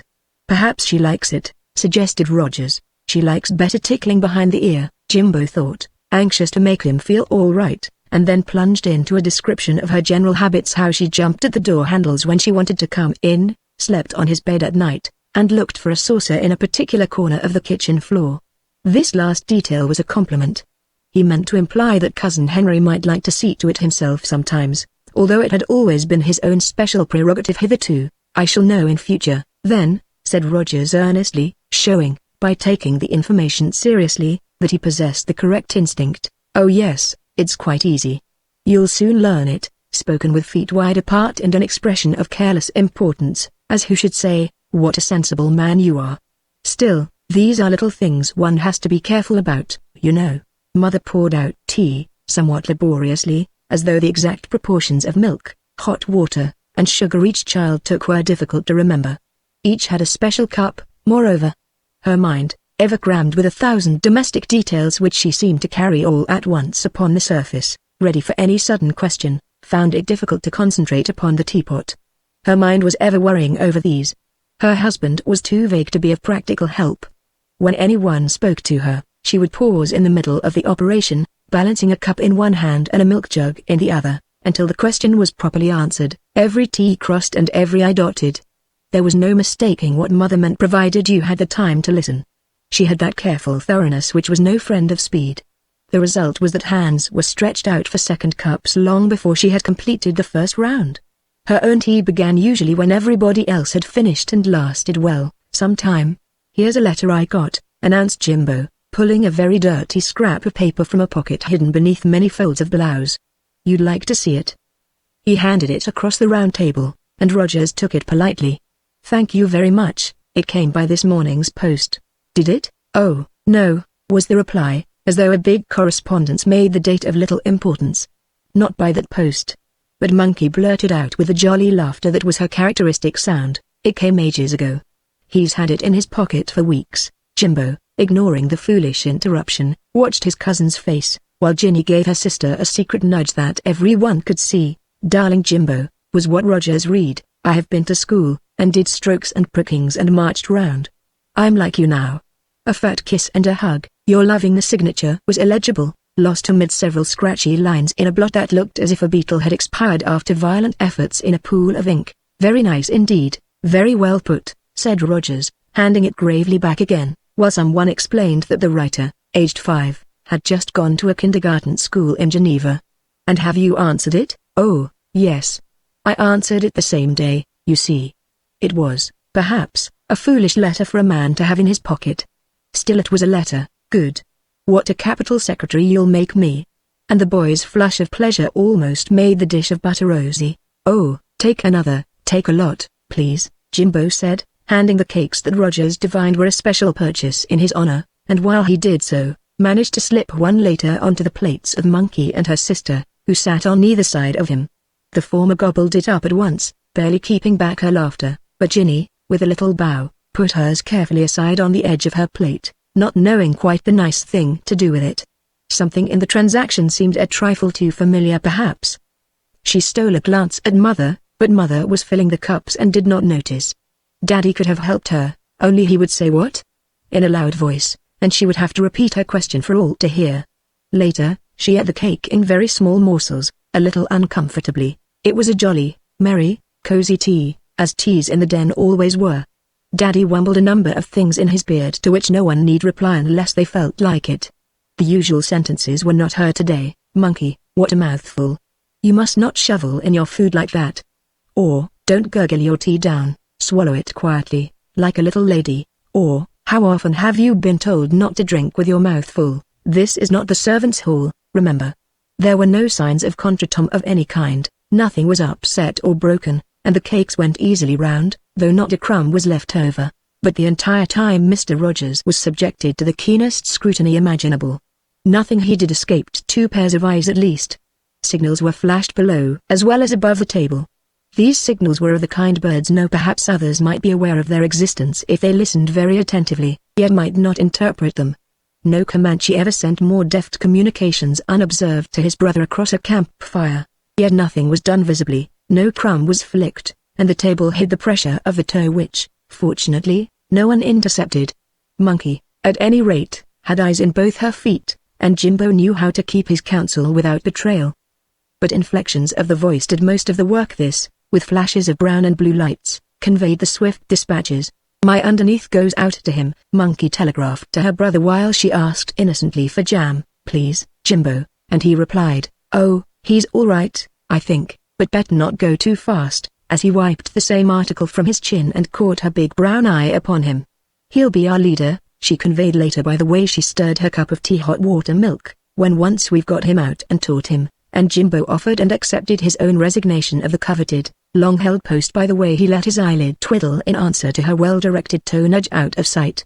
This, in a brief resume, was the purport of the give and take of numerous dispatches between them during tea, while outwardly mother and father, too, when he thought about it, were delighted with their perfect company manners. Jane Ann, outside all this flummery, went her own way upon an even keel. She watched him closely too, but not covertly. She stared him in the face, and imitated his delicate way of eating. Once or twice she called him Mr. Rogers, for this had a grown-up flavor about it that appealed to her, and Cousin Henry did not come easily to her at first. She could not forget that she had left the École Secondaire and was on her way to a Geneva pension where she would attend an École Ménagère. And the bursts of laughter that greeted her polite Mr. Rogers. "Did you have a nice journey, and do you like Bsls?" In a sudden pause that caught Mother balancing cup and teapot in mid-air puzzled her a good deal.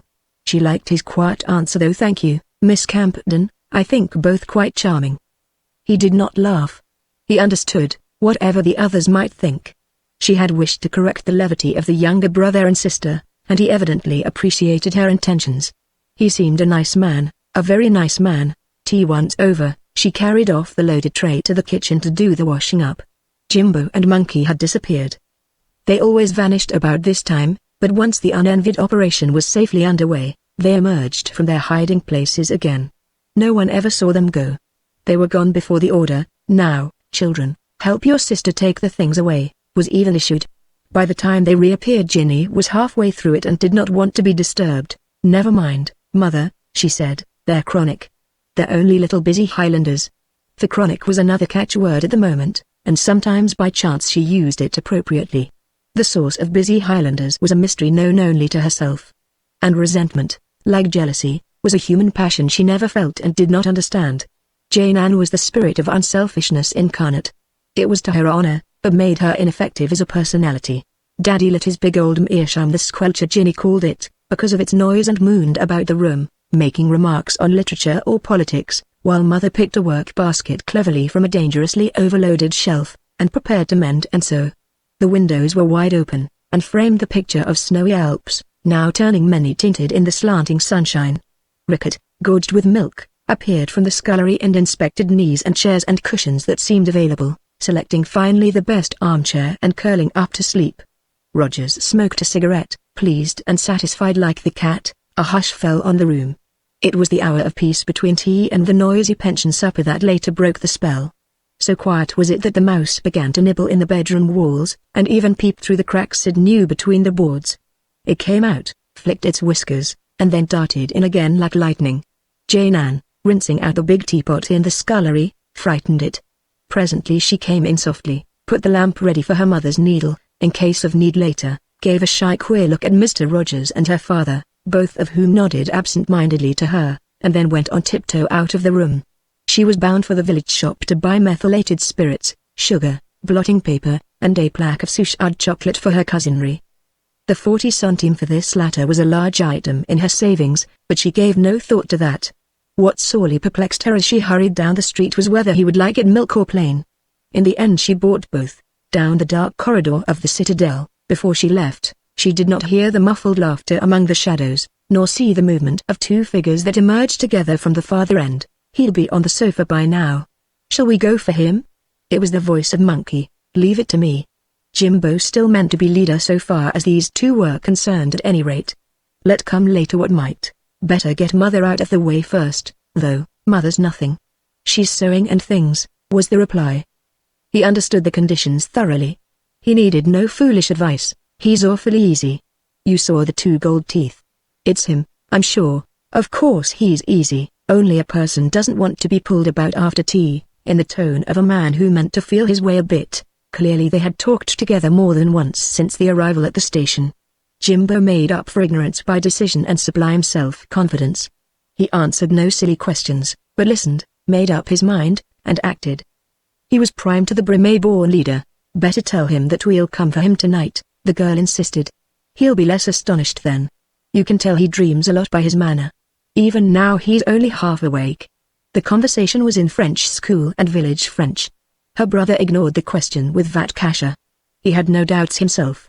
"Just wait a moment while I tighten my belt," he observed, You can tell it by his eyes," he added, as Monkey urged him forward to the door. "I know a good dreamer when I see one." Then fate helped them. The door against their noses opened and Daddy came out, followed by his cousin. All four collided. "Oh, is the washing up finished?"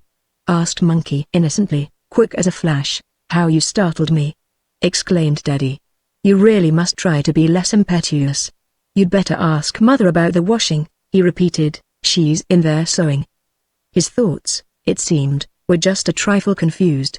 Plates and linen both meant washing, and sometimes hair and other stuff as well. "There's no light, you see, yet," whispered Jimbo. A small lamp usually hung upon the wall. Jane Ann at that moment came out carrying it and asking for a match. "No starlight, either," added Monkey quickly, giving her cousin a little nudge. "It's all up wumbled, or whatever Daddy calls it." The look he gave her might well have suppressed a grown-up person, grand person, as Jimbo termed it, translating literally, but on Monkey it had only slight effect. Her irrepressible little spirit concealed springs few could regulate. Even avoirdupois increased their resiliency the moment it was removed. But Jimbo checked her better than most. She did look a trifle ashamed for a second. "Can't you wait?" he whispered.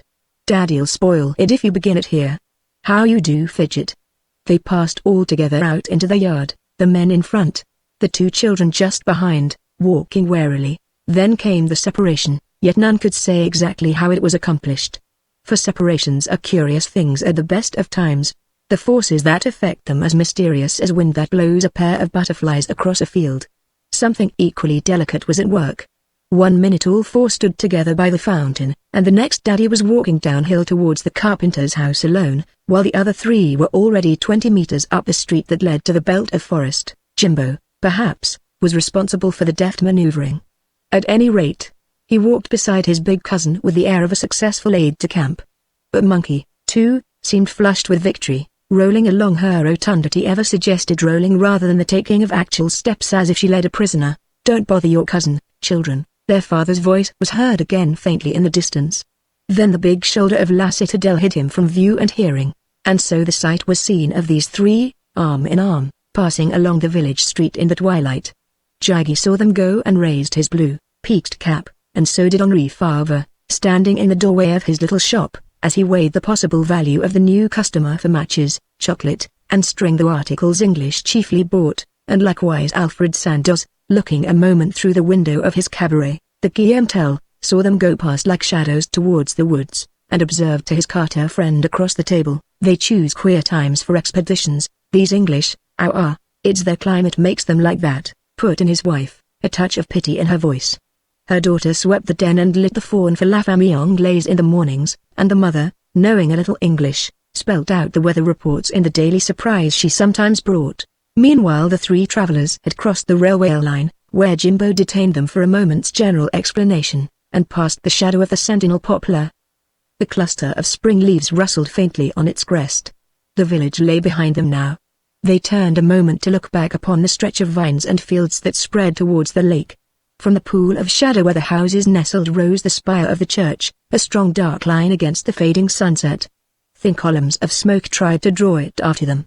Lights already twinkled on the farther shore, 5 miles across, and beyond these rose dim white forms of the tremendous ghostly Alps.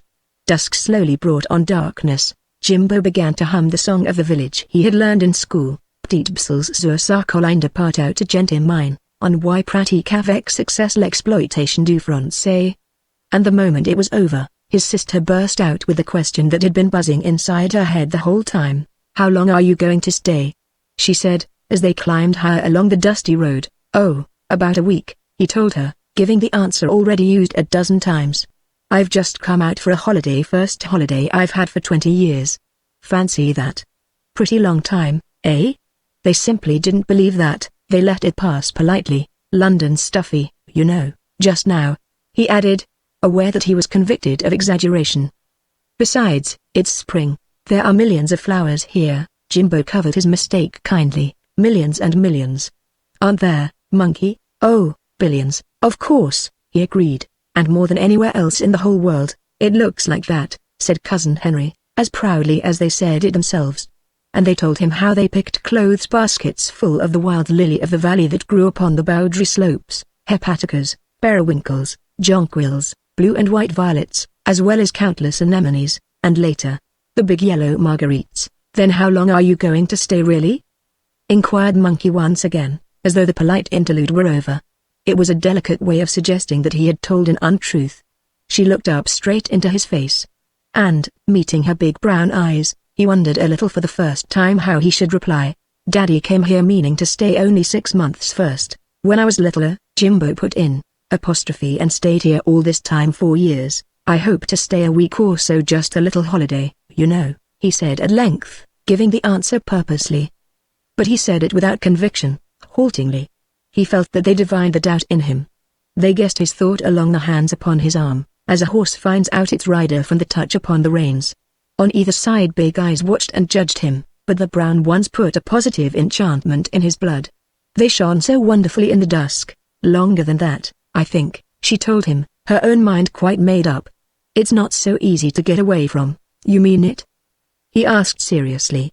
It makes one quite nervous. There's such a lot to do here, she said, still keeping her eyes fixed upon his face till he felt the wonder in him become a little unmanageable. You'll never get finished in a week. My secretary, he stammered, will help me, and Jimbo nodded, fastening both hands upon his arm, while Monkey indulged in a little gust of curious laughter, as who should say he who laughs last, laughs best. They entered the edge of the forest. Hepaticas watched them with their eyes of blue. Violets marked their tread. The frontiers of the daylight softly closed behind them. 1,000 trees opened a way to let them pass, and moss 12 inches thick took their footsteps silently as birds. They came presently to a little clearing where the pines stood in a circle and let in a space of sky.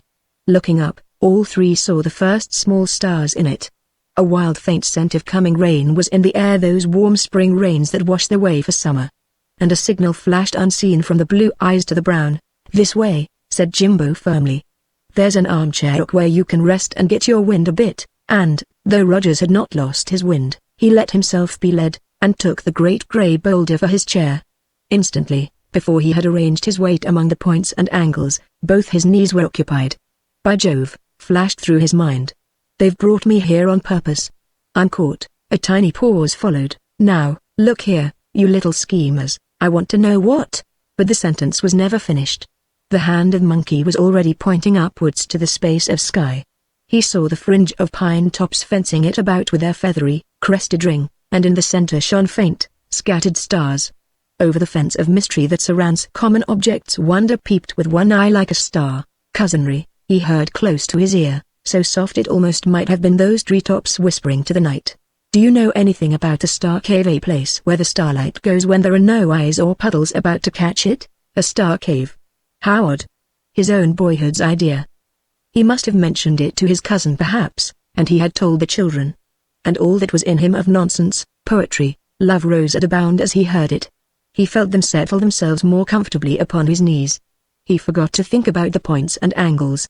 Here surely a gateway was opening before his very feet, a gateway into that world of fairyland the old clergyman had spoken about. A great wave of tenderness swept him, a flood strong and deep, as he had felt it long ago upon the hill of that Kentish village. The golden boyhood's mood rushed over him once more with all its original splendor. It took a slightly different form, however. He knew better how to direct it for one thing. He pressed the children closer to his side. A what? He asked, speaking low as they did. Do I know a what? A cave where lost starlight collects, Monkey repeated, a star cave. And Jimbo said aloud the verses he had already learned by heart. While his small voice gave the words, more than a little mixed, a bird high up among the boughs woke from its beauty sleep and sang. The two sounds mingled. But the singing of the bird brought back the scenery of the vicarage garden, and with it the strange, passionate things the old clergyman had said. The two scenes met in his mind, passed in and out of one another like rings of smoke, interchanged, and finally formed a new picture all their own, where flowers danced upon a carpet of stardust that glittered in mid-air. He knew some sudden, deep enchantment of the spirit. The fairyland the world had lost spread all about him, and he had the children close. The imaginative faculty that for years had invented ingenious patents, woke in force, and ran headlong down far sweeter channels that fastened mind, heart, and soul together in a single intricate network of soft belief. He remembered the dusk upon the Crayfield lawns. Of course I know a star cave, he said at length, when Jimbo had finished his recitation. and Monkey had added the details their father had told them. I know the very one your daddy spoke about. It's not far from where we're sitting. It's over there. He pointed up to the mountain heights behind them, but Jimbo guided his hand in the right direction towards the boundary slopes where the forests tip upon the precipices of the Araus. Yes, that's it exactly, he said, accepting the correction instantly, only I go to the top of the mountains first so as to slide down with the river of starlight. We go straight, they told him in one breath, because you've got more star stuff in your eyes than I have, and find the way better, he explained. That touched their sense of pity. But you can have ours, they cried. We'll share it. No, he answered softly, better keep your own. I can get plenty now. Indeed, to tell the truth though it's a secret between ourselves, remember that's the real reason I've come out here. I want to get a fresh supply to take back to London with me. One needs a fearful lot in London, but there's no sun in London to melt it, objected Monkey instantly. There's fog though, and it gets lost in fog like ink in blotting paper. There's never enough to go round. I've got to collect an awful lot before I go back. That'll take more than a week, she said triumphantly. They fastened themselves closer against him, like limpets on a rock. I told you there was lots to do here, whispered Monkey again. You'll never get it done in a week, and how will you take it back? Asked Jimbo in the same breath. The answer went straight to the boy's heart. In a train, of course. I've got an express train here on purpose, the rapide. He interrupted, his blue eyes starting like flowers from the earth, quicker far than that. I've got. They stared so hard and so expectantly, it was almost like an interruption. The bird paused in its rushing song to listen to, apostrophe Starlight Express. He finished, caught now in the full tide of Fairyland. It came here several nights ago. It's being loaded up as full as ever it can carry. I'm to drive it back again when once it's ready. Where is it now? Who's loading it? How fast does it go? Are there accidents and collisions? How do you find the way? May I drive it with you? Tell us exactly everything in the world about it at once. Questions poured in a flood about him, and his imagination leapt to their answering. Above them the curtain of the night shook out her million stars while they lay there talking with bated breath together. On every single point he satisfied them, and himself as well. He told them all his visit to the manor house, the sprites he found there still alive and waiting as he had made them in his boyhood, their songs and characters, the dustman, sweep, and lamplighter, the laugher, and the woman of the haystack, the blue-eyed guard. But now her eyes are brown, aren't they? Monkey asked, peering very close into his face. At the same moment she took his heart and hid it deep away among her tumbling hair. I was coming to that. They're brown now, of course, because in this different atmosphere brown eyes see better than blue in the dark. The colors of signals vary in different countries, and I'm the mechanician, cried Jimbo. I drive the engine, and I'm your stoker, he agreed, because here we burn wood instead of coal, and I'm director in a wood paving company and so know all about it. They did not pause to dissect his logic but just tore about full speed with busy plans and questionings. He began to wonder how in the world he would satisfy them and satisfy himself as well! When the time should come to introduce them to express and cave and passengers. For if he failed in that, the reality of the entire business must fall to the ground. Yet the direct question did not come. He wondered more and more. Neither child luckily insisted on immediate tangible acquaintance. They did not even hint about it. So far the whole thing had gone splendidly and easily, like floating a new company with the rosiest prospectus in the world, but the moment must arrive when profits and dividends would have to justify mere talk. Concrete results would be demanded. If not forthcoming, where would his position be? Yet, still the flood of questions, answers, explanations flowed on without the critical sentence making its appearance. He had led them well so far. How in the world, though, was he to keep it up, and provide definite result at the end? Then suddenly the truth dawned upon him. It was not he who led after all, it was they. He was being led. They knew. They understood. The reins of management lay in their small capable hands, and he had never really held them at all. Most cleverly, with utmost delicacy, they had concealed from him his real position. They were directors, he the merest shareholder, useful only for cause. The awkward question that he feared would never come, but instead he would receive instructions. Keep close to the children, they will guide you. The words flashed back. He was a helpless prisoner, but had only just discovered the fact. He supplied the funds, they did the construction. Their plans and schemes netted his feet in Fairyland just as surely as the weight of their little warm, soft bodies fastened him to the boulder where he sat. He could not move. He could not go further without their will and leadership, but his captivity was utterly delightful to him. The sound of a deep bell from the Columbia Towers floated into them between the trees. The children sprang from his knees. He rose slowly, a little cramped and stiff. 6:30, said Jimbo. We must go back for supper. He stood there a moment, stretching, while the others waited, staring up at him as though he were a tree. And he felt like a big tree. They were two wildflowers his great roots sheltered down below. And at that moment, in the little pause before they linked up arms and started home again, the question of importance came, though not in the way he had expected it would come. Cousinry. Do you sleep very tightly at night, please? Monkey asked it. But Jimbo stepped up nearer to watch the reply. Like it top, he said, wondering. Signals he tried vainly to intercept flashed between the pair of them. Why do you ask?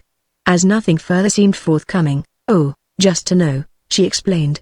It's all right. Yes, it's quite all right like that, added Jimbo. And without more ado they took his arms and pulled him out of the forest, and Henry Rogers heard something deep down within himself echo the verdict. I think it is all right. On the way home there were no puddles, but there were 3 pairs of eyes and the stars were uncommonly thick overhead. The children asked him almost as many questions as there were clusters of them between the summits of Bowdry and Latourne. All 3 went floundering in that giant net. It was so different, too, from anything they had been accustomed to. Their father's stories, answers, explanations, and the like, were ineffective because they always felt he did not quite believe them himself even while he gave them. He did not think he believed them, that is. But Cousin Henry talked of stars and star stuff as though he had some in his pocket at the moment. And, of course, he had. For otherwise they would not have listened.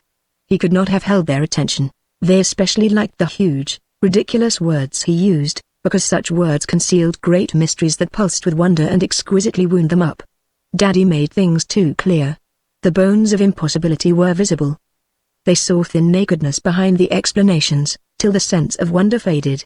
They were not babies to be fed with a string of one-syllable words. Jimbo kept silence mostly, his instinct ever being to conceal his ignorance, but Monkey talked 15 to the dozen, filling the pauses with long ohs and bursts of laughter and impudent observations. Yet her cheeky insolence never crossed the frontier where it could be resented. Her audacity stopped short of impertinence. There's a point beyond which her cousin would say gravely, when she grew more daring than usual, and, while answering it'll stick into you, then, not into me, she yet withdrew from the borders of impertinence at once. What is star stuff really then? She asked. The primordial substance of the universe, he answered solemnly, no whit ashamed of his inaccuracy. Ah yes, piped Jimbo, quietly. École primaire, he understood. This must be something similar. But what does it do, I mean, and why is it good for people to have it in them on them whatever it is? She inquired. It gives sympathy and insight. It's so awfully subtle and delicate, he answered. A little of it travels down on every ray and soaks down into you. It makes you feel inclined to stick to other people and understand them. That's sympathy, said Jimbo for his sister's benefit apparently, but in reality because he himself was barely treading water. But sympathy, the other went on, is no good without insight, which means seeing things as others see them from inside. That's insight, inside sight, she corrected him. That's it. You see, the first stuff that existed in the universe was this star stuff nebulae. Having nothing else to stick to, it stuck to itself, and so got thicker. It whirled in vortices. It grew together in sympathy, for sympathy brings together. It whirled and whirled round itself till it got at last into solid round bodies, whirled stars. It passed, that is, from mere dreaming into action. And when the rays soak into you, they change your dreaming into action. You feel the desire to do things for others. Ah.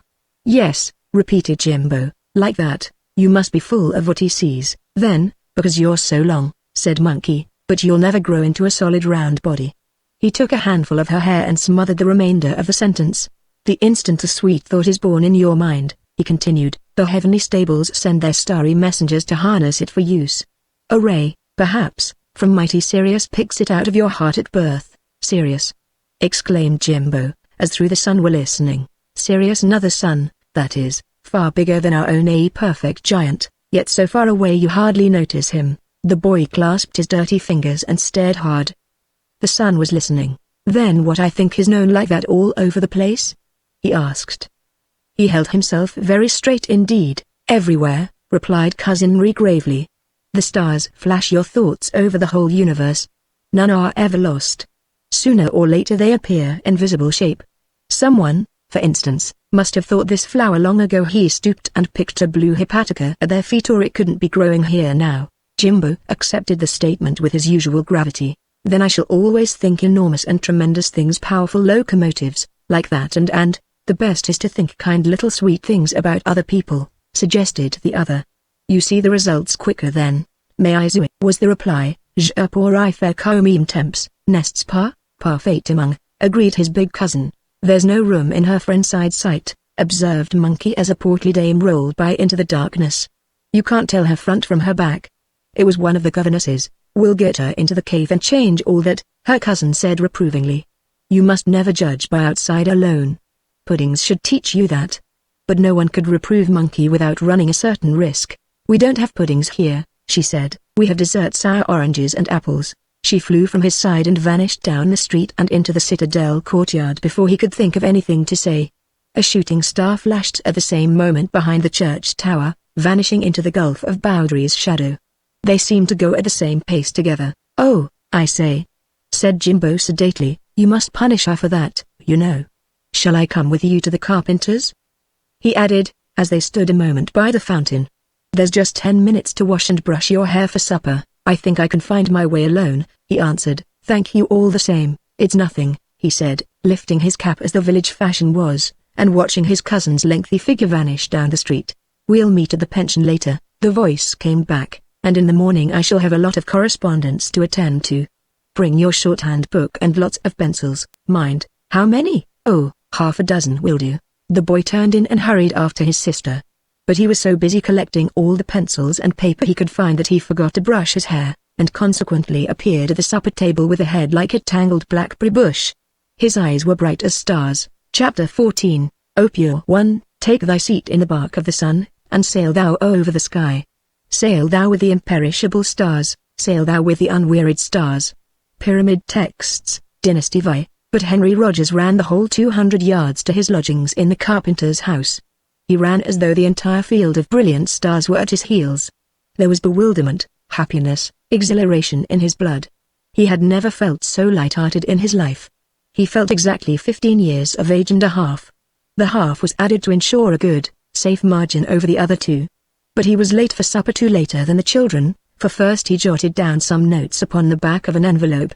He wrote them at high speed, meaning to correct them later, but the corrections were never made. Later, when he came to bed, the envelope had been tidied away by the careful housewife into the dustbin. And he was ashamed to ask for them. The carpenter's wife read English. Pity, he said to himself. I don't believe Minx could have done it better. The energy that went to the making of those notes would have run down different channels a few years ago. It would have gone into some ingenious patent. The patent, however, might equally have gone into the dustbin. There is an enormous quantity of misdirected energy pouring loose about the world.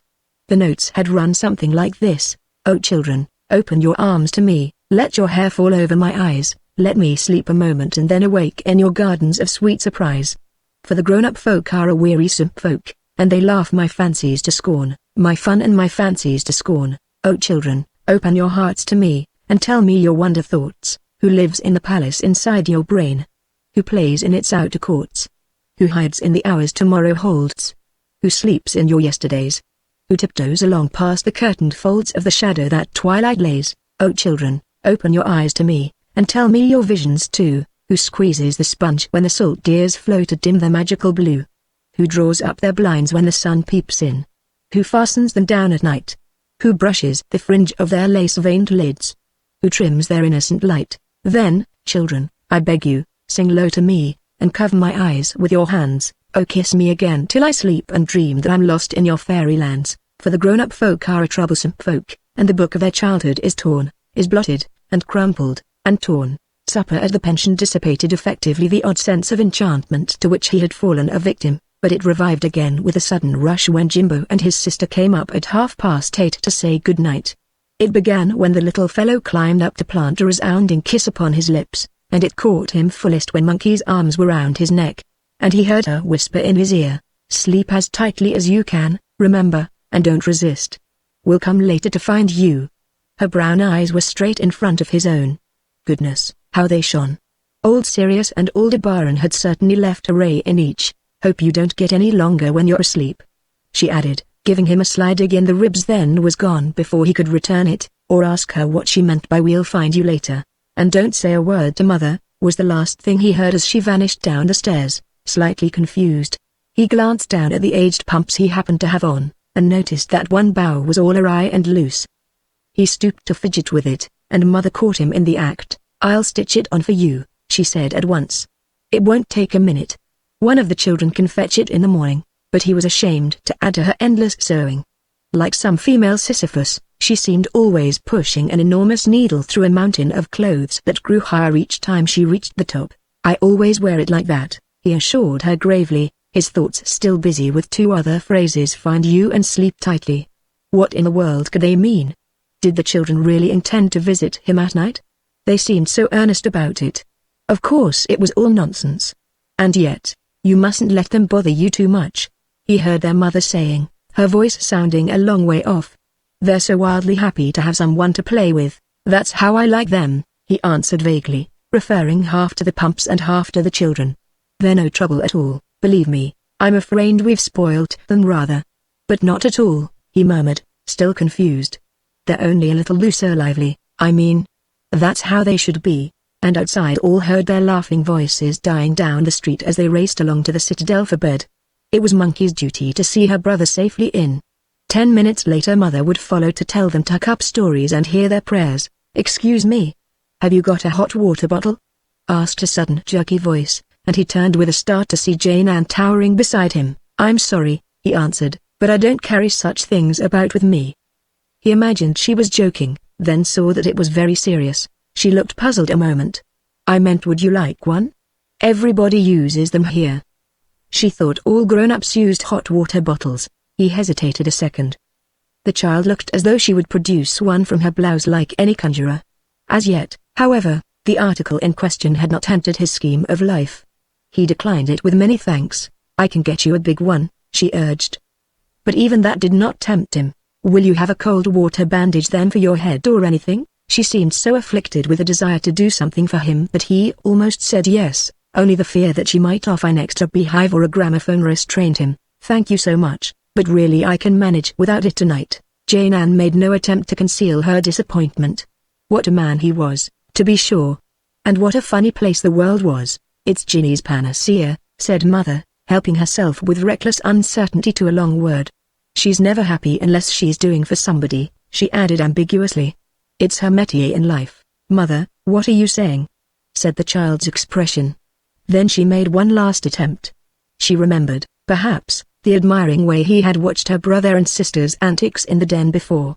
She was not clever on her feet, but at least she could try. "Shall I turn head over heels for you, then?" He caught her mother's grave expression just in time to keep his laughter back. The offer of gymnastics clearly involved sacrifice somewhere. "Tomorrow," he answered quickly.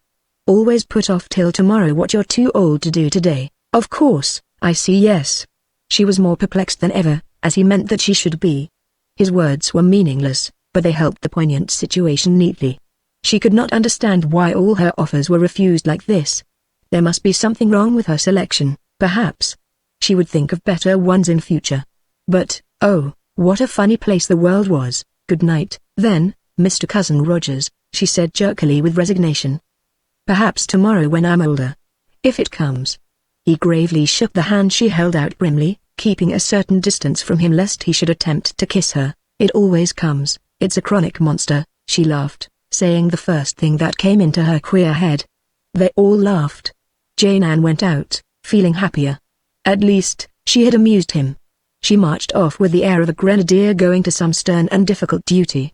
From the door she flung back at him a look of speechless admiration, then broke into a run, afraid she might have been immodest or too forward. They heard her thumping overhead, and presently he followed her example. The pension sitting room emptied. Unless there was something special on hand, a dance, a romp, a game, or some neighbors who dropped in for talk and music, it was rarely occupied after 9 o'clock. Daddy had already slipped home. He had this mysterious way of disappearing when no one saw him go. At this moment, doubtless, a wumbled book absorbed him over at the carpenter's. Old Miss Waghorn sat in a corner nodding over her novel, and the pension cat, Boral, was curled up in her sloping, inadequate lap. The big, worn velvet sofa in the opposite corner was also empty. On romping nights it was the train to Moscow, where Jimbo sold tickets to crowded passengers for any part of the world. Tonight it was a mere dead sofa, uninviting, dull. He went across the darkened room, his head scraping acquaintance with the ivy leaves that trailed across the ceiling. He slipped through the little hall. In the kitchen he heard the shrill voice of Jacquia talking very loudly about a dozen things at once to the servant girl, or to anyone else who was near enough to listen. Luckily she did not see him. Otherwise he would never have escaped without another offer of a hot water bottle, a pot of homemade marmalade, or a rug and pillow for his bed. He made his way downstairs into the street unnoticed, but just as he reached the bottom his thundering tread betrayed him. The door flew open at the top. "Bon Sawyer, Bon knew it," screamed the voice. "Wait a moment and I'll get the lamp. You'll break your neck. Is there anything you want, a hot water bottle, or a box of matches, or some of my marmalade for your breakfast? Wait, and I'll get it in a moment." She would have given the blouse off her back had he needed, or could have used it. She flew back to the kitchen to search and shout. It sounded like a quarrel, but, pretending not to hear, he made good his escape and passed out into the street. The heavy door of the post office banged behind him, cutting short a stream of excited sentences. The peace and quiet of the night closed instantly about his steps. By the fountain opposite the citadel he paused to drink from the pipe of gushing mountain water. The open courtyard looked inviting, but he did not go in, for, truth to tell, there was a curious excitement in him, an urgent, keen desire to get to sleep as soon as possible. Not that he felt sleepy, quite the reverse in fact, but that he looked forward to his bed and to sleeping tightly. The village was already lost in slumber. No lights showed in any houses. Yet it was barely 9:30. Everywhere was peace and stillness. Far across the lake he saw the twinkling villages. Behind him dreamed the forests.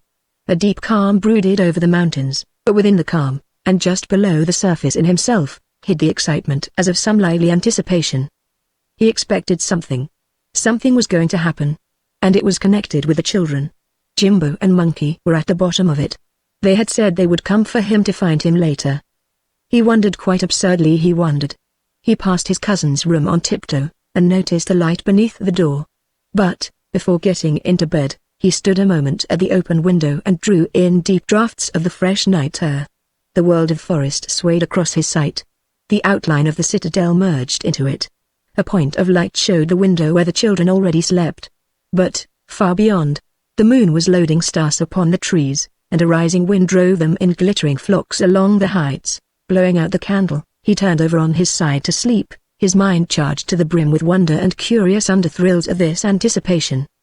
He half expected what? Reality lay somewhere in the whole strange business. It was not merely imaginative nonsense. Fairyland was close, and the moment he slept and began to dream, the thing took a lively and dramatic shape. 1,000 tiny fingers, soft and invisible, drew him away into the heart of Fairyland. There was a terror in him lest he should stick. But he came out beautifully and smoothly, like a thread of summer grass from its covering sheath. "I am slippery after all, then slippery enough," he remembered saying with surprised delight, and then, Chapter 15, "Look how the floor of heaven is thick inlaid with patines of bright gold. There's not the smallest orb which thou beholdest but in his motion like an angel sings, still choiring to the young-eyed cherubims." Merchant of Venice. There came to him a vivid impression of sudden light in the room, and he knew that something very familiar was happening to him, yet something that had not happened consciously for 30 years and more since his early childhood in the night nursery with the bars across the windows. He was both asleep and awake at the same time. Some part of him, rather, that never slept was disengaging itself with difficulty. He was getting free. Stimulated by his intercourse with the children, this part of him that in boyhood used to be so easily detached, light as air, was getting loose. The years had fastened it in very tightly. Jimbo and Monkey had got at it. And Jimbo and Monkey were in the room at this moment. They were pulling him out. It was very wonderful. A glory of youth and careless joy rushed through him like a river. Some sheath or vesture melted off. It seemed to tear him loose. How in the world could he ever have forgotten it, let it go out of his life? What on earth could have seemed good enough to take its place? He felt like an eagle some wizard spell had imprisoned in a stone, now released and shaking out its crumpled wings. A mightier spell had set him free. The children stood beside his bed. "I can manage it alone," he said firmly. "You needn't try to help me." No sound was audible, but they instantly desisted. This thought, that took a dozen words to express ordinarily, shot from him into them the instant it was born. A gentle pulsing, like the flicker of a flame, ran over their shining little forms of radiance as they received it. They shifted to one side silently to give him room. Thus had he seen a searchlight pass like lightning from point to point across the sea, yet, at first, there was difficulty, here and there, in places, he could not get quite loose and free. He sticks like Daddy. He heard them think. In the head it seems, too, there was no pain in the sensation, but a certain straining as of unaccustomed muscles being stretched. He felt uncomfortable, then embarrassed, then exhilarated. But there were other exquisite sensations too. Happiness, as a flooding summer sunshine, poured through him. He'll come with a rush. Look out! Jimbo felt expressing thought and said together, for no single word can convey the double operation thus combined in ordinary life. The reality of it caught him by the throat. This, he exclaimed, is real and actual. It is happening to me now. He looked from the pile of clothes taken off 2 hours ago. Goodness, what a mass! Exclamation mark to the children's figures in the middle of the room. And one was as real as the other. The moods of the day and evening, their play and nonsense, had all passed away. He had crossed a gulf that stood between this moment and those good nights in the pension. This was as real as anything in life, more real than death. Reality. He caught the obvious thought pass thickly through the body on the bed is what has been experienced. Death, for that reason, is not real, not realized. Dinner is. And this was real because he had been through it, though long forgotten it. Jimbo stood aside and felt directions. Don't push, he said, just think and wish, added Monkey with a laugh. It was her laugh, and perhaps the beauty of her big brown eyes as well, that got him finally loose. For the laughter urged some queer, deep yearning in him towards a rush of exquisite accomplishment. He began to slip more easily and freely. The brain upon the bed, oddly enough, remembered a tradition of old Egypt that oath created the world by bursting into 7 peals of laughter. It touched forgotten springs of imagination and belief. In some tenuous, racy vehicle his thought flashed forth. With a gliding spring, like a swooping bird across a valley, he was suddenly out. I'm out, he cried. All out, echoed the answering voices, and then he understood that first vivid impression of light. It was everywhere, an evenly distributed light. He saw the darkness of the night as well, the deep old shadows that draped the village, woods, and mountains. But in themselves was light, a light that somehow enabled them to see everything quite clearly. Solid things were all transparent, light even radiated from objects in the room. 2 much-loved books upon the table shone beautifully, his Bible and a volume of poems, and, fairer still, more delicate than either, there was a luster on the table that had so brilliant a halo it almost coruscated. The sparkle in it was like the sparkle in the children's eyes. It came from the bunch of violets, gentians, and hepaticas, already faded, that Mother had placed the days ago on his arrival. And overhead, through plaster, tiles, and rafters he saw the stars. We've already been for Ginny, Jimbo informed him, but she's gone as usual. She goes the moment she falls asleep. We never can catch her up or find her. Come on, cried Monkey. How slow you both are. We shan't get anywhere at this rate. And she made a wheel of colored fire in the air. I'm ready, he answered, happier than either. Let's be off at once. Through his mind flashed this explanation of their elder sister's day expression, that expression of a moth she had, puzzled, distressed, only half there, as the saying is. For if she went out so easily at night in this way, some part of her probably stayed out altogether. She never wholly came back. She was always dreaming. The entire instinct of the child, he remembered, was for others, and she thought of herself as little as did the sun, old tireless star that shines for all. She's soaked in starlight, he cried, as they went off headlong. We shall find her in the cave. Come on, you pair of lazy meteors. He was already far beyond the village, and the murmur of the woods rose up to them. They entered the meshes of the star net that spun its golden threads everywhere about them, linking up the universe with their very hearts. There are no eyes or puddles tonight. Everybody sleeps. Hooray, hooray! They cried together. There were cross currents, though. The main, broad, shining stream poured downwards in front of them towards the opening of the cave, a mile or 2 beyond, where the forests dipped down among the precipices of the Arayus, but from behind from some house in the slumbering village came a golden tributary too, that had a peculiar and astonishing brightness of its own. It came, so far as they could make out, from the humped outline of La Citadel, and from a particular room there, as though someone in that building had a special source of supply. Moreover, it scattered itself over the village in separate swift rivulets that dived and dipped towards particular houses here and there. There seemed a constant coming and going, one stream driving straight into the cave, and another pouring out again, yet neither mingling. One stream brought supplies, while the other directed their distribution.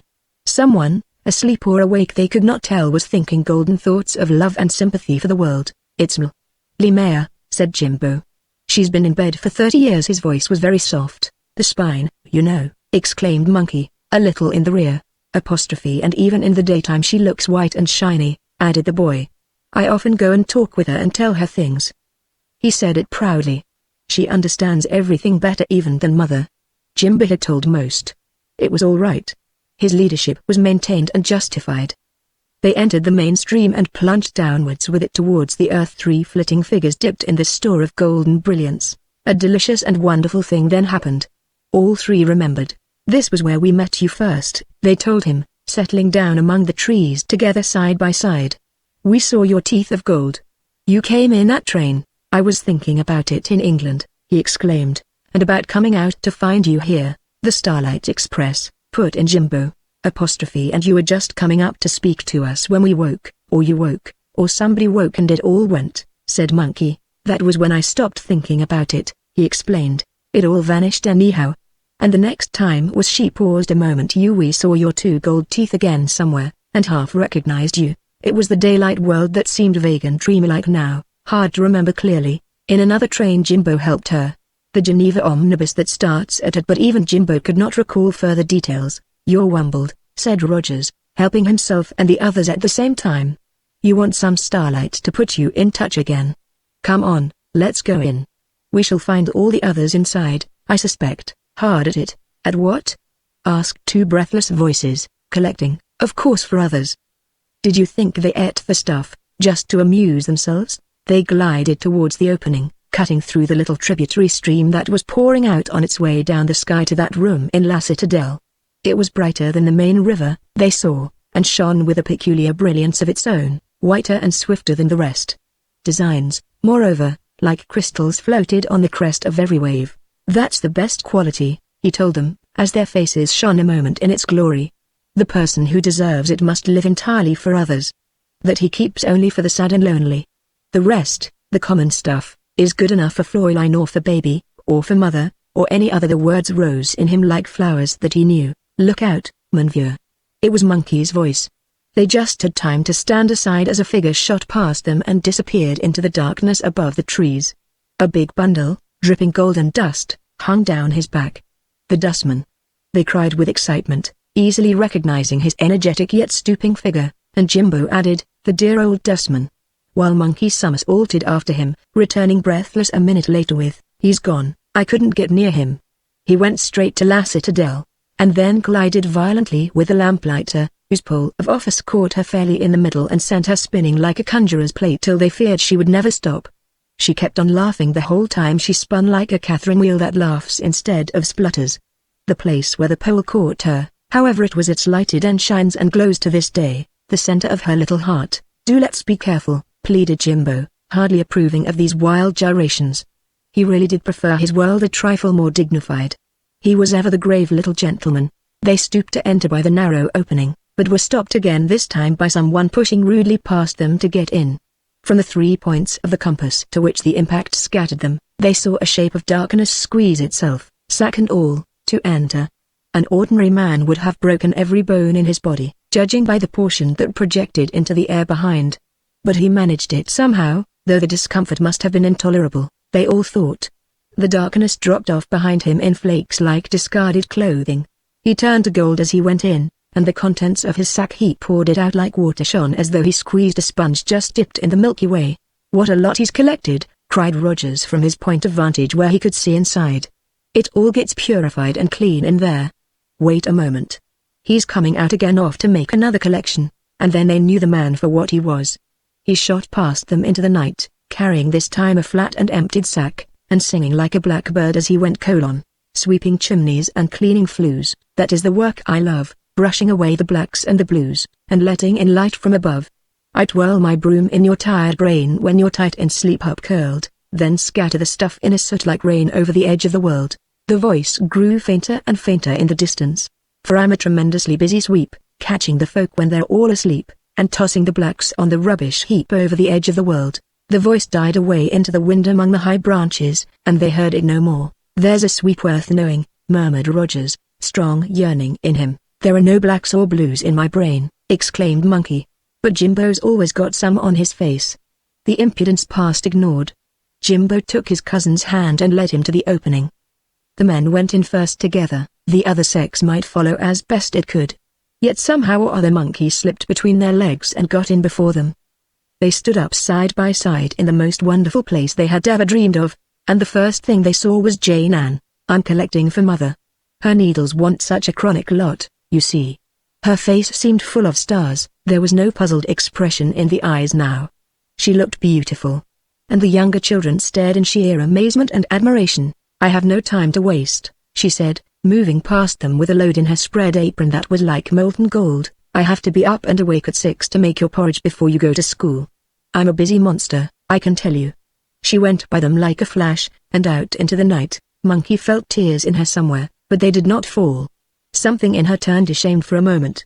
Jimbo stared in silence. What a girl, he thought. I'd like to be like that. Already the light was sticking to him. So this is where she always comes, said Monkey, soon recovering from the temporary attack of emotion. She's better out than in, she's safest when asleep. No wonder she's so funny in the daytime. Then they turned to look about them, breathing low as wildflowers that watch a rising moon. The place was so big, for one thing far bigger than they had expected. The storage of lost starlight must be a serious affair indeed if it required all this space to hold it. The entire mountain range was surely hollow. Another thing that struck them was the comparative dimness of this huge interior compared with the brilliance of the river outside. But, of course, lost things are ever dim, and those worth looking for dare not be too easily found. A million tiny lines of light, they saw, wove living, moving patterns, very intricate and very exquisite. These lines and patterns the three drew in with their very breath. They swallowed light, the tenderest light the world can know. A scent of flowers something between a violet and a wild rose floated over all. And they understood these patterns while they breathed them in. They read them. Patterns in nature, of course, are fairy script. Here lay all their secrets sweetly explained in golden writing, all mysteries made clear. The three understood beyond their years, and inside sight, instead of glimmering, shone. For, somehow or other, the needs of other people blazed everywhere, obliterating their own. It was most singular. Monkey ceased from somersaulting and stared at Jimbo. You've got 2 stars in your face instead of eyes. They'll never set, she whispered. I love you because I understand every bit of you, and you, he replied, as though he were a grand person, have got hair like a mist of fire. It will never go out. Everyone will love me now, she cried. My underneath is gold. But her brother approved her neatly. Let's get a lot, simply an awful lot. He made a grimace to signify quantity and pour it over Daddy's head till it runs from his eyes and beard. He'll write real fairy stories then and make a fortune. And Cousin Henry moved past them like a burning torch. They held their breath to see him. Jane Ann, their busy sister, alone excelled him in brightness. Her perfume, too, was sweeter. He's an old hand at this game, Monkey said in French, but Ginny's never done anything else since she was born, replied her brother proudly, and they all three fell to collecting, for it seemed the law of the place, a kind of gravity none could disobey. They stooped 3 semicircles of tender brilliance. Each lost the least desire to gather for himself. The needs of others drove them, filled them, made them eager and energetic. Ricker would like a bit, cried Jimbo, almost balancing on his head in his efforts to get it all at once, while Monkey's shining fingers stuffed her blouse and skirts with sheaves of golden gossamer that later she meant to spread in a sheet upon the pillow of Mademoiselle Lemare. She sleeps so little that she needs the best, she sang, realizing for once that her own amusement was not the end of life. I'll make her nights all wonder. Cousinry, meanwhile, worked steadily like a man who knows his time is short. He piled the stuff in heaps and pyramids, and then compressed it into what seemed solid blocks that made his pockets bulge like small balloons. Already a load was on his back that bent him double. Such a tiny bit is useful, he explained, if you know exactly how and where to put it. This compression is my own patent, of course, they echoed, trying in vain to pack it up as cleverly as he did. Nor were these three the only gatherers. The place was full of movement. Jane Ann was always coming back for more, deigning no explanations. She never told where she had spent her former loads. She gathered an apron full, sped off to spend and scatter it in places she knew of, and then came bustling in again for more. And they always knew her whereabouts because of the white glory that she radiated into the dim yellow world about them. And other figures, hosts of them, were everywhere stooping, picking, loading one another's backs and shoulders. To and fro they shot and glided, like leonids in autumn round the earth. All were collecting, though the supply seemed never to grow less. An inexhaustible stream poured in through the narrow opening, and scattered itself at once in all directions as though driven by a wind. How could the world let so much escape it, when it was what the world most needed every day? It ran naturally into patterns that could be folded and rolled up like silken tablecloths. In silence, too. There was no sound of drops falling. Sparks fly on noiseless feet. Sympathy makes no bustle. Even on the thickest nights it falls. A voice issued from a robust patch of light beside them that stooped with huge brown hands all knotted into muscles, and it's a mistake to think different. His voice rolled on into a ridiculous bit of singing colon. It comes down with the raindrops, it comes down with the dew, there's always yaps for everyone for and me and you. They recognized his big face, bronzed by the sun, and his great neck where lines drove into the skin like the rivers they drew with blunt pencils on their tedious maps of Europe. It was several faces in one. The head gardener was no stranger to their imaginations, for they remembered him of old somewhere, though not quite sure exactly where. He worked incessantly for others, though these others were only flowers and cabbages and fruit trees. He did his share in the world, he and his army of queer assistants. The undergardeners. Peals of laughter, too, sounded from time to time in a faraway corner of the cavern, and the laughter sent all the stuff it reached into very delicate, embroidered patterns. For it was merry and infectious laughter, joy somewhere in it like a lamp. It bordered upon singing, another touch would send it rippling into song. And to that far corner, attracted by the sound, ran numberless rivulets of light, weaving a lustrous atmosphere about the laughter that, even while it glowed, concealed the actual gatherer from sight. The children only saw that the patterns were even more sweet and dainty than their own. And they understood. Inside sight explained the funny little mystery. Laughter is magical, brings light and help and courage. They laughed themselves then, and instantly saw their own patterns wave and tremble into tiny outlines that they could squeeze later even into the darkest, thickest head, cousinry. Meanwhile, they saw, stopped for nothing. He was singing all the time as he bent over his long, outstretched arms. And it was the singing after all that made the best patterns better even than the laughing. He knew all the best tricks of this star cave. He remained their leader, and the stuff no hands picked up ran on, seeking a way of escape for itself. Some sank into the ground to sweeten the body of the old laboring earth, coloring the roots of myriad flowers, some soaked into the rocky walls, tinting the raw materials of hills and woods and mountain tops. Some escaped into the air in tiny drops that, meeting in moonlight or in sunshine, instantly formed wings. And people saw a brimstone butterfly, all wings and hardly any body. All went somewhere for some useful purpose. It was not in the nature of star stuff to keep still. Like water that must go downhill, the law of its tender being forced it to find a place where it could fasten on and shine. It never could get wholly lost, though, if the place it settled on was poor, it might lose something of its radiance. But human beings were obviously what most attracted it. Sympathy must find an outlet, thoughts are bound to settle somewhere. And the gatherers all sang softly, collect for others, never mind yourself. Some of it, too, shot out by secret ways in the enormous roof. The children recognized the exit of the separate brilliant stream they had encountered in the sky, the one especially that went to the room of pain and sickness in La Citadelle. Again they understood. That unselfish thinker of golden thoughts knew special sources of supply. No wonder that her atmosphere radiated sweetness and uplifting influence. Her patience, smiles, and courage were explained. Passing through the furnace of her pain, the light was cleansed and purified. Hence the delicate, invariable radiation from her presence, voice, and eyes. From the bed of suffering she had not left for 30 years she helped the world go round more sweetly and more easily, though few divined those sudden moments of beauty they caught flashing from her halting words, nor guessed their source of strength. Of course, thought Jimbo, laughing, I see now why I like to go and tell her everything. She understands all before I've said it. She's simply stuffed with starlight bursting with inside sight. That's sympathy, his cousin added, hearing the vivid thought. And he worked away like an entire ant heap. But he was growing rather breathless now. There's too much for me, he laughed as though his mouth were full. I can't manage it all. He was wading to the waist, and his coat and trousers streamed with runnels of orange-colored light. "Swallow it then," cried Monkey, her hair so soaked that she kept squeezing it like a sponge, both eyes dripping too. It was their first real experience of the joy of helping others, and they hardly knew where to begin or end. They romped and played in the stuff like children in sand or snow diving, smothering themselves, plunging, choking, turning somersaults, upsetting each other's carefully reared loads, and leaping over little pyramids of gold. Then, in a flash, their laughter turned the destroyed heaps into wonderful new patterns again, and once more they turned sober and began to work. But their cousin was more practical. "I've got all I can carry comfortably," he sang out at length. "Let's go out now and sow it among the sleepers. Come on." A field of stars seemed to follow him from the roof as he moved with difficulty towards the opening of the cave. Someone shot out just in front of him. "My last trip." The words reached them from outside. His bulging figure squeezed somehow through the hole, layers of light scraping off against the sides.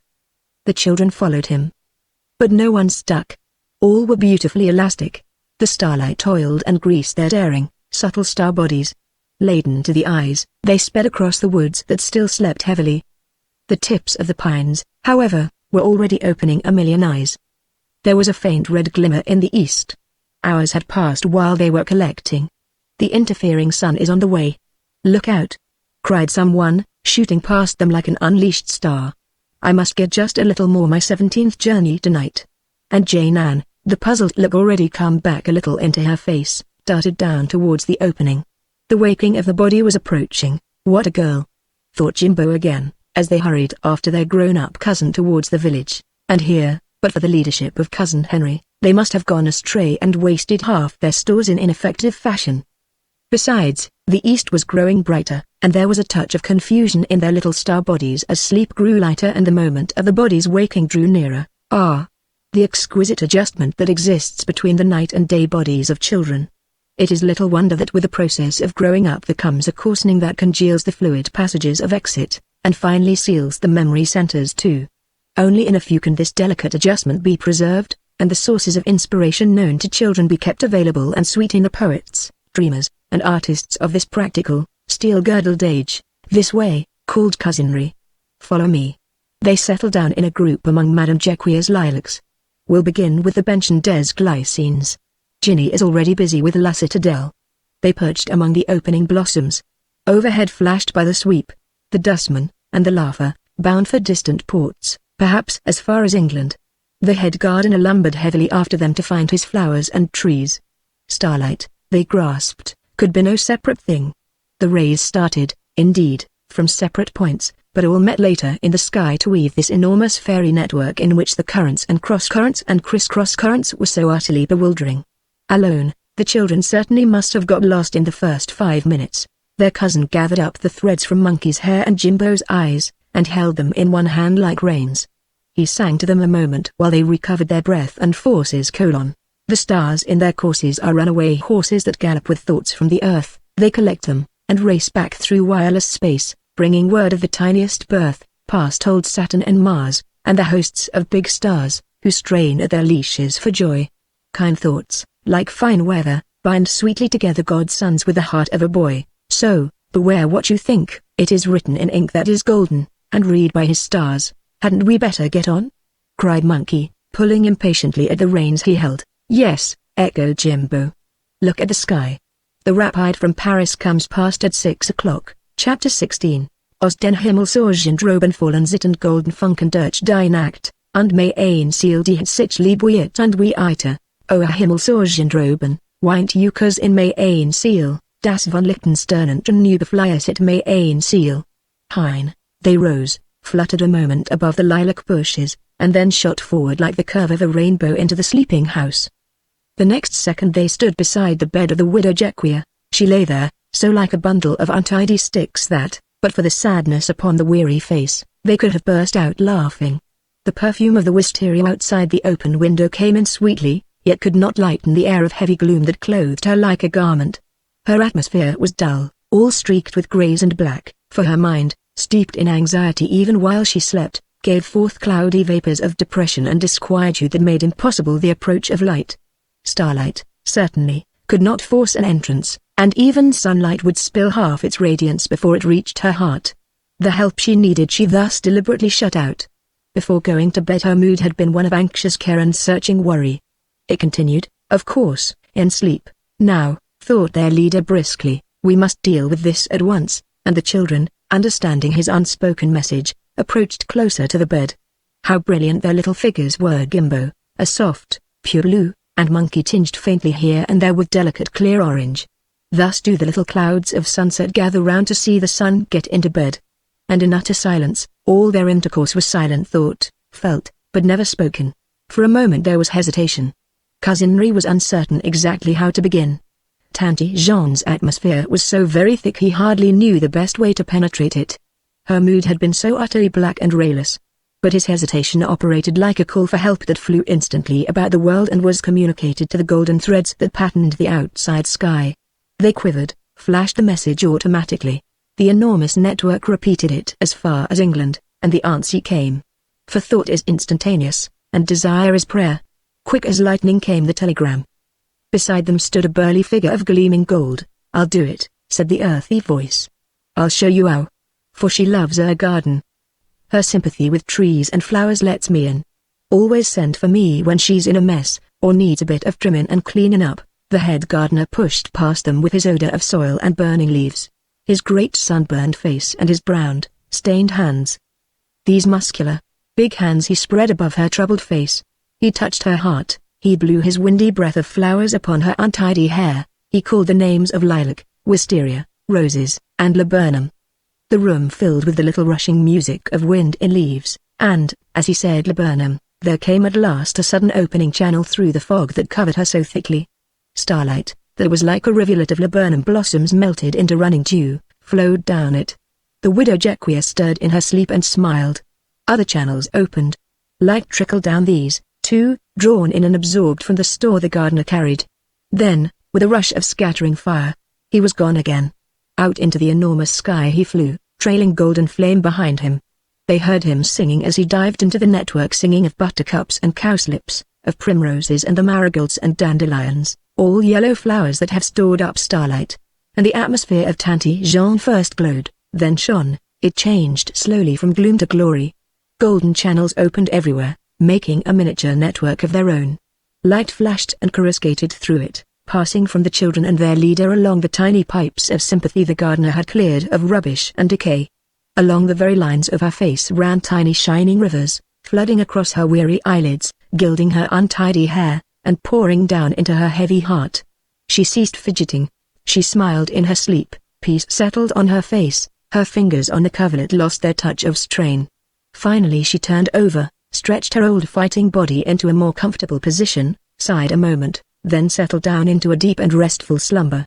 Her atmosphere was everywhere soft shiny when they left her to shoot next into the attic chamber above, where Miss Waghorn lay among her fragments of broken memory, and the litter of disordered images that passed with her for thinking. And here, again, although their task was easier, they needed help to show the right way to begin. Before they reached the room Jimbo had wondered how they would get at her. That wonder summoned help. The tall, thin figure was already operating beside the bed as they entered. His length seemed everywhere at once, and his slender pole, a star hanging from the end, was busy touching articles on walls and floor and furniture. The disorder everywhere was the expression of her disheveled mind, and though he could not build the ruins up again, at least he could trace the outlines of an ordered plan that she might use when she left her body finally and escaped from the rebellious instrument in death. And now that escape was not so very far away. Obviously she was already loose. She was breaking up, as the world expresses it. And the children, watching with happy delight, soon understood his method. Each object that he touched emitted a tiny light. In her mind he touched the jumble of wandering images as well. On waking she would find both one and the other better assorted. Some of the lost things her memory ever groped for she would find more readily. She would see the starlight on them. See, said their leader softly, as the long thin figure of the lamplighter shot away into the night, she sleeps so lightly because she is so old, fastened so delicately to the brain and heart. The fastenings are worn and loose now. Already she is partly out, that's why she's so muddled in the daytime, explained Jimbo, for his sister's benefit. Exaggerately, I knew it already, was the reply, turning a somersault like a wheel of twirling meteors close to the old lady's nose. Carefully, now, said their leader. "And hurry up. There's not much we can do here, and there's heaps to do elsewhere. We must remember Mother and Daddy before the interfering sun is up, you know." They flashed about the attic chamber, tipping everything with light, from the bundle of clothes that strewed the floor to the confused interior of the black basket trunk where she kept her money and papers. There were no shelves in this attic chamber, no room for cupboards either. It was the cheapest room in the house. And the old woman in the bed sometimes opened her eyes and peered curiously, expectantly, about her. Even in her sleep she looked for things. Almost, they felt. She seemed aware of their presence near her. She knew that they were there. She smiled. A moment later they were in midair on their way to the citadel, singing as they went: "He keeps that only for the old and lonely, who sleep so little that they need the best. The rest, the common stuff, is good enough for Fräulein, or for baby, or for mother, or any other who likes a bit of dust, and yet can do without it if they must." Already something of the dawn's faint magic painting lay upon the world. Roofs shone with dew. The woods were singing, and the flowers were awake. Birds piped and whistled shrilly from the orchards. They heard the Murdatin murmuring along her rocky bed. The rampart of the Alps stood out more clearly against the sky. "We must be very quick," Cousin Henry flashed across to them, "quicker than an express train." "That's impossible," cried Jimbo, who already felt the call of waking into his daily world. "Hark! There's whistling already." The next second, in a twinkling, he was gone. He had left them. His body had been waked up by the birds that sang and whistled so loudly in the plane tree outside his window. Monkey and her guide raced on alone into the very room where he now sat up and rubbed his eyes in the citadel. He was telling his mother that he had just been dreaming extraordinary. But Mother, sleeping like a fossil monster in the tertiary strata, heard him not. "He often goes like that," whispered Monkey in a tone of proud superiority. "He's only a little boy really, you see." But the sight they then witnessed was not what they expected, for Mademoiselle Lemare herself was working over Mother like an engine, and Mother was still sleeping like the dead. The radiance that emanated from the night body of this suffering woman, compared to their own, was as sunlight is to candlelight. Its soft glory was indescribable, its purity quite unearthly, and the patterns that it wove lovely beyond all telling. Here they surprised her in the act, busy with her ceaseless activities for others, working for the world by thinking beauty. While her pain-racked body lay asleep in the bed it had not left for 30 years, nor would ever leave again this side of death, she found her real life in loving sympathy for the pain of others everywhere. For thought is prayer, and prayer is the only true effective action that leaves no detail incomplete. She thought light and glory into others.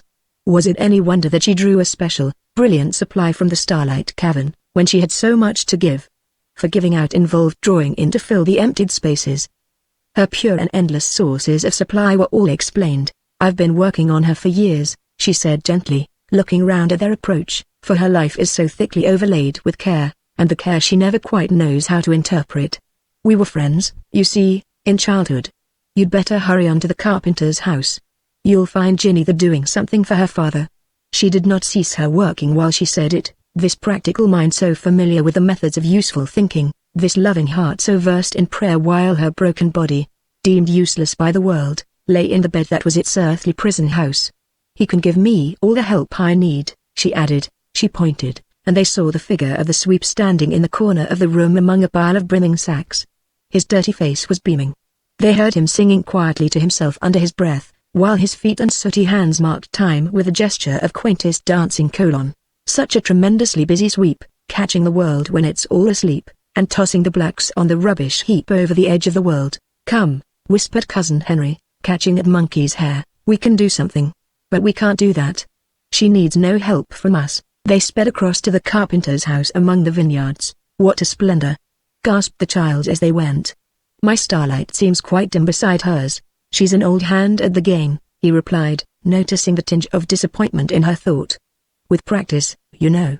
And Mummy must be pretty tough," she interrupted with a laugh, her elastic nature recovering instantly. "With practice, I was going to say, your atmosphere will get whiter too until it simply shines. That's why the saints have halos." But Monkey did not hear this last remark. She was already in her father's bedroom, helping Ginny. Here there were no complications, no need for assistance from a sweep, or gardener, or lamplighter. It was a case for pulling, pure and simple. Daddy was wumbled, nothing more. Body, mind, and heart were all up jumbled. In making up the verse about the starlight he had merely told the truth about himself. The poem was instinctive and inspirational confession. His atmosphere, as he lay there, gently snoring in his beauty sleep, was clear and sweet and bright, no darkness in it of grey or ugliness, but its pattern was a muddle, or rather there were several patterns that scrambled among each other for supremacy. Lovely patterns hovered just outside him, but none of them got really in. And the result was chaos. Daddy was not clear-headed, there was no concentration. Something of the perplexed confusion that afflicted his elder daughter in the daytime mixed up the patterns inextricably. There was no main pathway through his inner world. And the picture proved it. It explained why Ginny pulled in vain. His night body came out easily as far as the head, then stuck hopelessly. He looked like a knotted skein of colored wools. Upon the paper where he had been making notes before going to sleep for personal atmosphere is communicated to all its owner touches lay the same confusion. Scraps of muddle, odds and ends of different patterns, hovered in thick blots of color over the paragraphs and sentences. His own uncertainty was thus imparted to what he wrote, and his stories brought no conviction to his readers. He was too much the dreamer, or too much the thinker, which of the two was not quite clear. Harmony was lacking. That's probably what I'm like, too, thought his friend, but so softly that the children did not hear it. That scheme of his passed vaguely through his mind, then he cried louder a definite thought: There's no good tugging like that, my dears. Let him slip in again. You'll only make him restless, and give him distorted dreams. I've tugged like this every night for months, said Ginny, but the moment I let go he flies back like elastic. Of course. We must first untie the knots and weave the patterns into one. Let go. Daddy's night body flashed back like a sword into its sheath. They stood and watched him.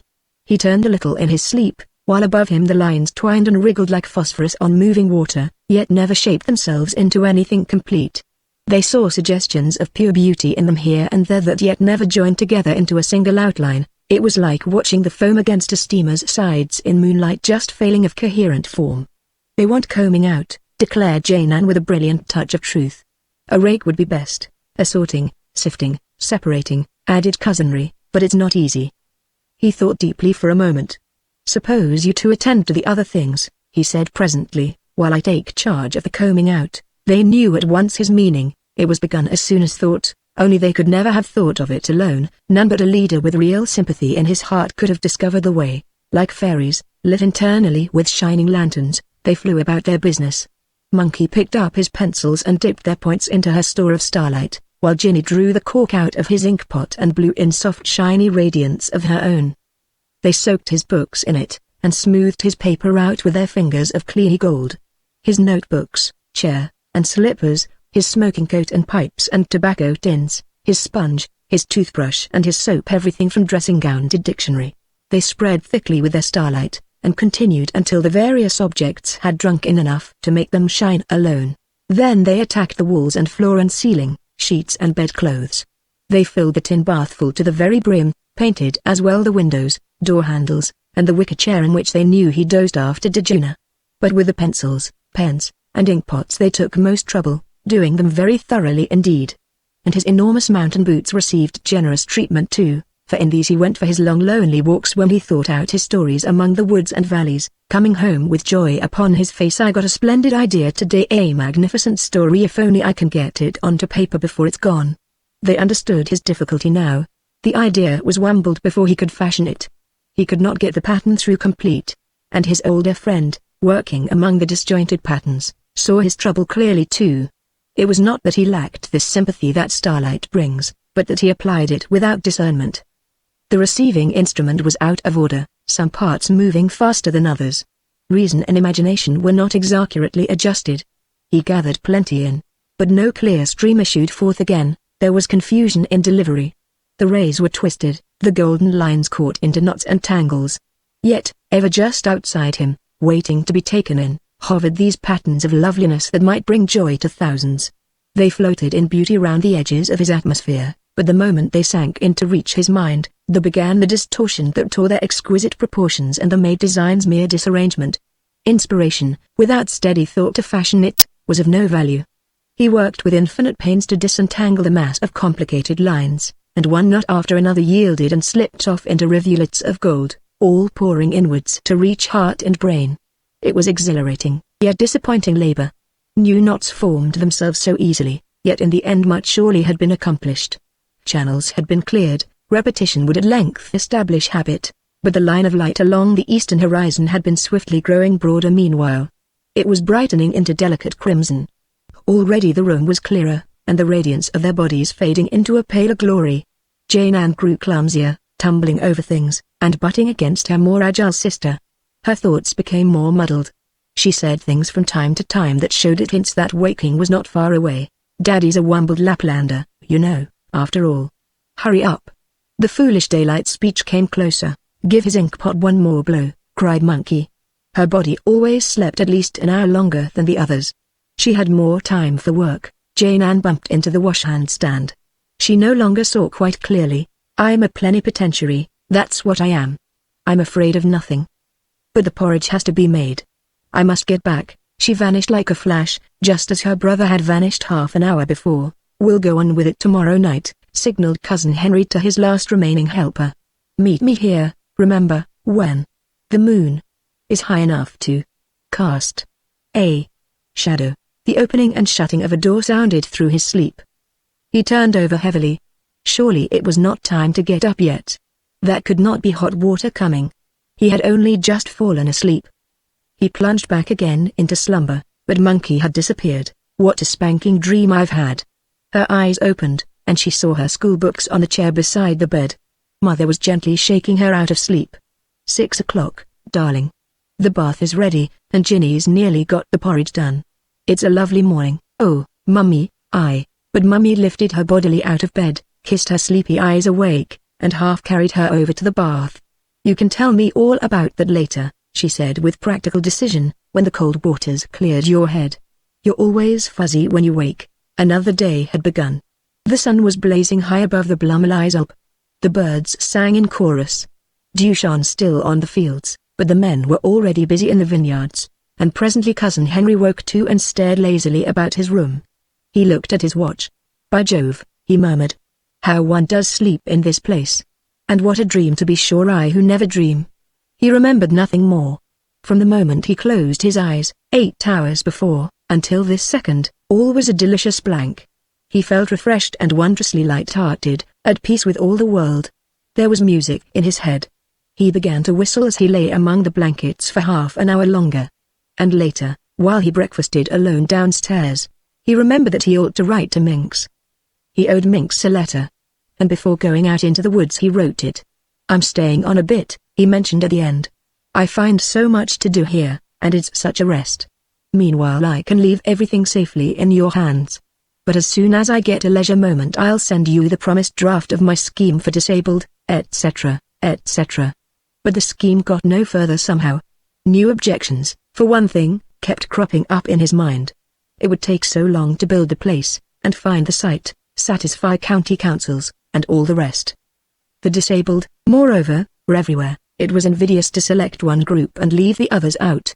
Help the world, yes, but what was the world? There were so many worlds. He touched a new one every day and every hour. Which needed his help most? Brussels was quite as important, quite as big and hungry as any of the others. That old vicar knew a thing or two, he reflected later in the forest, while he gathered a bunch of hepaticas and anemones to take to Lemaire.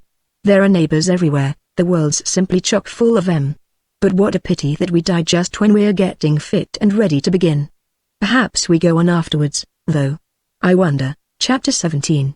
The stars ran loose about the sky, wasting their beauty recklessly, singing and dancing, shooting and prancing, until the pole star took command, changing each wild, disordered band into a lamp to guide the land, a constellation. And so, about my mind and yours, thought dances, shoots, and wastes its powers, coming and going, aimlessly flowing, until the pole star of the will captains them wisely, strong, and still, some dream for others to fulfill with consecration. Selected poems, Montmorency Mink. There was a certain air of unreality somewhere in the life of Brussels that ministered to fantasy.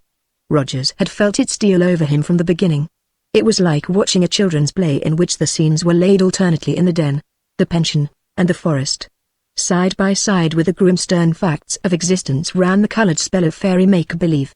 It was the way they mingled, perhaps, that ministered to this spirit of fantasy. There were several heroines, for instance Tante Jean, Mademoiselle Lemaire, and Mother, each played her role quite admirably. There were the worthy Sterlinger men who did their duty dumbly, regardless of consequences: Daddy, the postmaster, and the picturesque old clergyman with failing powers. There was the dark, uncertain male character, who might be villain, yet who might prove extra hero: the strutting postman of baronial ancestry. There was the role of quaint pathetic humor Miss Waghorn so excellently filled, and there were the honest rough and tumble comedians, half mischievous, half malicious, their retired governesses. Behind them all, brought on chiefly in scenes of dusk and moonlight, were the forest elves who, led by Puck, were responsible for the temporary confusion that threatened disaster, yet was bound to have a happy ending: the children. It was all a children's play set in the lovely scenery of mountain, forest, lake, and old world garden. Numerous other characters also flitted in and out. There was the cat, the bird, the donkey as in pantomime, goblin caves and haunted valleys and talking flowers, and the queer shadowy folk who came to the pension in the summer months, then vanished into space again. Links with the outside world were by no means lacking. As in the theater, one caught now and again the rumble of street traffic and the roar of everyday concerns. But these fell in by chance during quiet intervals, and served to heighten contrast only. And so many of the principal roles were almost obviously assumed, interchangeable almost any day. The players might drop their wigs, rub off the paint, and appear otherwise, as they were in private life. The widow Jequia's husband, for instance, had been a pasteur who had gone later into the business of a wine merchant. She herself was not really the keeper of a pension for Junefis, but had drifted into it owing to her husband's disastrous descent from pulpit into cellar understudy for someone who had forgotten to come on. The postmaster, too, had originally been a photographer, whose funereal aspect had sealed his failure in that line. His customers could never smile and look pleasant. The postman, again, was a baron in disguise. In private life he had a castle and retainers, and even Gigi, the gendarme, was a make-believe official who behind the scenes was a vintner and farmer in a very humble way. Daddy, too, seemed sometimes but a tinsel author dressed up for the occasion, and absurdly busy over books that no one ever saw on railway bookstalls. While Mademoiselle Lemaire was not in fact and verity a suffering, patient, bedridden lady, but a princess who escaped from her disguise at night into glory and great beneficent splendor. Mother alone was more real than the other players. There was no make-believe about Mother. She thundered across the stage and stood before the footlights, interrupting many a performance with her stubborn common sense and her grip upon difficult grave issues.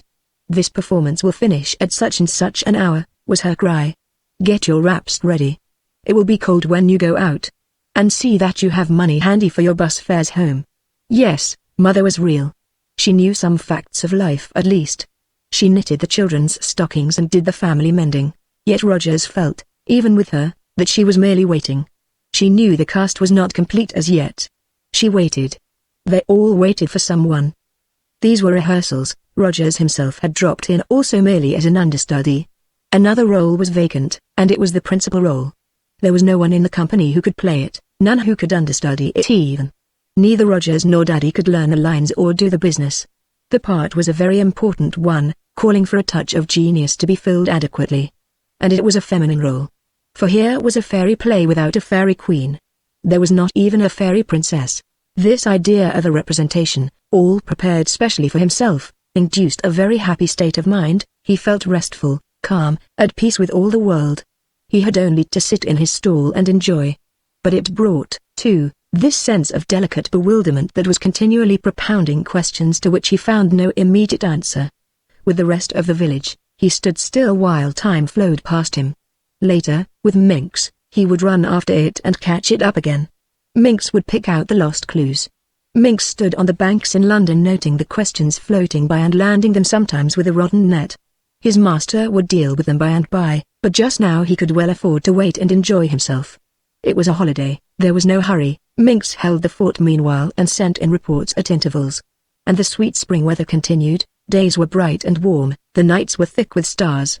Rogers postponed departure on the flimsiest reasons. It was no easy thing to leave Brussels. Next week the Muget will be over in the Valenvert. We must pick it quickly together for Tantiana. Ginny brought every spring flower to Mademoiselle Lemaire in this way the moment they appeared. Her room was a record of their sequence from week to week. And Jimbo knew exactly where to find them first. His mind was a timetable of flowers as well as of trains, dates of arrival, and stations where they grew. He knew it all accurately. This kind of fact with him was never wumbled. Soon the Sabot de Venus will be in flower at the Crux du Vin, but it takes time to find it. It's most awfully rare, you see. You'll have to climb beyond the Fontaine Froide. That's past the Femme Robert, between Champ du Moulin and Noirag. The snow ought to be gone by now. We'll go and hunt for it. I'll take you in about 2 semaines comme ça. Alone, those dangerous cliffs were out of bounds for him. But if he went with cousinry, permission could not be refused. Jimbo knew what he was about. And he took for granted that his employer would never leave Brussels again. Thursday and Saturday would be the best days, he added. They were his half-holidays, but he did not say so. Secretaries, he knew, did not have half-holidays comme ça. Je suis son vrai secrétaire. He had told Mademoiselle Le Maire, who had confirmed it with a grave "mais."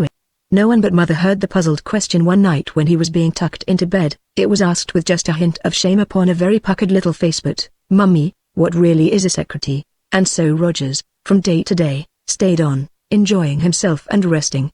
The city would have called it loafing, but in the city the schedule of values was a different one. Meanwhile the bewilderment he felt at first gradually disappeared. He no longer realized it, that is. While still outside, attacked by it, he had realized the soft entanglement. Now he was in it, caught utterly, a prisoner. He was no longer mere observer. He was part and parcel of it. What does a few weeks matter out of a whole strenuous life? He argued. It's all to the good, this holiday. I'm storing up strength and energy for future use. My scheme can wait a little. I'm thinking things out meanwhile. He often went into the forest alone to think his things out, and things always meant his scheme. But the more he thought about it, the more distant and impracticable seemed that wondrous scheme. He had the means, the love, the yearning, all in good condition, waiting to be put to practical account. In his mind, littered more and more now with details that Minks not infrequently sent in, this great scheme by which he had meant to help the world ran into the confusion of new issues that were continually cropping up.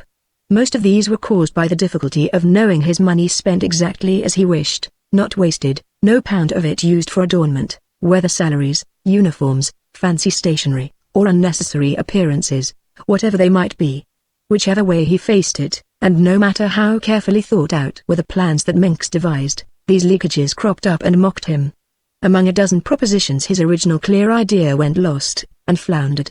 It came perilously near to wumbling itself away altogether. For one thing, there were rivals on the scene: his cousin's family, the education of these growing children, the difficulties of the widow Jacquier, some kind of security he might ensure to old Miss Waghorn, the best expert medical attendants for Mademoiselle Le Maire. And his fortune was after all a small one as fortunes go. Only his simple scale of personal living could make these things possible at all. Yet here, at least, he would know that every penny went exactly where it was meant to go, and accomplished the precise purpose it was intended to accomplish. And the more he thought about it, the more insistent grew the claims of Little Brussels, and the more that portentous scheme for disabled thingamabobs faded into dimness. The old vicar's words kept singing in his head, "The world is full of neighbors. Bring them all back to Fairyland." He thought things out in his own way and at his leisure. He loved to wander alone among the mountains. Thinking in this way, his thoughts turned to his cousin's family, their expenses, their difficulties, the curious want of harmony somewhere. For the conditions in which the famille Anglaise existed, he had soon discovered, were those of muddle pure and simple, yet of muddle on so large a scale that it was fascinating and even exhilarating. It must be lovely, he reflected, to live so carelessly. They drifted. Chance forces blew them hither and thither as gusts of wind blow autumn leaves. 5 years in a place and then a gust that blew them elsewhere. Thus they had lived 5 years in a London suburb, thinking it permanent, 5 years in a lonely Essex farm, certain they would never abandon country life, and 5 years, finally, in the Jura forests. Neither parent, though each was estimable, worthy, and entirely of good repute, had the smallest faculty for seeing life whole. Each studied closely a small fragment of it, the fragment limited by the Monday and the Saturday of next week, or, in moments of optimistic health, the fragment that lies between the 1st and 31st of a single month. Of what lay beyond, they talked. Oh, yes, they talked voluminously and with detail that sounded impressive to a listener, but somehow in circles that carried them no further than a starting point, or in spirals that rose higher with each sentence and finally lifted them bodily above the solid ground. It was merely talk, ineffective yet the kind that makes one feel it has accomplished something and so brings the false security of carelessness again. Neither one nor other was head of the house. They took it in turns, each slipping by chance into that onerous position, supported but uncoveted by the other. Mother fed the children, mended everything, sent them to the dentist when their teeth ached badly, but never before as a preventative, and trusted to luck. "Daddy," she would say in her slow gentle way, "I do wish we could be more practical sometimes. Life is such a business, isn't it?" And they would examine in detail the grain of the stable door now that the horse had escaped, then close it very carefully. "I really must keep books," he would answer, "so that we can see exactly how we stand," having discovered at the end of laborious calculation concerning the cost of the proposed Geneva schooling for Ginny that they had reckoned in shillings instead of francs. And then, with heads together, they selected for their eldest boy a profession utterly unsuited to his capacities, with coaching expenses far beyond their purses, and with the comforting consideration that there's a pension attached to it, you see, for when he's old. Similarly, having planned minutely, and with personal sacrifice, to save 5 francs in one direction, they would spend that amount unnecessarily in another. They felt they had it to spend, as though it had been just turned and already jingled in their pockets. Daddy would announce he was walking into Neuchâtel to buy tobacco. "Better take the tram," suggested Mother, "it's going to rain. You save shoe leather, too," she added laughingly. "Will you be back to tea?" He thought not, he would get a cup of tea in town. "May I come, too?" from Jimbo. "Why not?" thought Mother. "Take him with you. He'll enjoy the trip." Monkey and Jane Ann, of course, went too. They all had tea in the shop, and bought chocolate into the bargain. The 5 francs melted into nothing, for tea at home was included in their pension terms. Saving is in the mind. There was no system in their life. It would be jolly, yes, if you could earn a little something regular besides your work, agreed Mother, when he thought of learning a typewriter to copy his own books, and taking in work to copy for others too. "I'll do it," he decided with enthusiasm that was forgotten before he left the room 10 minutes later. It was the same with the suggestion of teaching English. He had much spare time, and could easily have earned £1 a week by giving lessons, and £1 a week is £50 a year, enough to dress the younger children easily. The plan was elaborated laboriously. "Of course," agreed Daddy, with genuine interest. "It's easily done. I wonder we never thought of it before." Every few months they talked about it, but it never grew an inch nearer to accomplishment. They drifted along, ever in difficulty, each secretly blaming the other, yet never putting their thoughts into speech. They did not quite understand each other's point of view. Mother really might have foreseen that.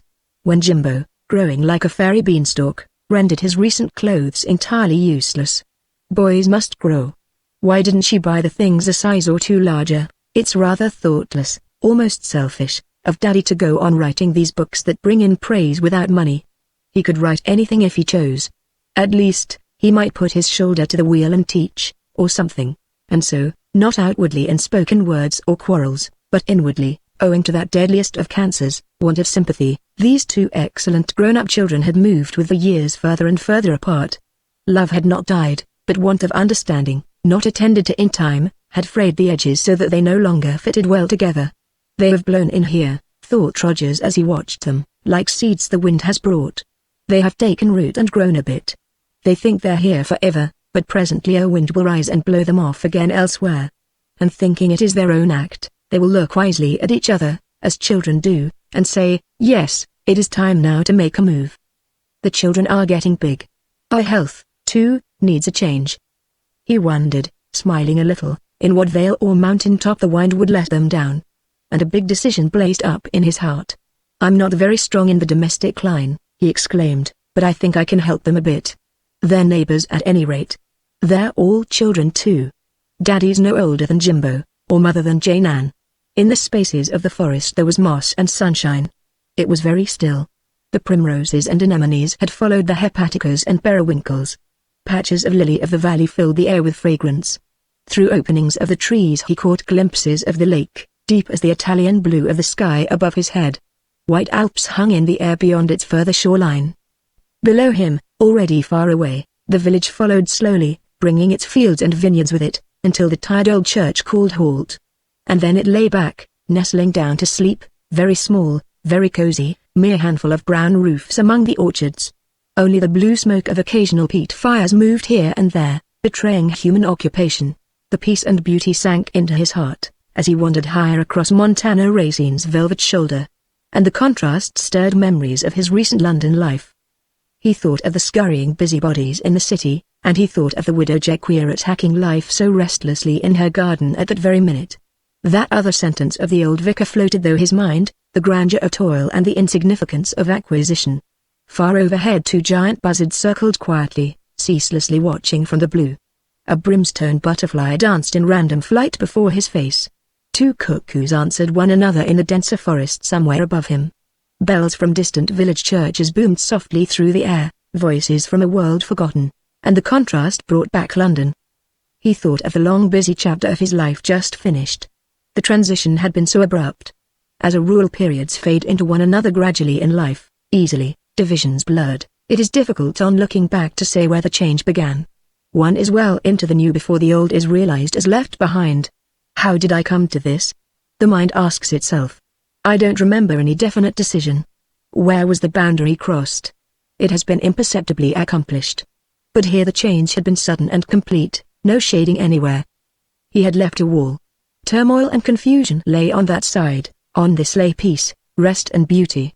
Strain and ugliness were left behind, and with them so much that now seemed false, unnecessary, vain.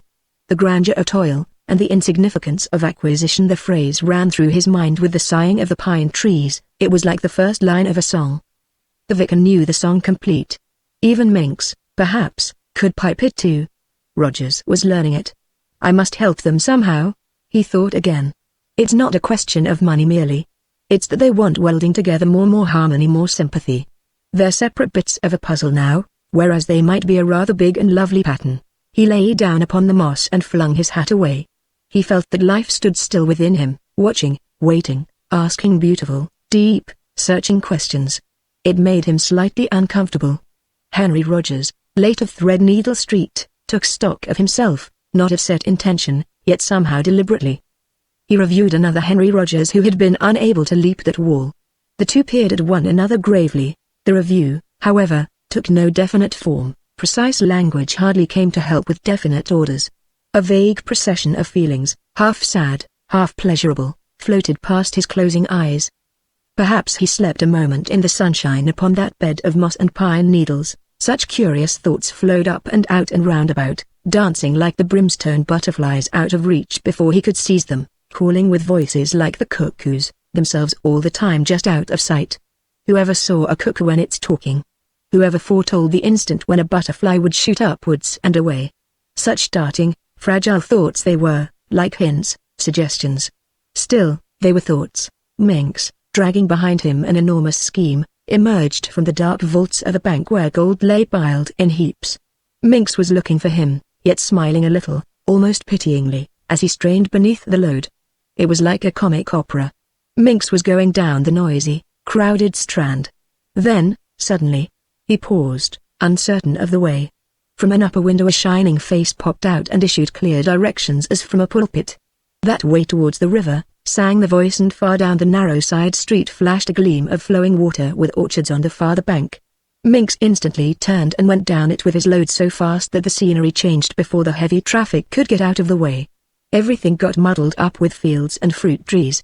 The scheme changed into a mass of wild flowers. A lame boy knocked it over with his crutch. Gold fell in a brilliant, singing shower, and where each sovereign fell there sprang up a buttercup or dandelion.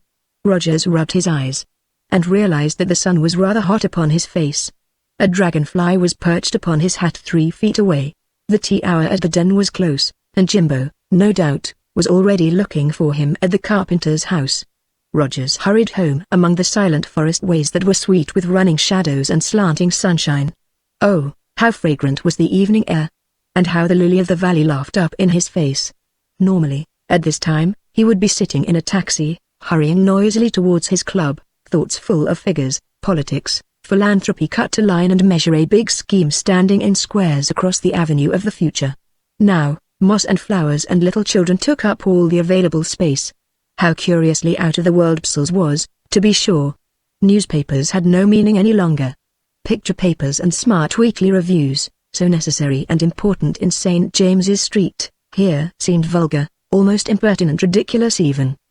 Big books, yes, but not Bert. Topical comments issued with an absurd omnipotence upon things merely ephemeral. How the mind accumulated rubbish in a city. It seemed incredible. He surely had climbed a wall and dropped down into a world far bigger, though a world the city would deem insignificant and trivial. Yet only because it had less detail probably. A loved verse flashed to him across the years: Ode to dream, ode to awakened wonder, and with delight to take and render, through the trance of silence, quiet breath, lo. For there among the flowers and grasses, only the mightier movement sounds and passes, only winds and rivers, life and death. Brussels was important as London, yes, while simple as the nursery. The same big questions of life and death, of battle, duty, love, ruled the peaceful inhabitants. Only the noisy shouting, the clatter of superfluous chattering and feverish striving had dropped away. Hearts and minds wore fewer clothes among these woods and vineyards. There was no nakedness though. There were flowers and moss, blue sky and peace and beauty. Thought ran into confused, vague pictures. He could not give them coherence, shape, form. He crossed the meadows and entered the village through the pension garden. The widow Jequia gave him a spray of her Persian lilac on the way. "It's been growing 25 years for you," she said, "only do not look at me. I'm in my garden, things invisible." He remembered with a smile Jane Ann's description that the front part of the house was all at the back. Tumbling down the wooden stairs, he crossed the street and made for the citadel, where the children opened the door for him even before he rang. Jimbo and Monkey, just home from school, pulled him by both arms towards the tea table. They had watched for his coming, the samovars just boiling. Mother welcomed him. Daddy was on a sofa by the open window, reading manuscript over to himself in a mumbling voice, and Jane Ann, apron on, sleeves tucked up, face flushed, poked her head in from the kitchen. "Excuse me, Mother, the cupboard's all in distress. I can't find the marmalade anywhere, but it's already on the table, child." She saw her cousin and popped swiftly back again from view. One heard fragments of her sentences wumbled. "Chronic. Busy monster." And 2 minutes later La Famille Anglaise was seriously at tea. Chapter 18. "What art thou, then? I cannot guess, but though I seem in star and flower to feel thee some diffusive power, I do not therefore love thee less." Love and Death, Tennyson.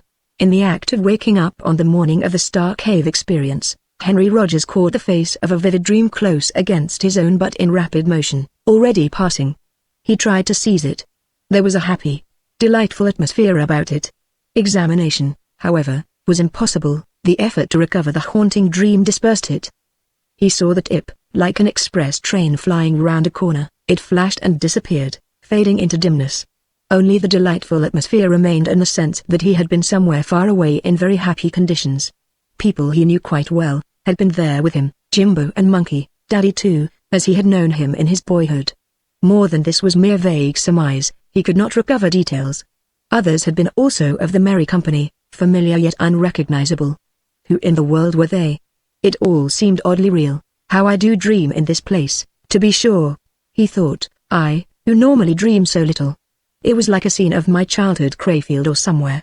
And he reflected how easily one might be persuaded that the spirit escaped in sleep and knew another order of experience. The sense of actuality was so vivid. He lay half dozing for a little longer, hoping to recover the adventures. The flying train showed itself once or twice again, but smaller, and much, much further away. It curved off into the distance. A deep cutting quickly swallowed it. It emerged for the last time, tiny as a snake upon a chessboard of far-off fields. Then it dipped into mist, the snake shot into its hole. It was gone. He sighed. It had been so lovely. Why must it vanish so entirely? Once or twice during the day it returned, touched him swiftly on the heart and was gone again. But the waking impression of a dream is never the dream itself. Sunshine destroys the sense of enormous wonder. "I believe I've been dreaming all night long, and going through all kinds of wild adventures." He dressed leisurely, still hunting subconsciously for fragments of that happy dreamland. Its aroma still clung about him. The sunshine poured into the room. He went out onto the balcony and looked at the Alps through his ace field glasses. The brilliant snow upon the Diablebrits danced and sang into his blood. Across the broken teeth of the Dent du Midi trailed thin strips of early cloud. Behind him rose Great Boudry's massive shoulders, a pyramid of incredible deep blue. And the limestone precipices of La Tourne stood dazzlingly white, catching the morning sunlight full in their face. The air had the freshness of the sea. Men were singing at their work among the vineyards. The tinkle of cowbells floated to him from the upper pastures upon Montana Racine. Little sails like seagulls dipped across the lake. Goodness, how happy the world was at Brussels. Singing, radiant, careless of pain and death. And, goodness, how he longed to make it happier still. Every day now this morning mood had been the same. Desire to do something for others ran races with little practical schemes for carrying it out. Selfish considerations seemed to have taken flight, all washed away while he slept. Moreover, the thought of his scheme had begun to oppress him. A touch of shame came with it, almost as though an unworthy personal motive were somewhere in it. Perhaps after all, he wondered more and more now, there had been an admixture of personal ambition in the plan. The idea that it would bring him honor in the eyes of the world had possibly lain there hidden all along. If so, he had not realized it. The depravity had been unconscious. Before the Psal's standard of simplicity, artificial elements dropped off automatically, ashamed. And a profound truth, fished somehow out of that vanished dreamland, spun its trail of glory through his heart. Kindness that is thanked for surely brings degradation, a degradation almost as mean as the subscription acknowledged in a newspaper, or the anonymous contribution kept secret temporarily in order that its later advertisement may excite the more applause. Out flashed this blazing truth: kind acts must be instinctive, natural, thoughtless. One hand must be in absolute ignorance of the other's high adventures. And when the carpenter's wife brought up his breakfast tray, with a bunch of forest flowers standing in a tumbler of water, she caught him pondering over another boyhood's memory, that friend of his father's who had given away $1 million anonymously. In his heart plans shaped themselves with soft, shy eyes and hidden faces. He longed to get La Famille Anglaise straight. For one thing, it was an hour later, while he still sat dreaming in the sunshine by the open window, that a gentle tap came at the door, and Daddy entered. The visit was a surprise. Usually, until time for dinner, he kept his room, busily unwumbling stories. This was unusual. And something had happened to him. He looked different. What was it that had changed? Some veil had cleared away, his eyes were shining. They greeted one another, and Rogers fell shyly to commonplaces, while wondering what the change exactly was. But the other was not to be put off. He was bursting with something. Rogers had never seen him like this before. "You've stopped work earlier than usual," he said, providing the opening. He understood his diffidence, his shyness in speaking of himself. Long disappointments lay so thinly screened behind his unfulfilled enthusiasm, but this time the enthusiasm swept diffidence to the winds. It had been vitally stirred, early indeed, he cried. "I've been working 4 hours without a break, man. Why, what do you think? I woke at sunrise, a thing I never do, with a brilliant idea in my head. Brilliant, I tell you. By Jove, if only I can carry it out as I see it." "You've begun it already?" "Been at it since 6 o'clock, I tell you. It was in me when I woke. Idea, treatment, everything complete, all in a perfect pattern of beauty." There was a glow upon his face, his hair was untidy. A white muffler with blue spots was round his neck instead of collar. One end stuck up against his chin. The safety pin was open. "By Jove! I am delighted." Rogers had seen him excited before over a brilliant idea, but the telling of it always left him cold. It touched the intellect, yet not the heart. It was merely clever. This time, however, there was a new thing in his manner. "How did you get it?" he repeated. Methods of literary production beyond his own doggerels were a mystery to him. "Sort of inspiration, eh? Woke with it, I tell you," continued his cousin, twisting the muffler so that it tickled his ear now instead of his chin. "It must have come to me in sleep," exclaimed the other. "You dreamt it, then? Kind of inspiration business. I've heard of that sort of thing, but never experienced it." The author paused for breath. "What is it? Tell me." He remembered how ingenious details of his patents had sometimes found themselves cleared up in the morning after refreshing slumber. This might be something similar. "Let's hear it," he added. "I'm interested." His cousin's recitals usually ended in sad confusion, so that all he could answer by way of praise was, "You ought to make something good out of that. I shall like to read it when you've finished it." But this time, he felt, there was distinctly a difference.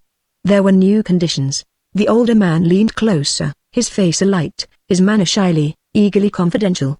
The morning sunshine blazed upon his untidy hair.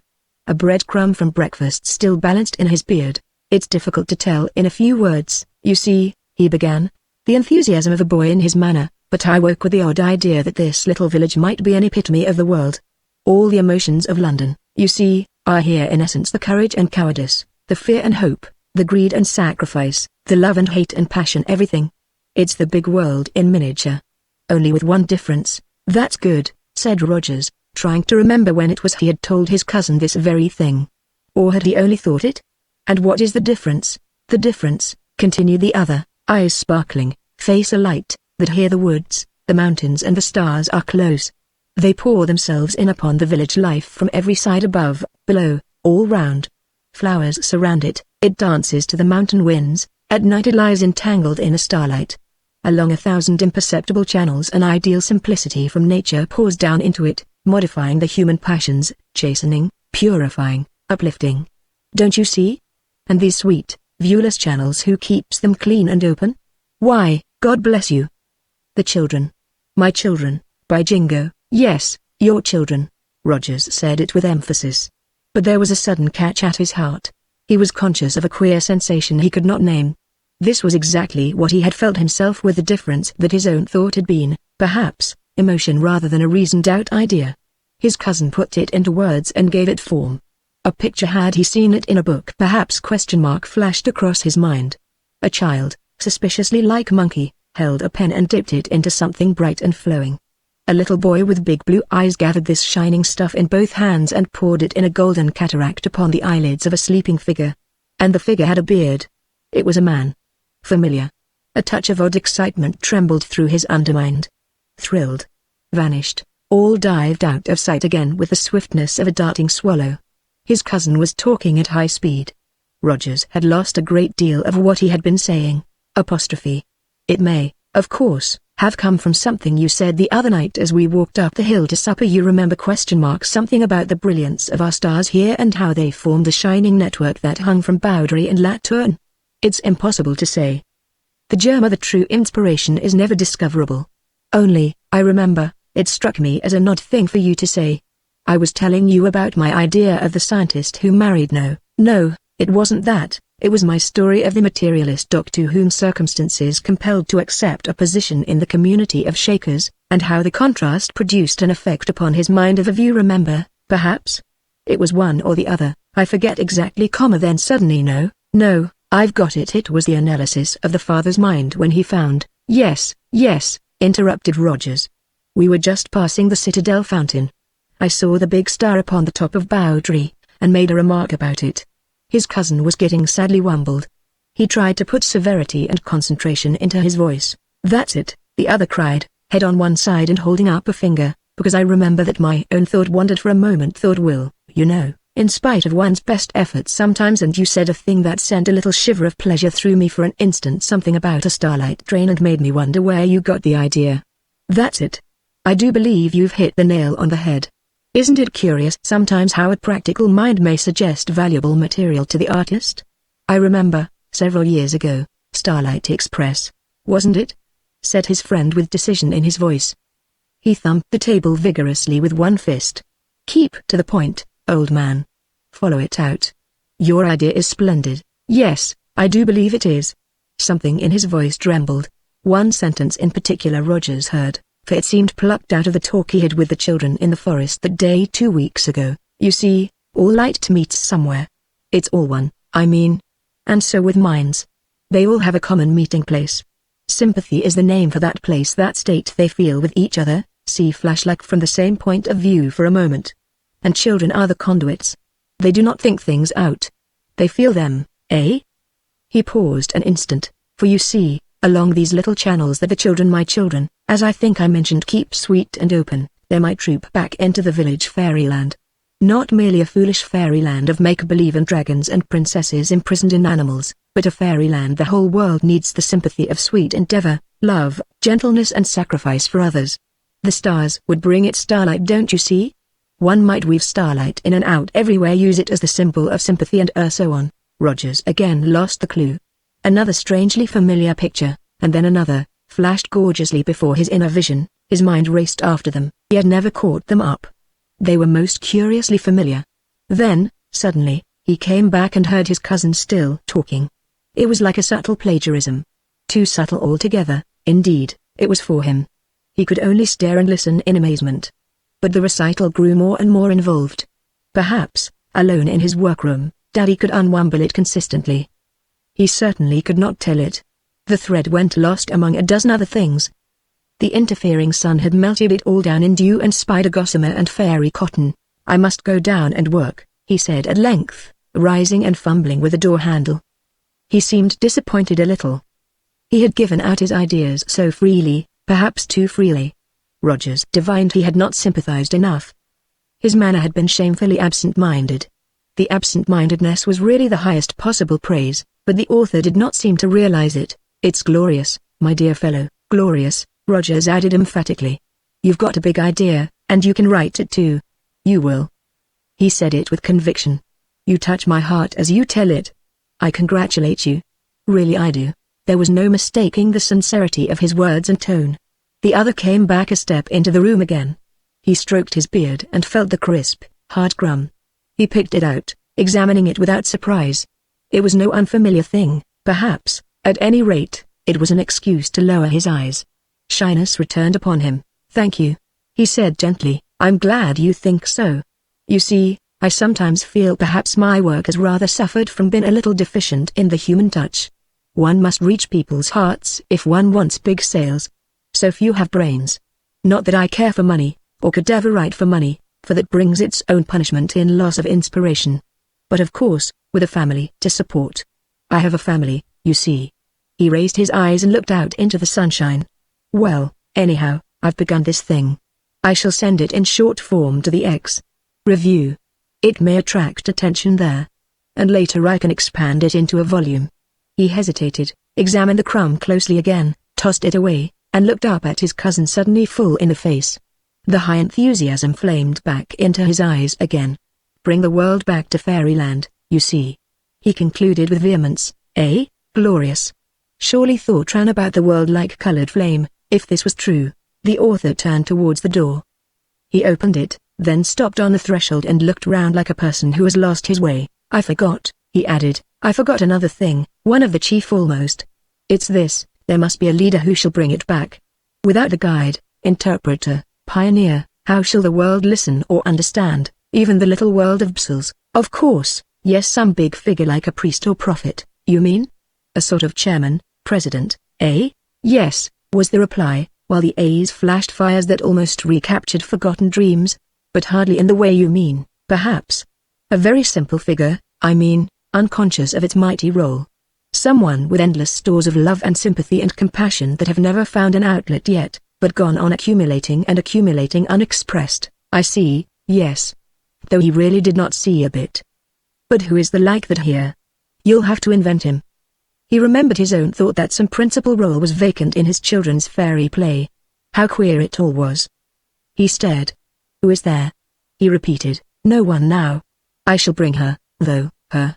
exclaimed Rogers with surprise. "You mean a woman, a childless woman," came the soft reply. "A woman with 1,000,000 children all unborn." But Rogers did not see the expression of the face. His cousin was on the landing. The door closed softly on the words. The steps went fumbling down the stairs, and presently he heard the door below close to. The key was turned in it. A childless woman. The phrase rang on long after he had gone. What an extraordinary idea. Bring her here indeed. Could his cousin mean that some such woman might read his story and come to claim the position, play the vacant role? No, nothing so literal surely. The idea was preposterous. He had heard it said that imaginative folk, writers, painters, musicians, all had a touch of lunacy in them somewhere. He shrugged his shoulders. And what a job it must be, too, the writing of a book. He had never realized it before. A real book, then, meant putting one's heart into sentences, telling one's inmost secrets, confessing one's own ideals with fire and lust and passion. That was the difference perhaps between literature and mere facile invention. His cousin had never dared do this before, shyness prevented, his intellect wove pretty patterns that had no heat of life in them. But now he had discovered a big idea, true as the sun, and able, like the sun, to warm thousands of readers, all ready for it without knowing it. Rogers sat on thinking in the bright spring sunshine, smoking one cigarette after another. For the idea his cousin had wambled over so fussily had touched his heart, and for a long time he was puzzled to find the reason. But at length he found it. In that startling phrase, "a childless woman," lay the clue. A childless woman was like a vessel with a cargo of exquisite flowers that could never make a port. Sweetening every wind, she yet never comes to land. No harbor welcomes her. She sails endless seas, charged with her freight of undelivered beauty. The waves devour her glory, her pain, her lovely secret all unconfessed. To bring such a woman into port, even imaginatively in a story, or subconsciously in an inner life, was fulfillment of a big, fine, wholesome yearning, sacred in a way, too, by George. He said aloud. He felt strange, great life pour through him. He had made a discovery. In his heart. Deep, deep down, something in himself, so long buried it was scarcely recognizable, stirred out of sight and tried to rise. Some flower of his youth that time had hardened, dried, yet never killed, moved gently towards blossoming. It shone. It was still hard a little, like a crystal, glistening down there among shadows that had gathered with the years. And then it suddenly melted, running in a tiny thread of gold among his thoughts into that quiet sea which so rarely in a man made the relief of tears. It was a tiny yellow flower, like a daisy that had forgotten to close at night, so that some stray starbeam changed its whiteness into gold. Forgotten passion, and yearning long denied, stirred in him with that phrase. His cousin's children doubtless had prepared the way. A faded dream peered softly into his eyes across the barriers of the years. For every woman in the world was a mother, and a childless woman was the grandest, biggest mother of them all. And he had longed for children of his own. He, too, had remained a childless father. A vanished face gazed up into his own. Two vessels, making the same fair harbor, had lost their way, yet still sailed, perhaps, the empty seas. Yet the face he did not quite recognize. The eyes, instead of blue, were amber. And did this explain a little the spell that caught him in this Jura village, perhaps? Were these children, weaving a network so cunningly about his feet, merely scouts and pilots? Was his love for the world of suffering folk, after all, but his love for a wife and children of his own transmuted into wider channels? Denied the little garden he once had planned for it, did it seek to turn the whole big world into a garden? Suppression was impossible, like murder, it must out. A bit of it had even flamed a passage into work and patents and city life. For love is life, and life is ever and everywhere one. He thought and thought and thought. A man begins by loving himself, then, losing himself. He loves a woman, next, that love spreads itself over a still bigger field, and he loves his family, his wife and children, and their families again in turn. But, that expression denied, his love inevitably, irrepressibly seeking an outlet, finds it in a cause, a race, a nation, perhaps in the entire world. The world becomes his neighbor. It was a great fairy story. Again his thoughts returned to that one singular sentence. And he realized what his cousin meant.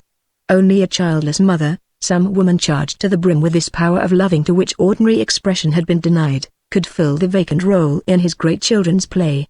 No man could do it. He and his cousin were mere supers on this stage. His cousin would invent her for his story. He would make her come. His passion would create her. That was what he meant. Rogers smiled to himself, moving away from the window where the sunshine grew too fierce for comfort. What a funny business it all was, to be sure. And how curiously everyone's thinking had intermingled. The children had somehow divined his own imaginings in that Crayfield garden. Their father had stolen the lot for his story. It was most extraordinary. And then he remembered Minks, and all his lunatic theories about thought and thought pictures. The garden scene at Crayfield came back vividly, the one at Charing Cross, in the orchard, too, with the old vicar, when they had talked beneath the stars. Who among them all was the original sponsor? And which of them had set the ball a-rolling? It was stranger than the story of creation. It was the story of creation, yet he did not puzzle very long. Actors in a play are never puzzled, it is the bewildered audience who ask questions. And Henry Rogers was on the stage. The gauzy curtain hung between him and the outside point of view. He was already deeply involved in Fairyland. His feet were in the net of stars. He was a prisoner, and that woman he had once dreamed might mother his own children, where was she? Until a few years ago he had still expected, hoped to meet her. One day they would come together. She waited somewhere. It was only recently he had let the dream slip finally from him, abandoned with many another personal ambition. Idly he picked up a pencil, and before he was aware of it the words ran into lines. It seemed as though his cousin's mood, thought, inspiration, worked through him. Upon what flowering shore, 'neath what blue skies she stands and waits, it is not mine to know, only I know that shore is fair, those skies are blue. Her voice I may not hear, nor see her eyes, yet there are times when in the wind she speaks. When stars and flowers tell me of her eyes. When rivers chant her name, if ever signs were sure, I know she waits. If not, what means the sweetness in the wind, the singing in the rain, the love in flowers? What mean these whispers in the air, this calling from the hills and from the sea? These tendernesses of the day and night? Unless she waits. What in the world was this absurd sweetness running in his veins? He laughed a little. A slight flush, too, came and went its way. The tip of the pencil snapped as he pressed too heavily on it. He had drawn it through the doggerel with impatience, for he suddenly realized that he had told a deep, deep secret to the paper. It had stammered its way out before he was aware of it. This was youth and boyhood strong upon him, the moods of Crayfield that he had set long ago on one side deliberately. The mood that wrote the Song of the Blue Eyes had returned, waking after a sleep of a quarter of a century. What rubbish! He exclaimed, I shall be an author next. He tore it up and, rolling the pieces into a ball, played catch with it. What waste of energy! 6 months ago that energy would have gone into something useful, a patent, perhaps an improvement in the mechanism of. He hesitated, then finished the sentence with a sigh of yearning and another passing flush. A perambulator. He thrust it out of the window and, laughing, leaned out to watch it fall. It bounced upon a head of tousled hair beneath, then flew off sideways in the wind and rattled away faintly among the vines. The head was his cousin's. What are you up to? Cried the author, looking up. I'm not a waste paper basket. There was a cigarette ash in his beard. Sending you ideas, he answered. I'm coming myself now. Look out.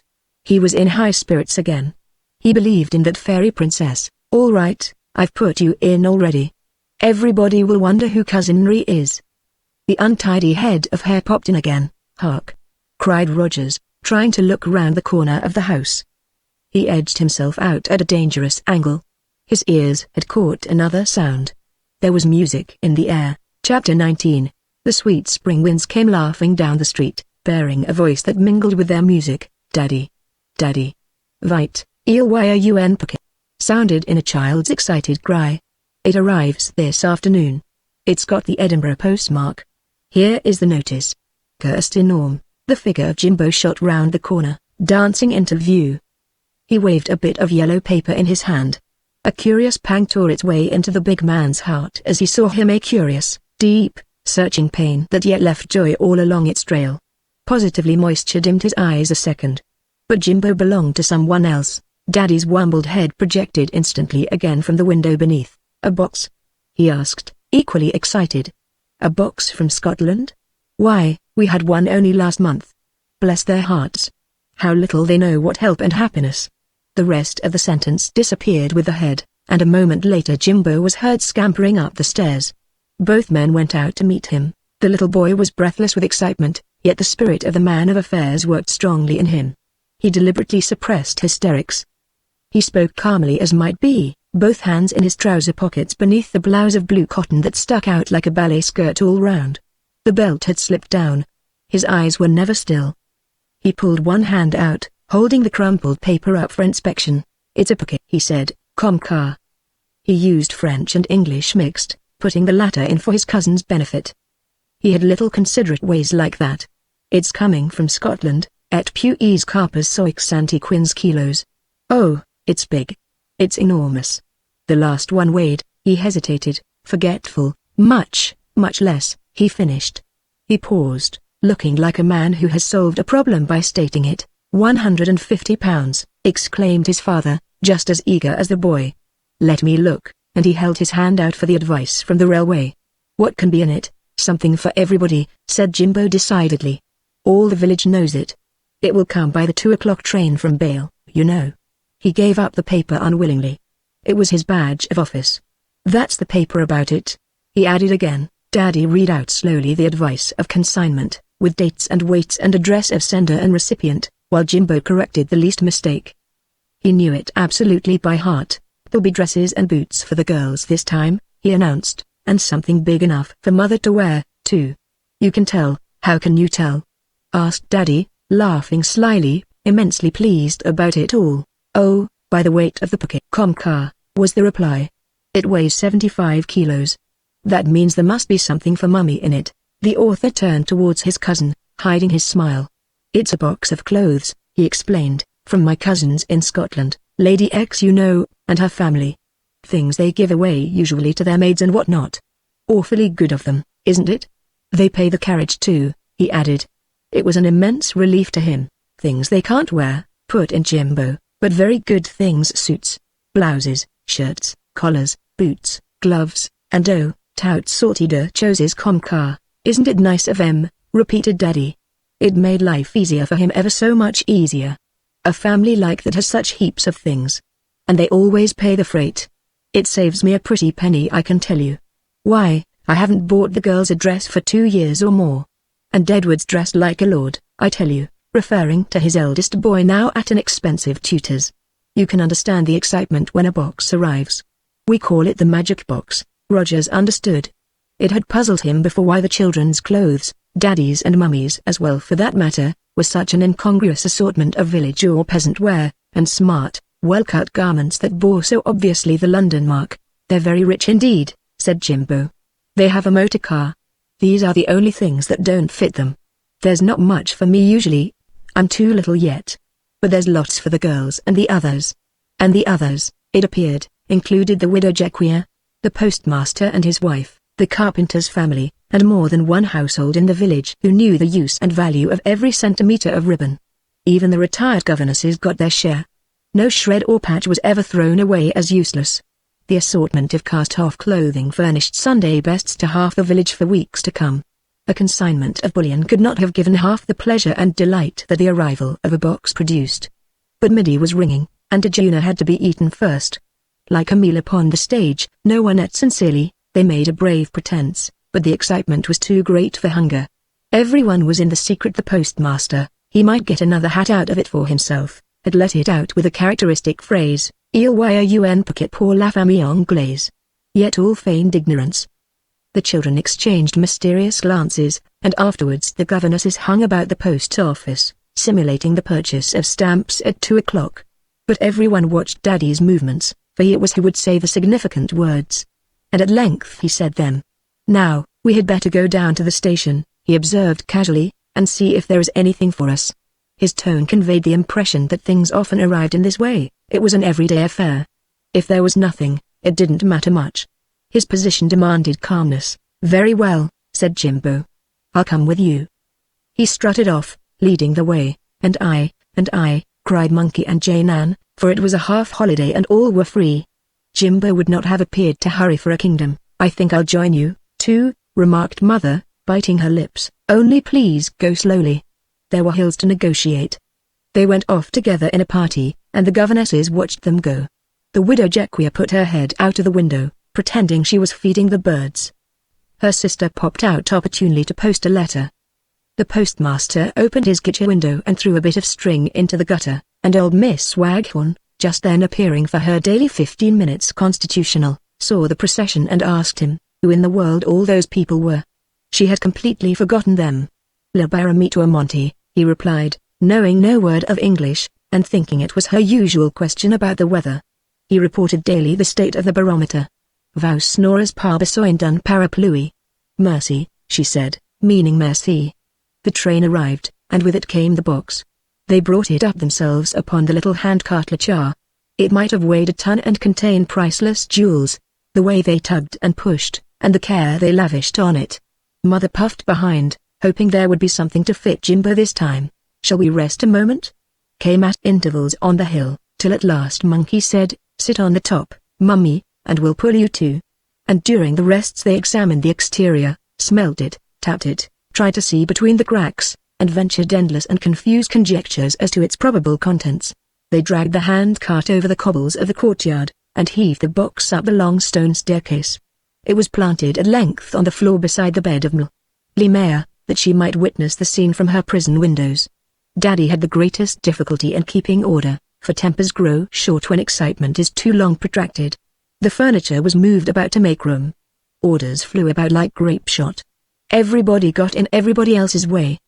But finally the unwieldy packing case was in position, and a silence fell upon the company. "My gum. We've put it upside down," said Daddy, red in the face with his exertions. It was the merest chance that there was no wisp of straw yet in his beard. "Then the clothes will all be inside out," cried Monkey, "and we shall have to stand on our heads." "You silly," Jane Ann rebuked her, yet half believing it was true, while Jimbo, holding hammer and chisel ready, looked unutterable contempt. "Can't you be serious for a moment?" said his staring blue eyes. The giant chest was laboriously turned over, the two men straining every muscle in the attempt. Then, after a moment's close inspection again to make quite sure, Daddy spoke gravely. "Goodness, How calm he was. "Jimbo, boy, pass me the hammer and the chisel, will you?" In breathless silence the lid was slowly forced open and the splintered pieces gingerly removed. Sheets of dirty brown paper and bundles of odorous sacking came into view. "Perhaps that's all there is," suggested Ginny. "Ugh. What a whiff," said Monkey. "Fold them up carefully and put them in a corner," ordered Mother. Jane Ann religiously obeyed. Oh dear, how slow she was about it. Then everybody came up very close, heads bent over, hands began to stretch and poke. You heard breathing, nothing more. "Now, wait your turn," commanded Mother in a dreadful voice, "and let your father try on everything first." And a roar of laughter made the room echo while Daddy extracted wonder after wonder that were packed in endless layers one upon another. Perhaps what would have struck an observer most of all would have been the strange seriousness against which the comedy was set. The laughter was incessant, but it was a weighty matter for all that. The bedridden woman, who was sole audience, understood that. The parents understood it too. Every article of clothing that could be worn meant a saving, and the economy of a franc was of real importance. The struggles of La Famille Anglaise to clothe and feed and educate themselves were no light affair. The eldest boy, now studying for the consular service, absorbed a third of their entire income. The sacrifices involved for his sake affected each one in countless ways. And for 2 years now these magic boxes had supplied all his suits and shirts and boots. The Scotch cousins luckily included a boy of his own size who had extravagant taste in clothes. A box sometimes held as many as 4 excellent suits. Daddy contented himself with one a year ordered ready-made from the place they called Chesbaker in High Holborn. Mother's clothes were open mystery ever. No one ever discovered where they came from or how she made them. She did. It seemed always the same black dress and velvet blouse. Gravity and laughter, therefore, mingled in Daddy's face as he drew out one paper parcel after another, opened it, tried the article on himself, and handed it next to be tried on similarly by everyone in turn. And the first extraction from the magic box was a curious-looking thing that no one recognized. Daddy unfolded it and placed it solemnly on his head. He longed for things for himself, but rarely found them. He tried on everything, hoping it might just do, but in the end yielded it with pleasure to the others. He rarely got more than a pair of gloves or a couple of neckties for himself. The coveted suits just missed his size. Grave as a judge, he balanced the erection on his head. It made a towering heap. Everyone was puzzled. "It's a motor cap," ventured someone at length in a moment of intuition. "It's several," cried Monkey. She snatched the bundle and handed it to Mother. There were 4 motor caps, neatly packed together. Mother put on each in turn. They were in shades of grey. They became her well. "You look like a duchess," said Daddy proudly. "You'd better keep them all. I think perhaps they'll do," she said, moving to the glass, "if no one else can wear them." She flushed a little and looked self-conscious. "They want long pins," suggested Ginny. "They'll keep the rain off too, like an umbrella." She laughed and clapped her hands. Mother pinned one on and left it there for the remainder of the afternoon. The unpacking of the case continued. The next discovery was gloves. The lid of the box looked like a counter in a glove shop. There were gloves of leather and chamois, gauntlets, driving gloves, and gloves of suede, yellow, brown, and grey. All had been used a little, but all were good. "They'll wash," said Jane Ann. They were set aside in a little heap apart. No one coveted them. It was not worthwhile. In the forests of Brussels gloves were at a discount, and driving a pleasure yet unknown. Ginny, however, a little late to put on a pair of ladies' suede that caught her fancy, and wore them faithfully to the end of the performance, just to keep her mother's motor cap in countenance. The main contents of the box were as yet unbroached, however, and when next an overcoat appeared, with velvet collar and smart, turned-up cuffs, Daddy beamed like a boy and was into it before anyone could prevent. He went behind a screen. The coat obviously did not fit him, but he tugged and pulled and wriggled his shoulders with an air of things that won't fit must be made to fit. "You'll bust the seams. You'll split the buttons. See what's in the pockets," cried several voices, while he shifted to and fro like a man about to fight. "It may stretch," he said hopefully. "I think I can use it. It's just what I want." He glanced up at his wife whose face, however, was relentless. "Maybe," replied the practical mother, "but it's more Edward's build, perhaps." He looked fearfully disappointed, but kept it on. Edward got the best of every box. He went on with the unpacking, giving the coat slight twitches from time to time, as he pulled out blouses, skirts, belts, queer female garments, boots, soft felt hats. The green Homburg he put on at once, as who should dare to take it from him. Black and brown trilbies, shooting caps, gaiters, flannel shirts, pajamas, and heaven knows what else besides. The excitement was prodigious, and the floor looked like a bargain sale. Everybody talked at once, there was no more pretense of keeping order. Lima lay propped against her pillows, watching the scene with feelings between tears and laughter. Each member of the family tried on everything in turn, but yielded the treasures instantly at a word from mother. That will do for so-and-so, this will fit Monkey, Jimbo, you take this, and so on. The door into the adjoining bedroom was forever opening and shutting, as the children disappeared with armfuls and reappeared 5 minutes later, marvelously apparelled. There was no attempt at sorting yet. Blouses and flannel trousers lay upon the floor with boots and the motor veils. Everyone had something, and the pile set aside for Edward grew apace. Only Jimbo was disconsolate. He was too small for everything, even the ladies' boots were too narrow and too pointed for his little feet. From time to time he rummaged with the hammer and chisel, still held very tightly, among the mass of paper at the bottom. But, as usual, there was nothing but gaudy neckties that he could use. And these he did not care about. He said no word, but stood there watching the others and trying to laugh, only keeping the tears back with the greatest difficulty. From his position in the background Rogers took it all in. He moved up and slipped a 10-franc piece into the boy's hand. "Secretaries don't wear clothes like this," he whispered. "We'll go into town tomorrow and get the sort of thing you want." Jimbo looked up and stared. He stood on tiptoe to kiss him. "Oh, thank you so much," he said, fearful lest the others should see, and tucked the coin away into a pocket underneath his cotton blouse. A moment later he came back from the corner where he had hid himself to examine it. "But, Cousin Henry," he whispered, utterly astonished, "it's gold." He had thought the coin was a 10-centime piece such as Daddy sometimes gave him. He could not believe it. He had never seen gold before. He ran up and told his parents. His sisters were too excited to be told just then. After that he vanished into the passage without being noticed, and when he returned 5 minutes later his eyes were suspiciously red.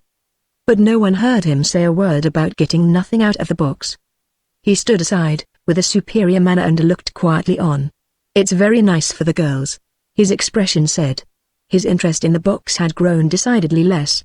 He could buy an entire shop for himself now. "Mother, Daddy, everybody," cried an excited voice, "will you look at me a minute, please? It all fits me perfectly," and Ginny emerged from the bedroom door. She had been trying on.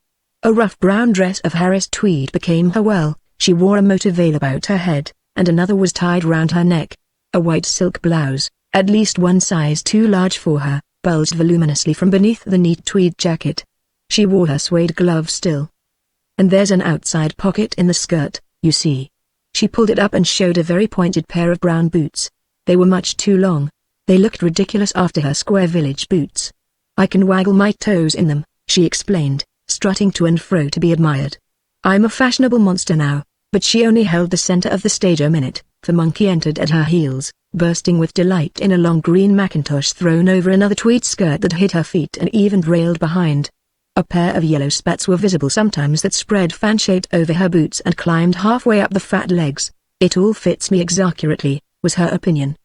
The sisters went arm in arm about the room, dancing and laughing. "We're busy blackmailers," cried Ginny, using her latest acquisition which she practiced on all possible occasions. "We're in Piccadilly, going to see the Queen for tea." They tripped over Monkey's train and one of the spats came off in the struggle for recovery. Daddy, in his Homburg hat, looked round and told them sternly to make less noise. Behind a screen he was getting surreptitiously into a suit that Mother had put aside for Edward.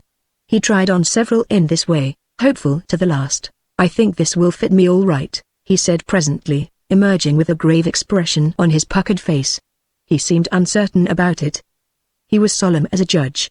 "You could alter the buttons here and there, you know," and he looked anxiously at his wife. The coat ran up behind, the waistcoat creased badly owing to the strain, and the trousers were as tight as those of a cavalry officer. Anywhere, and any moment, he might burst out into unexpected revelation. "A little alteration," he suggested hopefully, "and it would be all right, don't you think?" And then he added perhaps. He turned and showed himself. Even the roar of laughter that greeted his appearance did not quite convince him. He looked like a fat, impoverished bookmaker. "I think it will fit Edward better," said Mother again without pity, for she did not like to see her husband look foolish before the children. He disappeared behind the screen, but repeated the performance with 2 other suits. "This striped one seems a little looser," he said, "or, if you'd let out the trousers at the bottom, I think they would do." But in the end all he got from the box was 2 pairs of pink silk pajamas, the Homburg hat, several pairs of gloves, spats, and gaiters, and half a dozen neckties that no one else would wear. He made his heap carefully in the corner of the room, and later, when the mess was all cleared up and everybody went off with their respective treasures, he entirely forgot them in his pleasure and admiration of the others. He left them lying in the corner. Rickett slept on them that night, and next morning Jimbo brought them over for him to the carpenter's house. And Edward later magnanimously yielded up 2 flannel shirts because he had so many left over from the previous box. Also a pair of pumps. "I've not done so badly after all," was his final matured opinion. Poor mother. She got nothing but motor caps. Jimbo, however, had made a final discovery of value for himself, of some value, at least. When the empty case was overturned as a last hope, he rummaged among the paper with his hammer and chisel, and found 4 pairs of golf stockings. The legs fitted him admirably, but the feet were much too big. There was some discussion as to whether they had belonged to a very thin-legged boy with big feet or to a girl who had no calves. Luckily, the former was decided upon, for otherwise they would have given no pleasure to Jimbo. Even as it was, he adopted them chiefly because it pleased his parents. Mother cut off the feet and knitted new ones a little smaller. But there was no mystery about those stockings. No special joy went with them. He had watched Mother knitting too often for that. She could make stockings half asleep. 2 hours later, while Jane Ann and Mother prepared the tea in the den, Daddy, Jimbo, and Cousin Henry went in a procession to the carpenter's house carrying the piles of clothing in their arms, to the astonishment of half the village. They were to be resorted there in privacy by the men, where the children could not interfere. The things they could not use were distributed later among the governesses. The pension and the village also got their share. And the postmaster got his hat, a black trilby. He loved its hue, and for days afterwards the children hoarded their treasures with unholy joy. What delighted them as much as anything, perhaps, were the coronets upon the pajamas and the shirts. They thought it was a London or Edinburgh laundry mark. But Jimbo told them otherwise. "It means that Daddy's cousin is a lord-in-waiting, and goes to see the king." This explanation was generally accepted. The relief to the parents, however, as they sat up in the den that night and discussed how much this opportune magic box had saved them, may be better imagined than described. The sum ran into many, many francs. Edward had suits now for at least 2 years. He stopped growing, said his mother. "Thank goodness," said his father. And to the long list he prayed for twice a day Jimbo added of his accord, "Sux Kion tenvo la grosses." Chapter 20. Break up the heavens, O Lord, and far, throw all yon starlight keen. Draw me, thy bride, a glittering star, in raiment white and clean. He lifts me to the golden doors, the flashes come and go. All heaven bursts her starry floors, and strews her lights below. Street Agnes Eve, Tennyson. Miss Waghorn, of late, had been unusually trying, and especially full of complaints. Her poor old memory seemed broken beyond repair. She offered Madame Jequier her weekly payment twice within 10 minutes, and was quite snappy about it when the widow declined the second tender. "But you had the receipt in your hand wise in 10 minutes ago, Miss Waghorn. You took it upstairs. The ink can hardly be now already yet dry." But nothing would satisfy her that she had paid until they went up to her room together and found it after much searching between her Bible and her eternal novel on the writing table. "Forgive me, madame, but you do forget sometimes, don't you?" she declared with amusing audacity. "I like to make quite sure, especially where money is concerned." On entering the room she had entirely forgotten why they came there. She began complaining, instead, about the bed, which had not yet been made. A standing source of grumbling, this, for the old lady would come down to breakfast many a morning, and then go up again before she had it, thinking it was already late in the day. She worried the pensioners to death, too. It was their duty to keep the salon tidy, and Miss Waghorn would flutter into the room as early as 8 o'clock, find the furniture still unarranged, and at once start out again to scold the girls. These interviews were amusing before they became monotonous, for the old lady's French was little more than non-par attached to an infinitive verb, and the girls' Swiss-German explanations of the alleged neglect of duty only confused her. "Non pas faire la chambre," she would say, stamping her foot with vexation. "You haven't done the room, though it's nearly dinner time. Or else 10 minutes ago it was tidy. Look at it now." While she dragged them in and forced them to put things straight, until someone in authority came and explained gently her mistake. "Oh, excuse me, madame," she would say then, "but they do forget so often." Everyone was very patient with her as a rule. And of late she had been peculiarly meddlesome, putting chairs straight, moving vases, altering the lie of tablecloths and the angle of sofas, opening windows because it was so stuffy, and closing them a minute later with complaints about the draught, forcing occupants of armchairs to get up because the carpet was caught, fiddling with pictures because they were crooked either with floor or ceiling, and never realizing that in the old house these latter were nowhere parallel. But her chief occupation was to prevent the children crossing their legs when they sat down, or pulling their dresses lower, with a whispered, "You must not cross your legs like that, it isn't ladylike, dear." She had been very exasperating and interfering. Tempers had grown short. Twice running she had complained about the dreadful noise the pensioners made at 7 o'clock in the morning. "Non pas crier comme ça," she called, running down the passage in her dressing gown and bursting angrily into their rooms without knocking to find them empty. The girls had left the day before, but today, the morning after the Star Cave adventure, the old lady was calmer, almost soothed, and at supper she was composed and gentle. Sleep, for some reason, had marvelously refreshed her. Attacks that opened as usual about Cornish cream or a man with a long beard, she repelled easily and quietly. "I've told you that story before, my dear, I know I have." It seemed her mind and memory were more orderly somehow. And the widow Jequia explained how sweet and good-natured she had been all day, better than for years. "When I took her drops upstairs at 11 o'clock I found her tidying her room. She was sorting her bills and papers. She read me a letter she had written to her nephew to come out and take her home, well written and quite coherent. I've not known her mind so clear for months. Her memory, too. She said she had slept so well. If only it would last, Hellas.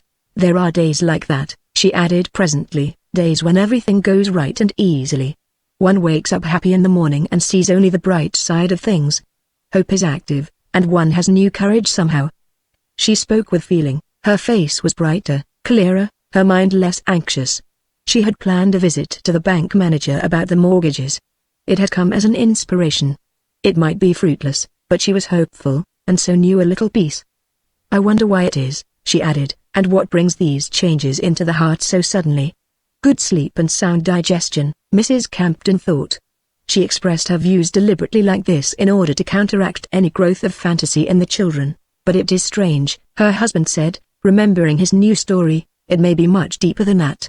While the body sleeps the spirit may get into touch with helpful forces." His French failed him. He wumbled painfully, thought forces possibly from braver minds, put in Rogers. Who knows? Sleep and dreaming have never really been explained. He recalled a theory of Mink's. "I dream a great deal," Miss Waghorn observed, eager to take part. "It's delightful, dreaming if only one could remember." She looked round the table with challenge in her eager rolled eyes. But no one took her up. It involved such endless repetition of well-known stories. The postmaster might have said a word. He looked prepared, but, not understanding English, he went on with his salad instead. "Life is a dream," observed Monkey, while Ginny seemed uncertain whether she should laugh or take it seriously. The widow Jequia overheard her. There was little she did not overhear. "Coquine," she said, then quoted with a sentimental psycholon, "La vie est brève, un peu d'amour. Un peu d'arrive et puis bonjour." She hung her head sideways a moment for effect.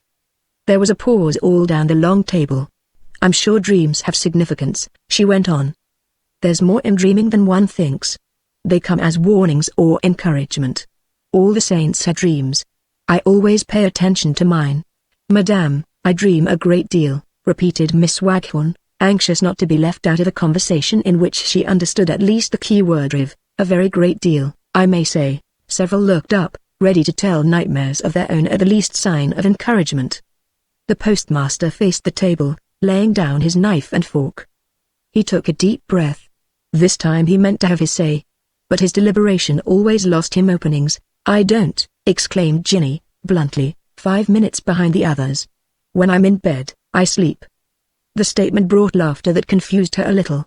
She loved to define her position. She had defined it. And the postmaster had lost his chance. Sandoz, a governess who was invited to supper as payment for a music lesson given to his boy, seized the opening. "Last night I dreamed that a bull chased me. Now what did that mean, I wonder? That there was no danger since it was only a dream," said the postmaster sharply, vexed that he had not told his own. But no one applauded, for it was the fashion to ignore his observations, unless they had to do with stamps and weights of letters, parcels, and the like. A clatter of voices rose, as others, taking courage, decided to tell experiences of their own, but it was the postmaster's wife in the hall who won. She had her meals outside with the kitchen maid and her niece, who helped in the post office, and she always tried to take part in the conversation from a distance. Thus, she plunged into a wordy description of a lengthy dream that had to do with clouds, 3 ravens, and a mysterious face. All listened, most of them in mere politeness, for as cook she was a very important personage who could furnish special dishes on occasion, but her sister listened as to an oracle. She nodded her head and made approving gestures, and said, "Aha, you see," or "Ah, voila," as though that helped to prove the importance of the dream, if not its actual truth. And the sister came to the doorway so that no one could escape. She stood there in her apron, her face hot and flushed still from the kitchen. At length it came to an end, and she looked round her, hoping for a little sympathetic admiration, or at least for expressions of wonder and interest. All waited for someone else to speak. Into the pause came her husband's voice, "Je n'ai pas de sou." There was no resentment. It was an everyday experience. The spell was broken instantly. The cook retired to her table and told the dream all over again with emphatic additions to her young companions. The postmaster got his salt and continued eating busily as though dreams were only fit for women and children to talk about. And the English group began whispering excitedly of their magic box and all it had contained. They were tired of dreams and dreaming. Tanti Jin made a brave effort to bring the conversation back to the key of sentiment and mystery she loved, but it was not a success. "At any rate, I'm certain one's mood on going to bed decides the kind of dream that comes," she said into the air. "The last thought before going to sleep is very important. It influences the adventures of the soul when it leaves the body every night," for this was a tenet of her faith, although she always forgot to act upon it. Only Miss Waghorn continued the train of ideas this started, with a coherence that surprised even herself. Somehow the jabber about dreams, though in a language that only enabled her to catch its general drift, had interested her uncommonly. She seemed on the verge of remembering something. She had listened with patience, a look of peace upon her anxious old face that was noticed even by Jane Ann. "It smoothed her out," was her verdict afterwards, given only to herself though. Everything is a sort of long unfinished dream to her, I suppose, at that age. While the famille anglaise renewed noisily their excitement of the magic box, and while the talk in the hall went on and on, rehashing the details of the cook's marvelous experience, and assuming entirely new proportions, Miss Waghorn glanced about her seeking whom she might devour, and her eye caught Henry Rogers, listening as usual in silence. "Ah," she said to him, "but I look forward to sleep. I might say I long for it." She sighed very audibly. It was both a sigh for release and a faint remembrance that last night her sleep had been somehow deep and happy, strangely comforting. "It is welcome sometimes, isn't it?" he answered, always polite and rather gentle with her. "Sleep unravels." "Yes," she said, vaguely as to context, yet with a querulous intensity. It was as if she caught at the enthusiasm of a connected thought somewhere. "I might even say it unties," she added, encouraged by his nod. "Unties knots if you follow me." "It does, Miss Waghorn." "Indeed, it does." Was this a precursor of the brother with the beard, he wondered? Untied knots would inevitably start her off. He made up his mind to listen to the tale with interest for the 20th time if it came. But it didn't come. "I am very old and lonely, and I need the best," she went on happily, half saying it to herself. Instantly he took her up without surprise too. "It was like a dream." "Quite so.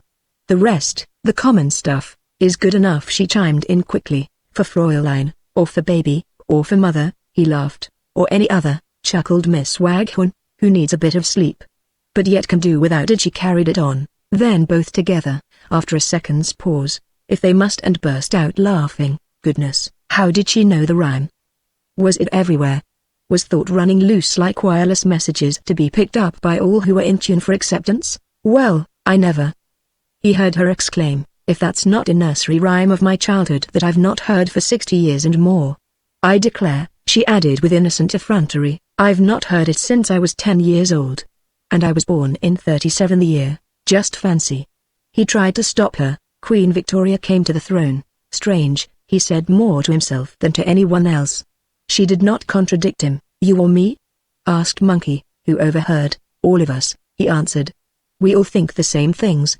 It's a dream, I believe." "The whole thing is a dream. It's a fact though," said Miss Waghorn with decision, "and now I must go and write my letters, and then finish a bit of lace I'm doing. You will excuse me?" She rose, made a little bow, and left the table. Mother watched her go.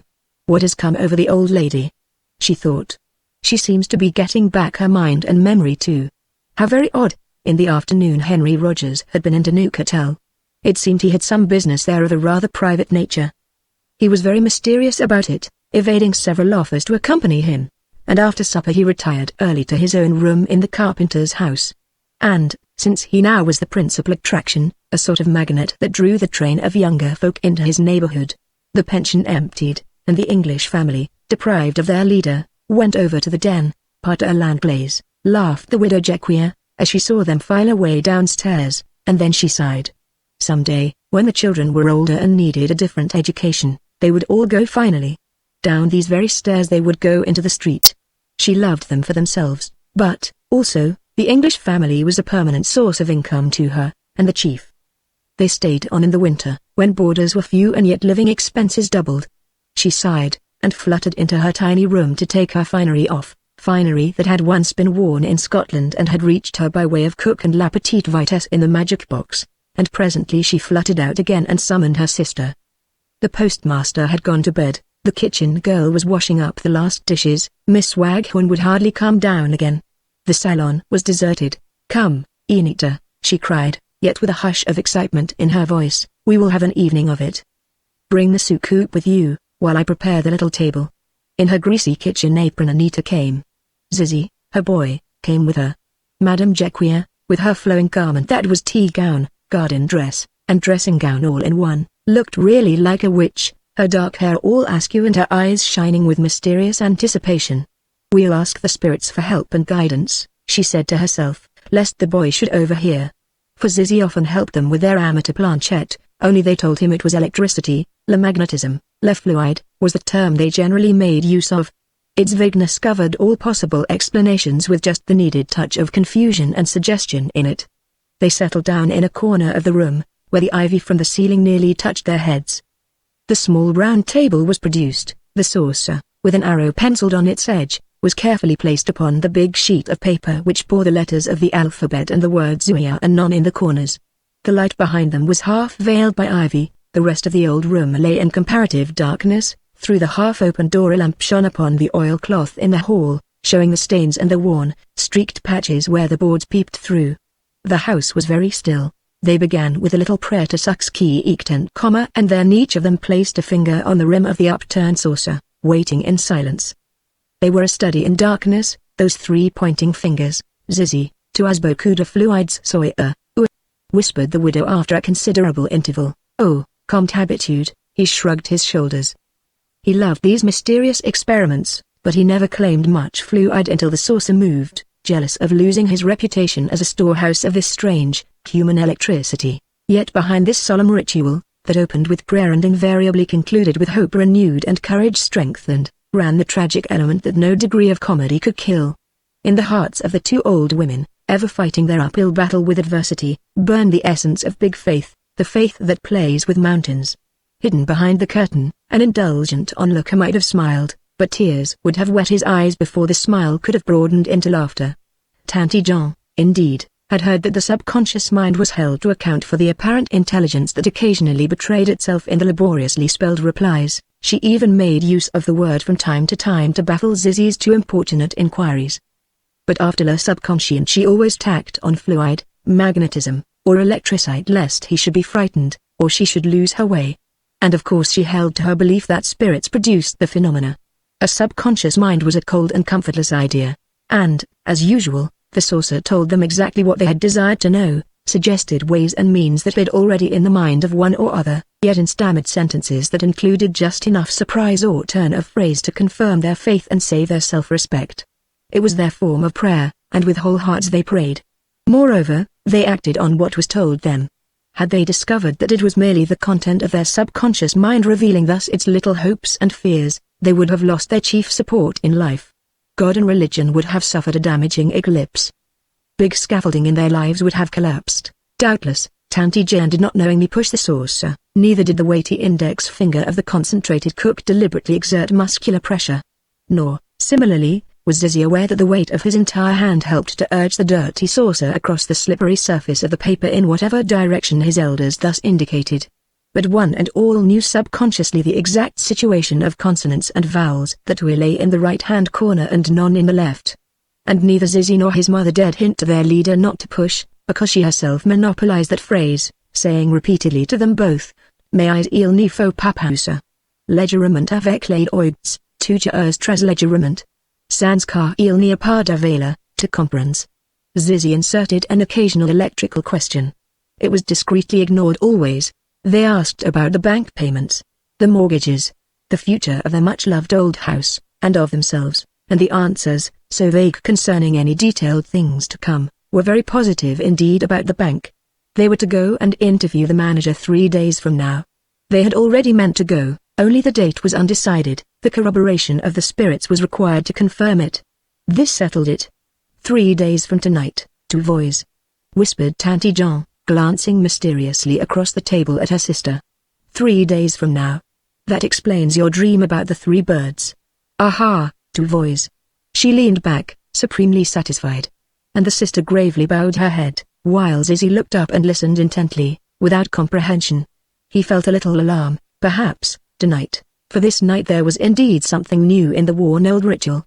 There was a strange, uncalculated element in it all, unexpected, and fearfully thrilling to all 3. Zizzy for the first time had his doubts about its being merely electricity. Cursed and puissance extraordinaire, was the widow's whispered, eager verdict. Cursed cage énormément de fluides soit, declared Zizzy, with pride and confidence, yet mystified. The other 2 exchanged frequent glances of surprise, of wonder, of keen expectancy and anticipation. There was certainly a new influence at work tonight. They even felt a touch of faint dread. The widow's, her ruling passion strong even before the altar, looked down anxiously once or twice at her disreputable attire. It was vivid as that this acute sense of another presence that pervaded the room, not merely hung about the little table. She could be invisible to the pension by the magic of old established habit, but she could not be so to the true invisibles. And they saw her in this unbecoming costume. She forgot, too, the need of keeping Zizzy in the dark. He must know some day.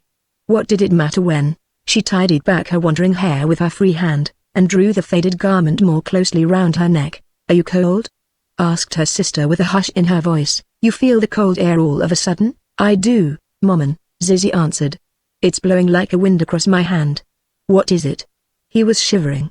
He looked over his shoulder nervously. There was a heavy step in the hall, and a figure darkened the doorway. All 3 gave a start. Jai Sommel, announced the deep voice of the postmaster. This meant that the boy must come to bed. It was the sepulchral tone that made them jump perhaps. Zizzy got up without a murmur. He was glad to go, really.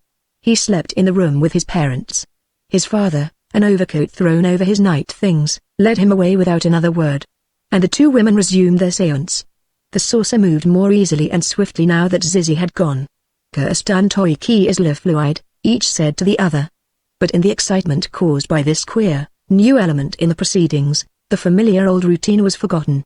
Napoleon and Marie Antoinette were brushed aside to make room for this important personage who suddenly descended upon the saucer from an unknown star with the statement it took half an hour to spell Je viens d'un ito al trésor ini qui n'a pas encore de nom.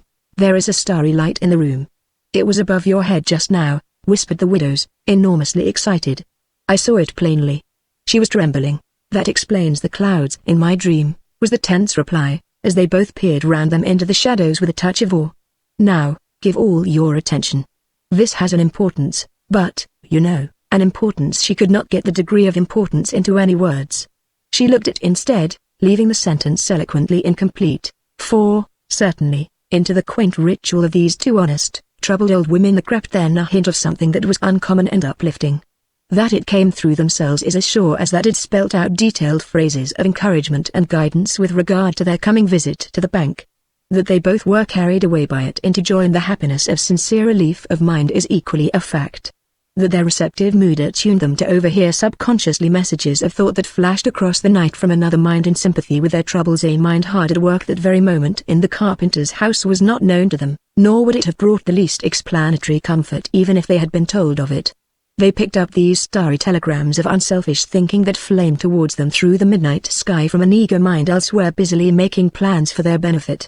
and, reaching them subconsciously, their deep subconsciousness urged the dirty saucer to the spelling of them, word by word and letter by letter. The flavor of their own interpretation, of course, crept in to mar, and sometimes to obliterate. The instruments were gravely imperfect, but the messages came through. And with them came the great feeling that the Christian calls answered prayer. They had such absolute faith. They had belief. Go to the bank. Help awaits you there. And I shall go with you to direct and guide. This was the gist of that message from Anito al Trezorini. They copied it out in violet ink with a pen that scratched like the point of a pin. And when they stole upstairs to bed, long after midnight, there was great joy and certainty in their fighting old hearts. There was a perfume of flowers, of lilacs and wisteria in the air, as if the whole garden had slipped in by the back door and was unable to find its way out again. They dreamed of stars and starlight,